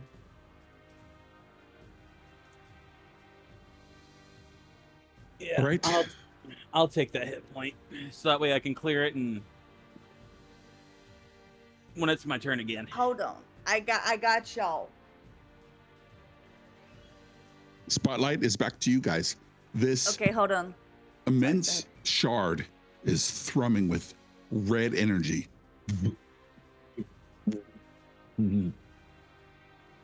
All right. While you look Can I that up, can I move? go? Go. Well, I would like to move right here. And I believe that makes it to where... Oh, I need to roll. Stupid agility thing. Hold on. I don't have disadvantage.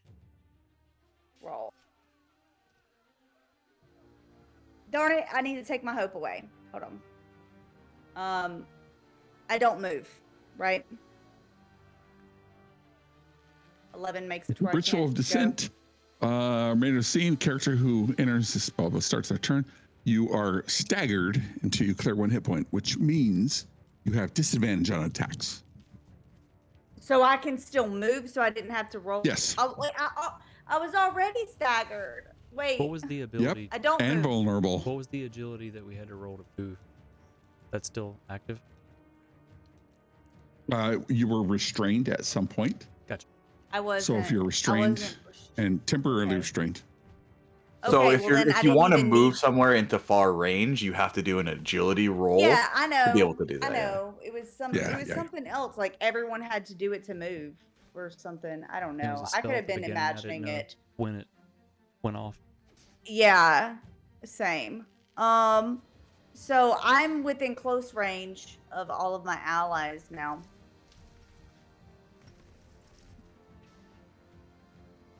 So I am going to cast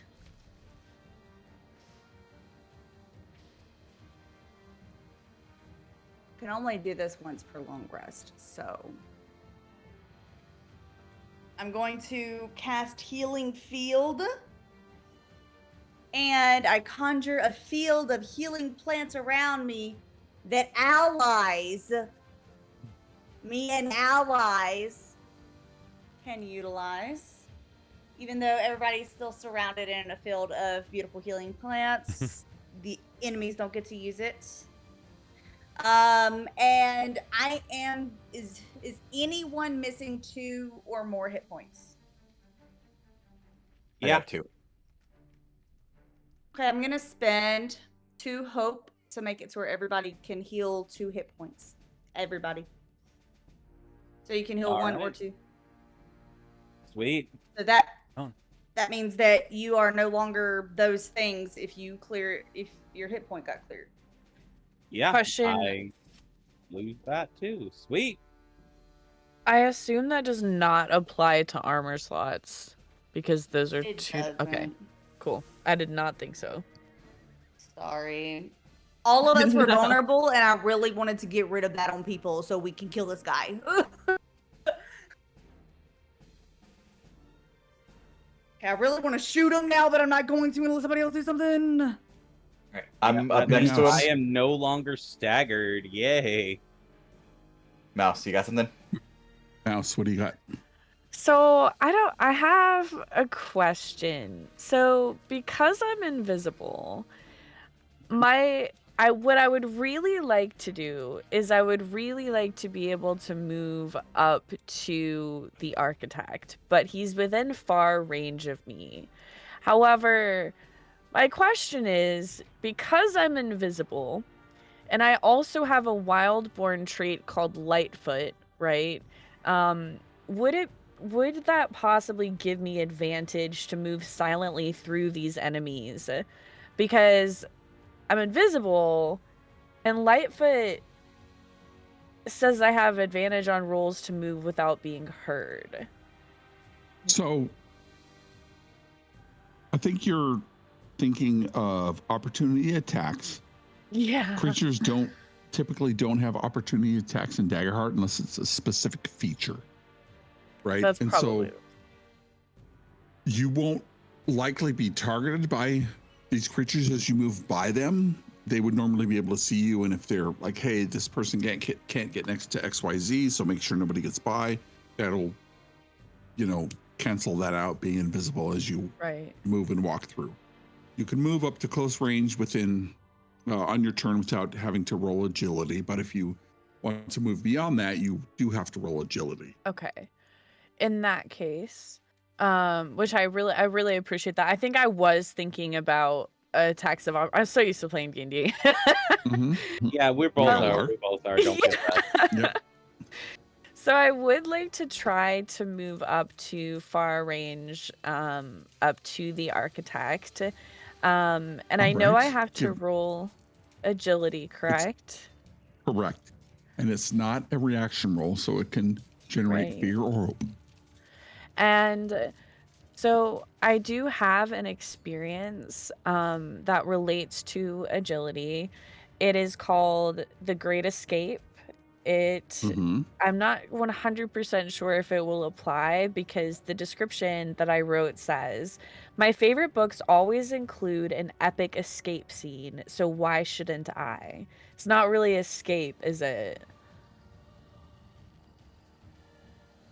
I mean, your experiences are your own. You just tell me how they work. Yeah. Escaping the distance that is between you. Yeah. Escaping the being alone all The back there by aloneness. yourself. I know, I'm so Yeah. lonely over here. Yeah, so come join us. in that case, yes. I do think the Great Escape applies. It's really about getting away quickly. Mhm. um Or getting away from being by yourself quickly. getting somewhere Hey. quickly. The point is quickly. So I am going to do that, and then I'm gonna roll to see if I can get within far range. And that was unfortunately, it was a 19 with fear. Mhm. So I made it, but You made it, not the way I and you wanted can do to. your action, but it's my turn after you're done. Oh, amazing. Yay me. So what I would like to do is I would like to use my retracting claws. I'd like to make another agility roll. This is to scratch the architect because he is now within melee range of me. And on a success, he becomes temporarily vulnerable. Nice. So let me make sure.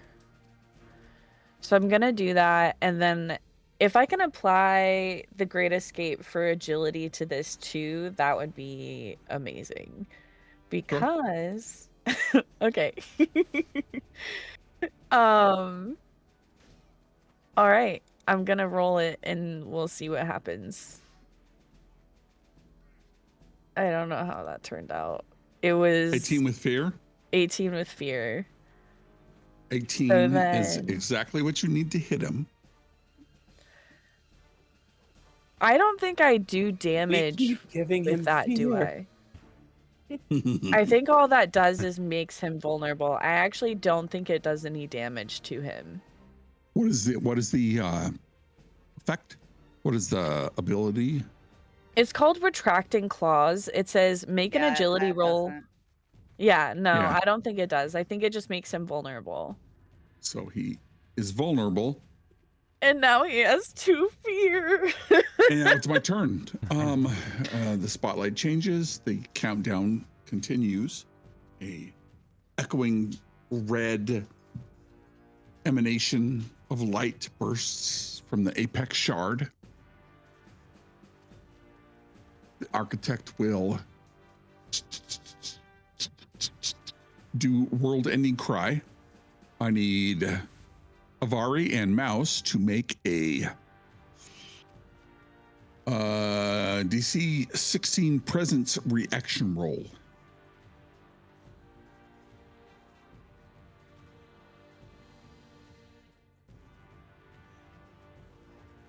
Mouse, you are successful and not thrown back.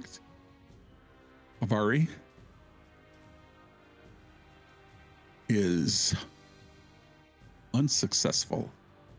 You are thrown back to close range and are staggered until you clear 1 hit point.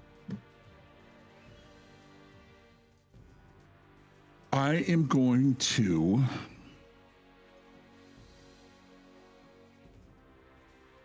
burn another fear to advance the countdown. As these lights emanate from the shard, becoming faster and faster and faster. Anybody can make a presence reaction roll at this time. What? Everyone to make a Anybody? present? Can make, an instinct perceive roll at this time. Reaction roll, excuse me. Instinct perceive reaction roll. Yes. Words. That's a lot of dice. Everyone's like, meh. You got that critical. 17.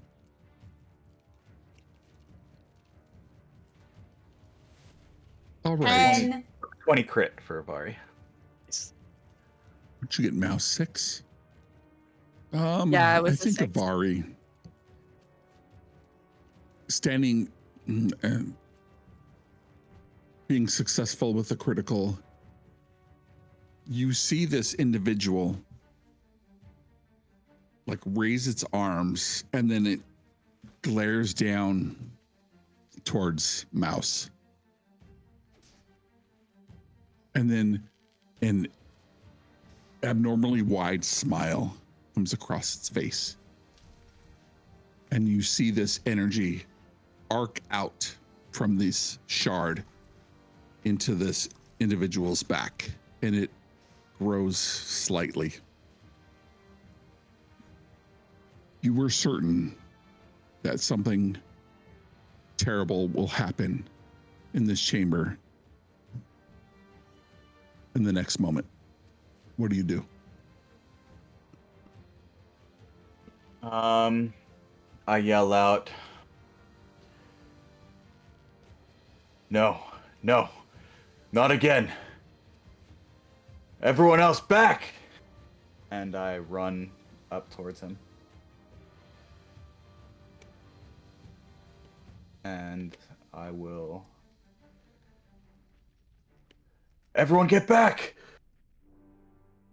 I'm going to do a few things. I'm going to attack him with my Talon Blades while using my signature move called Tethered Talons. So for signature move, once per rest, I can perform the signature move as part of the action I'm taking, and I roll a d20 as my hope dice. On a success, I clear a stress, so I have to use a stress to do it. And pretty much as I'm running, I take out my grappler, and I lash out towards him. But instead of pulling him towards me, I pull myself towards him, and I'm just going to slash him. And as I keep going past him and pulling myself and slashing at him again.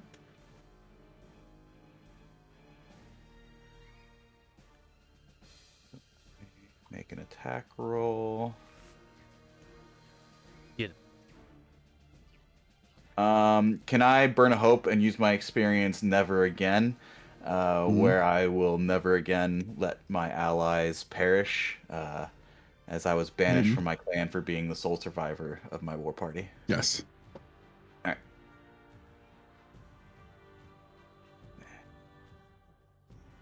Go here, attack, Never Again. +1 from that. And this needs to be a d20 for my hope dice.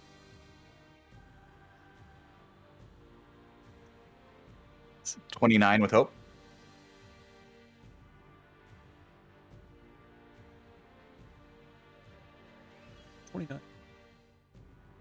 Mm-hmm. I'm gonna roll damage. I got scared there for a second when he was quiet.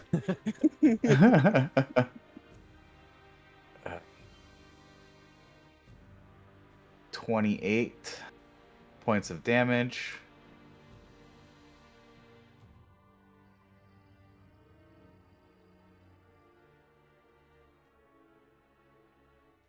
That will be my spotlight. All right. That was with hope. As you slash into this individual, he looks down to you. His eyes flare the same color of red emanating from the shard, and he starts laughing. And I am vulnerable, by the way. And it is still the spotlight with the party. Nixara is enraged at this point. And seeing this and seeing her friend that she has been friends with like pretty much her entire life, been with her through everything with her sister and everything like that. She is going to one of her experiences. It's called Infernal Whisper, where basically her the infernal part of her bloodline just wakes up I wasn't sure how to do this, but this experience kind of gives her like extra fire damage, but I wasn't sure how to do that. I should have talked to you, DM, about that. How would you rule that? I never got the chance to ask you. It shouldn't be ambiguous or arbitrary. It should specifically say this is what happens. So what is the feature? Well, basically, it just kind of wakes up that infernal nature of herself, where she just like her veins glow red, like with the infernal fire of her of her body, and it just kind of like she just kind of exudes flames. So Is this more narrative or mechanical? Well, I was thinking, what I was wanting to do, and I was going to ask you about it, but I never got the chance to with me going to the hospital and all that. Fair. I was going to see if there was a way that this could translate mechanically to like extra fire damage to her weapons, but I wasn't sure if that was possible or if like how I would do that or anything. I mean, I think. Sure. Your tier 3, we'll do 3d6 additional fire damage as this occurs. What is the action you want to take? She wants to, I'm going to just essentially rush forward and just start trying to stab this guy as many times as she can. Just in a fury of rage. Okay. Sure. You close the distance between you and the creature? Yeah. Yeah, so Avery would just see Avari would just see me just come out of nowhere, just fire in flames, and just start stabbing into this guy as many times as she can. So, all right. So I'll roll for attack. You fool! I said flee.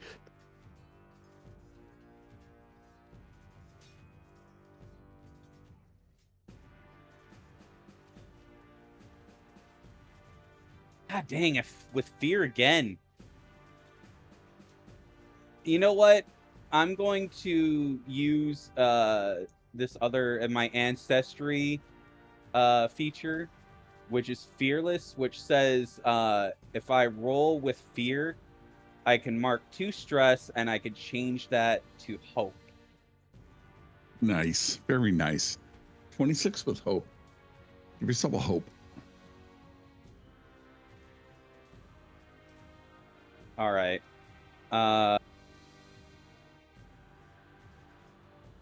So yeah, 26 with hope. All right. So now I'm gonna roll for damage.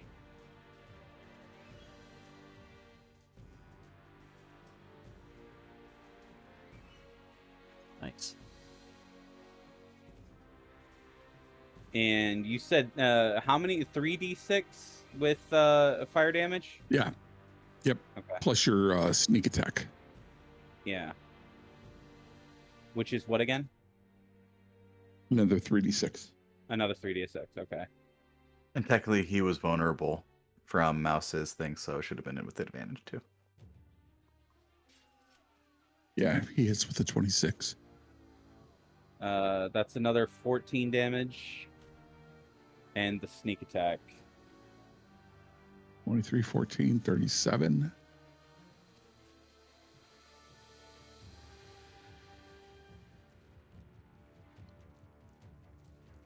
Right, and that is going to be another 12 damage with sneak attack.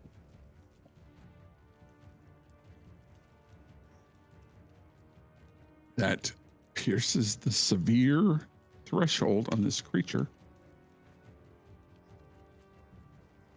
Yeah.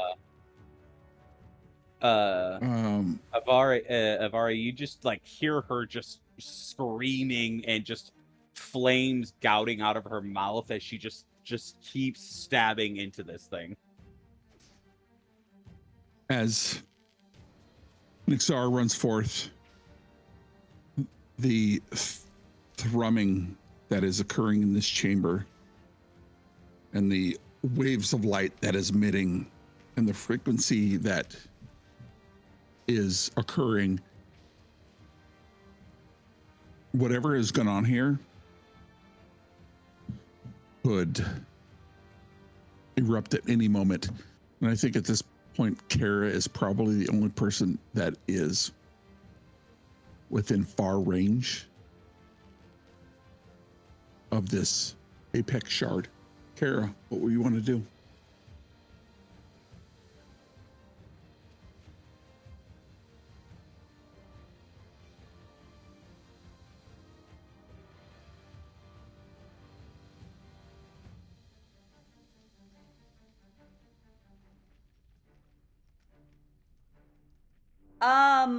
I'm assuming it would be a bad thing to attack the shard.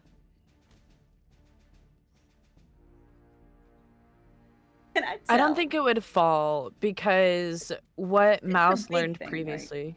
Yeah. So I don't think it would do anything. Is this shard And like this stuck enemy in guy, this is he- rock? This tower, it's like stuck in it?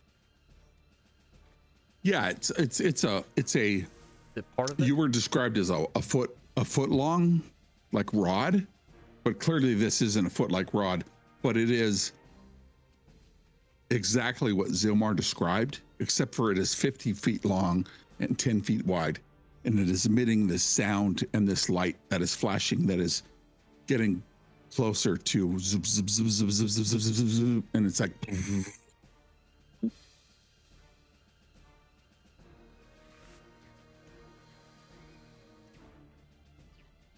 I don't really have thing. I mean, I guess I could attack the guy.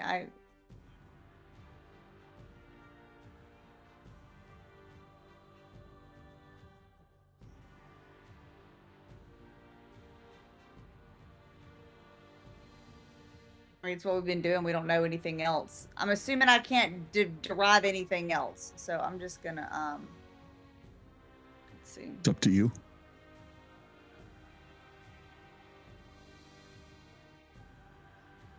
I'll attack the guy.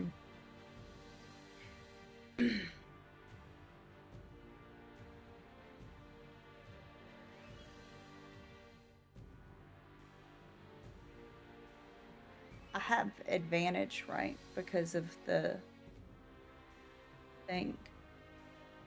Right? From Yep. mouse. Right between the... No, I'm not going to do right between the eyes.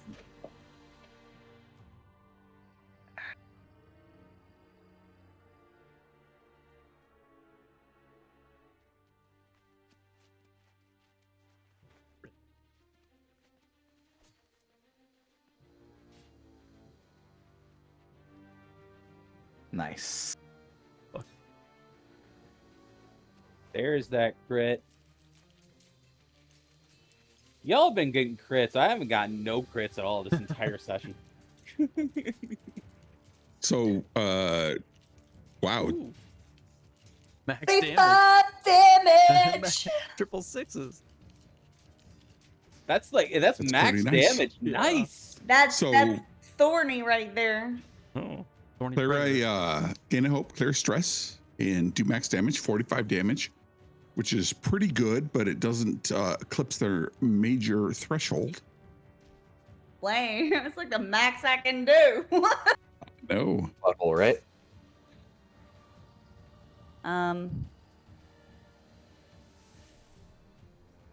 But that was successful. Yeah.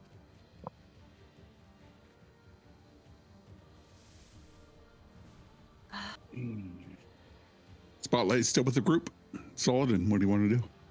Can I just move a little closer? Maybe. Sure. I want to. Oh Don't no. get too close. I was. We're gonna blow up. She doesn't know this, okay? She has a possible plan. Maybe. That's where she wanted to go. And she's in close range now. For the DM to know, but my girl doesn't understand. Saladin is going to once again disappear.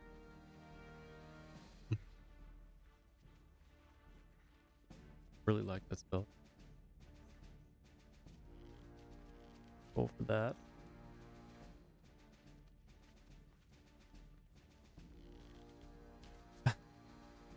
Not gonna disappear. Actually, wait. 12 is exactly what I need to roll. Woo! Now he's gonna disappear. And he's going to reappear behind the guy where the crystal is. As he reappears, he's got his staff. He's gonna try to hit the crystal. All right. Let's take our last break Oh shit. before we find out what happens. Before we all die. No. All right. Yeah, we come back from break and all the viewers are just like, oh, they're all dead. They're all Well, dead. shit. It's just a burning screen. Mouse didn't even have a chance to move back if he wanted to. We'll All see. right, we'll be right back. Be right back. And we're out. Do you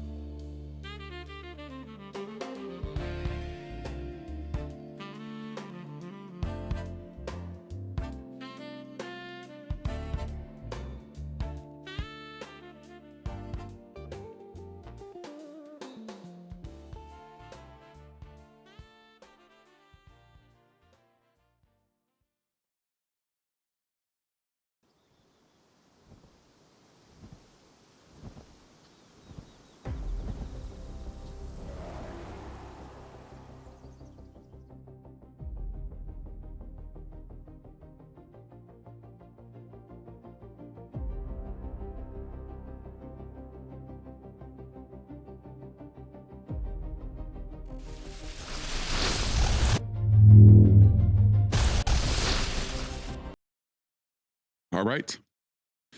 Is there anything we need to get out of the way in terms of admin giveaways? Everything's Oh, good. we do need to do I a was just giveaway. about to ask if we did the giveaway. I rolled some dice earlier. Random number for all of the people that have entered giveaway entries. And I landed on TKK. The winner. Let's go. Still out No, there. that's awesome. Congrats. I will send you some Daggerheart dice.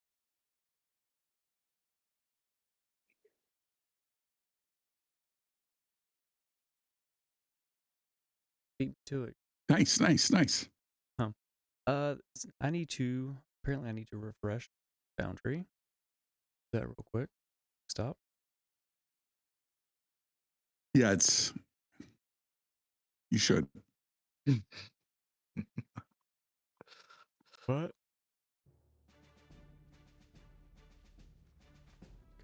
Back.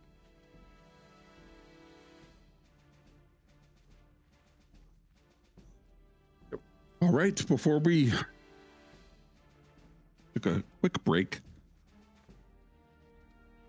Solid N had blinked out and appeared behind this individual who took his staff and slammed into the apex shard. And as you slam your staff into the apex shard, whether it was from the force of the blow or the energy concentrating within this immense crystalline structure, either way, it bursts outwards.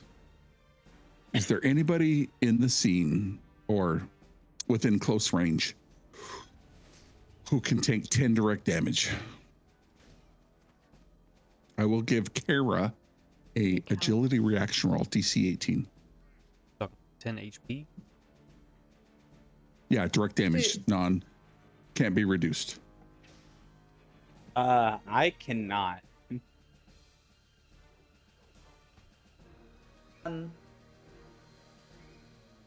Well, first, before I Yeah. do that, I've got thick skin. can I? I'm also elemental sorcerer, and crystal is element. Sorts. Okay. So, quick question. It cannot be reduced. It's called direct damage in Daggerheart. Means you can't burn a armor slot to reduce the damage. What about my thorns? What does that mean? What did you say? My thorn skin.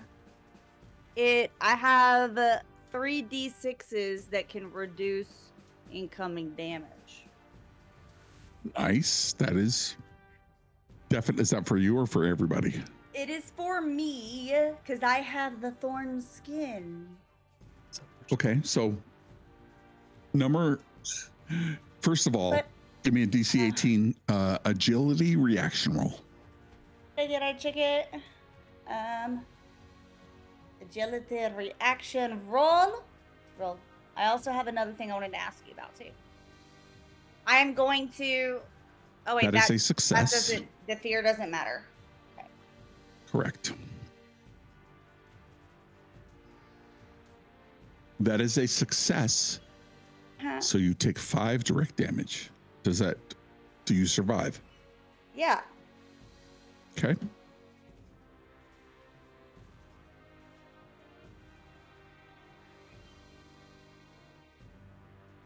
All right, Saladin. You said thick skin. What does that give you? When it's minor, I can mark stress instead of it, Does it apply? instead of taking a hit point. So I could essentially take 3 of those damage off. Max out my stress. But it says minor damage, right? When you take minor damage, but you took like direct damage severe. bypasses that. Yeah. Okay. What else? I mean, my threshold for major damage is, or for severe damage is 44, but direct damage, I guess. Beyond that. I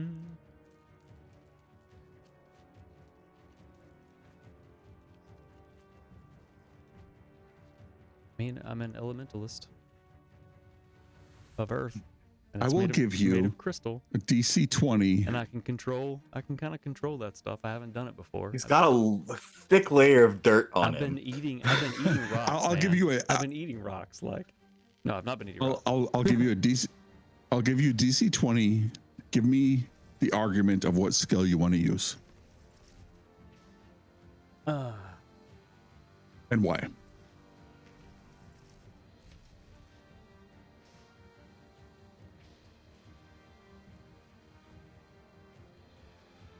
I would like to use my elemental origin, elementalist, and I chose Earth. So I get to spend a hope and describe how I control this element. It's an action roll, and I get a bonus to the roll. Is all that says, the crunchy bits of it. But I feel like as I hit it, Okay. I'm trying to like form the crystal in a way that it's going to go the other way, gonna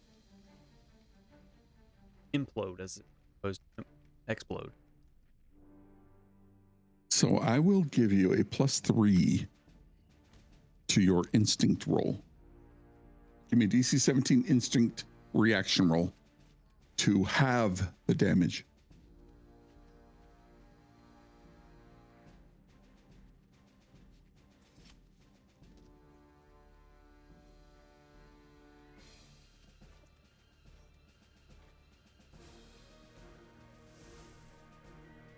Nope.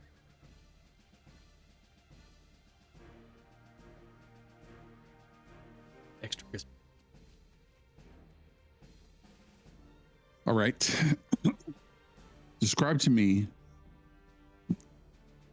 as you slam into this crystal how it erupts across this chamber, instantly killing your companions that are nearby you along with these cultists. Oh shit.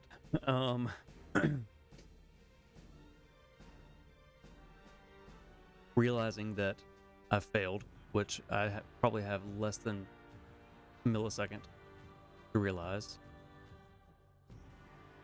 I feel like I'm blasted away and chunks of crystal like fly through me, and I'm like, oh, I bet those were delicious. Fleeting thought. Seeing the same thing kind of in slow motion happening to everyone below.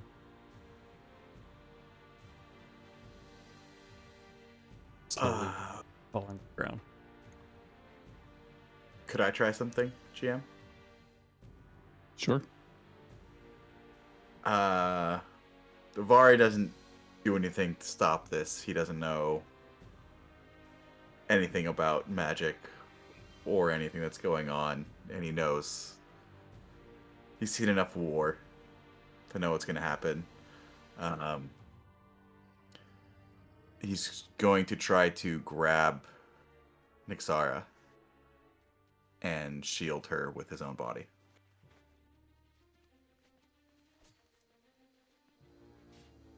All right. Make me a DC 20 strength roll. Strength reaction roll. Could it be agility and how fast I can grab her and pull her in? I think because you're so close to the crystal, right? It's your ability to withstand this without these shards of crystal tearing through you. All right, so strength, you said? Yep. I'm definitely going to use a stress to give myself advantage. and burn a hope to use my experience never again.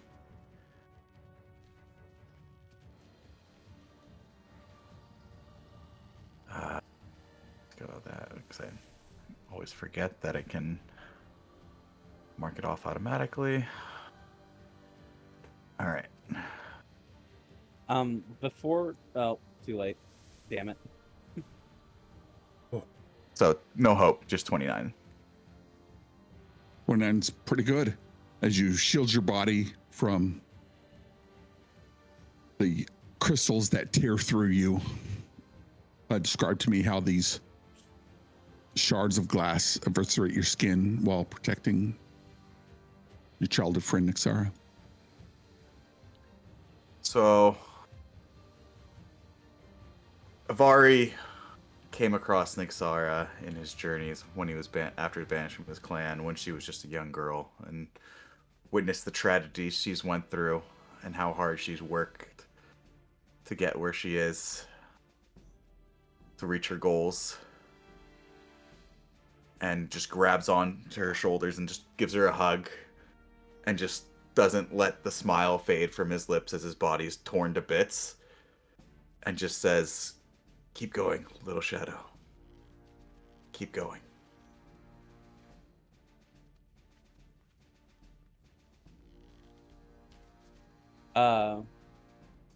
Nixara is just like, even with the, the yellow fire of the infernal part of her just like flowing through her veins, and like the flames that are just about her from like her rage, she just immediately gets this look of sadness on her face even with that, and she just immediately hugs him back, and just like she cries tears, but the tears just immediately evaporate from the heat from her skin, and she just holds him for a second, and then she just like lays him down,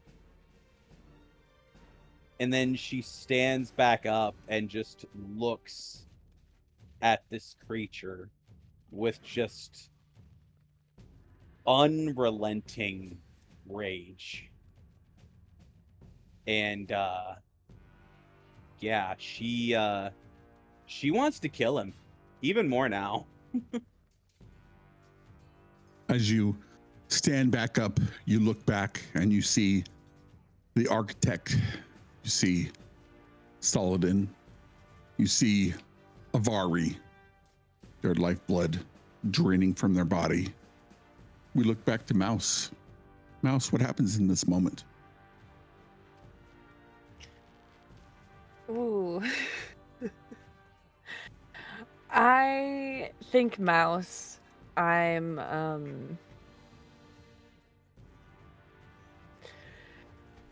standing in front of this architect, surrounded by people that are friends to me and really are the only family that I've truly had, regardless of how deep our connection lied.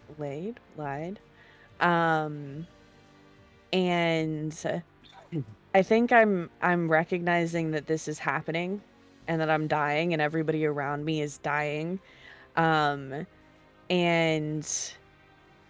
all I can do is scream.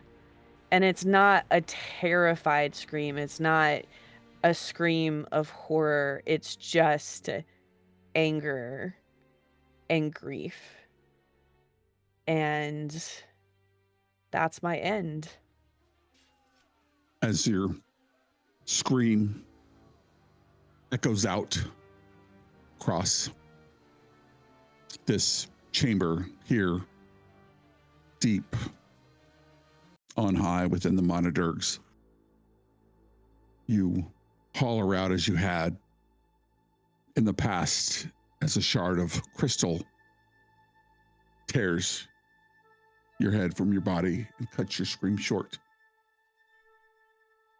Kara, you're blasted across this chamber, your body tattered and torn as you slam against the stairs. And Nixara, as Vari shields you from this blast that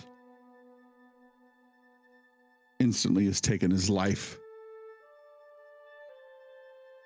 You have but minutes as the entire mountain feels like it's about to give way.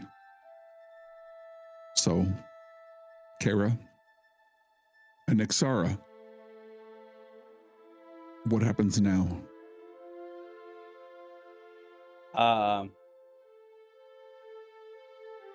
She turns. Is there an exit from this place that she could possibly make it? The way you came in is the only way out. She's going to grab her only living friend left, and she is going to run towards that as fast as she can with her best friend's words in her ears as she runs to keep going. And she's gonna run with her arm wrapped around her last living friend and run as fast as she can. She's going to use Shadow Step. If there's shadows, she's going to use everything that she has in her arsenal to get them out of there as fast as possible. Kara, as the shard erupts and shatters, and you see your friends obliterated, you see Nixara rise from these ashes and move towards you. What do you do? I'm assuming there is no crystal anymore. Right? No mission. It's gone. Obviously. No crystal. I think she just stands there for a second, and like in the back of her mind, she kind of thinks of the crystal, but not really. And she just like stares at the bodies. Until Nixara, is that how you pronounce it? Nixara, yeah, it's close enough. Nixara. Till Nixara gets over to her and just kind of grabs her arm, and her eyes are torn from the scene, kind of unwillingly, because she's kind of in a daze. So she'll just run out of instinct as she's being pulled and just envisioning the bodies still on the way out. And as you make your way out of this chamber, the wind doesn't just blow, it screams a final guttural protest, tearing across this jagged peak of the Monadh Deargs as you exit and begin your descent. The air is thick, tasting of its ozone, copper, and ancient earth, and it clings to your tongues like a weight. Whether by the edge of a blade, or the strike of a bolt, or the weaving of a spell, you struck true at the heart of this maelstrom. But you witnessed a birth, unleashing a blinding supernova of elemental fury that vaporized your friends and the cultists in an instant, hurling them, broken and screaming, into the unforgiving stone. But the silence that followed the cataclysm was not one of peace. It was a heavy, ominous silence pressing against your eardrums. We journeyed back down these treacherous paths and across the leagues to Zilmar's abode, expecting a debrief, a apology, a reward, maybe just an explanation for the terrifying, beautiful destruction you just survived. But as you reach this structure and push open the heavy oak doors, they groan with a sound that spoke the weight of ages, disturbing a thick, gray blanket of undisturbed dust that swirled in the shafts of dying light. The sanctuary was empty, not merely vacated for a day, for a week, but utterly abandoned. Thick cobwebs stretch across the bookshelves like spectral shrouds, catching the dust in intricate, mournful patterns. The air inside is stale, motionless, and smells of old parchment, dried herbs, and the slow decay of time. It appears as though no living soul has stepped foot here in centuries. But you know that's a chilling impossibility. You stood here in this very room and spoken with Zilmar weeks ago, and the temporal dissonance makes the hair on your arms stand on end. And on the central desk, in a clear, clean circle amidst the decay, lays a single sealed parchment. The red wax, still fresh, glistening slightly in the gloom. As you break it with trembling fingers, you unfold the letter. The script within was hurried and jagged, written by a hand that knew it was running out of time. And it reads, "Brave souls, if you were reading this, then something terrible has come to pass. What you have witnessed on that peak, the explosion of raw magic, the fracturing of reality itself, was not merely a ritual gone wrong. It was a waking breath. The architect sought to shatter this order in Terrestria. Though the ritual faltered and the ember did not unleash its full cataclysm, the seed has been planted. The cult has not risen as a legion, but as a cancer. They are scattered, infused with the volatile energies of that mountain, dangerous and unpredictable. They are no longer a whispered rumor. They are a terrifying reality.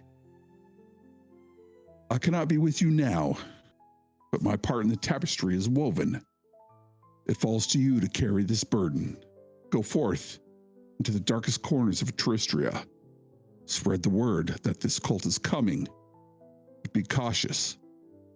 Do not draw attention to yourselves, for this enemy is now clandestine and erratic, hidden in the shadows. You have witnessed the destruction. Now you must prevent its dominion.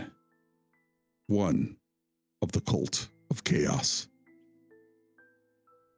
Signed with the letter Z. And that's where we'll end our one-shot for tonight. I want to thank our friends for joining us and for this heart-wrenching journey that our heroes have endured, only for a few of us to survive till the end, and hopefully in the years to come, prevent what the cult of chaos may become. Thanks for everybody who joined us. Thanks for all the raids. And until next time, may your rolls be high and your storytelling legendary. Good night, everybody. Night. Night, everybody.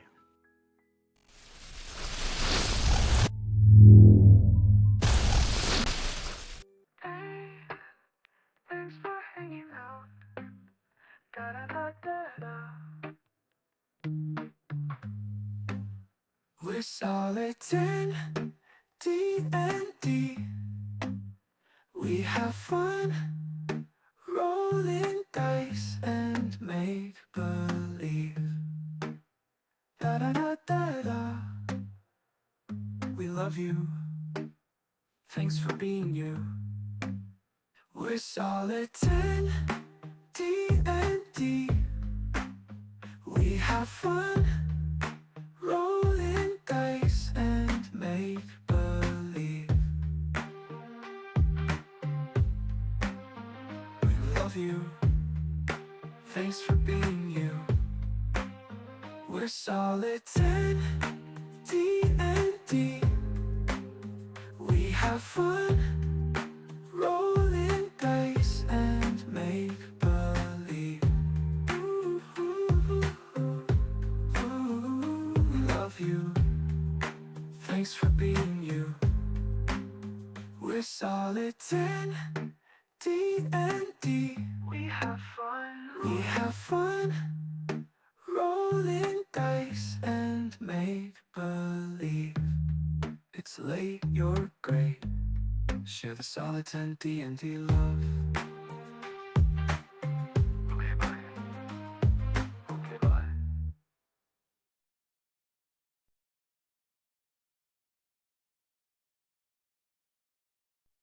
Hey.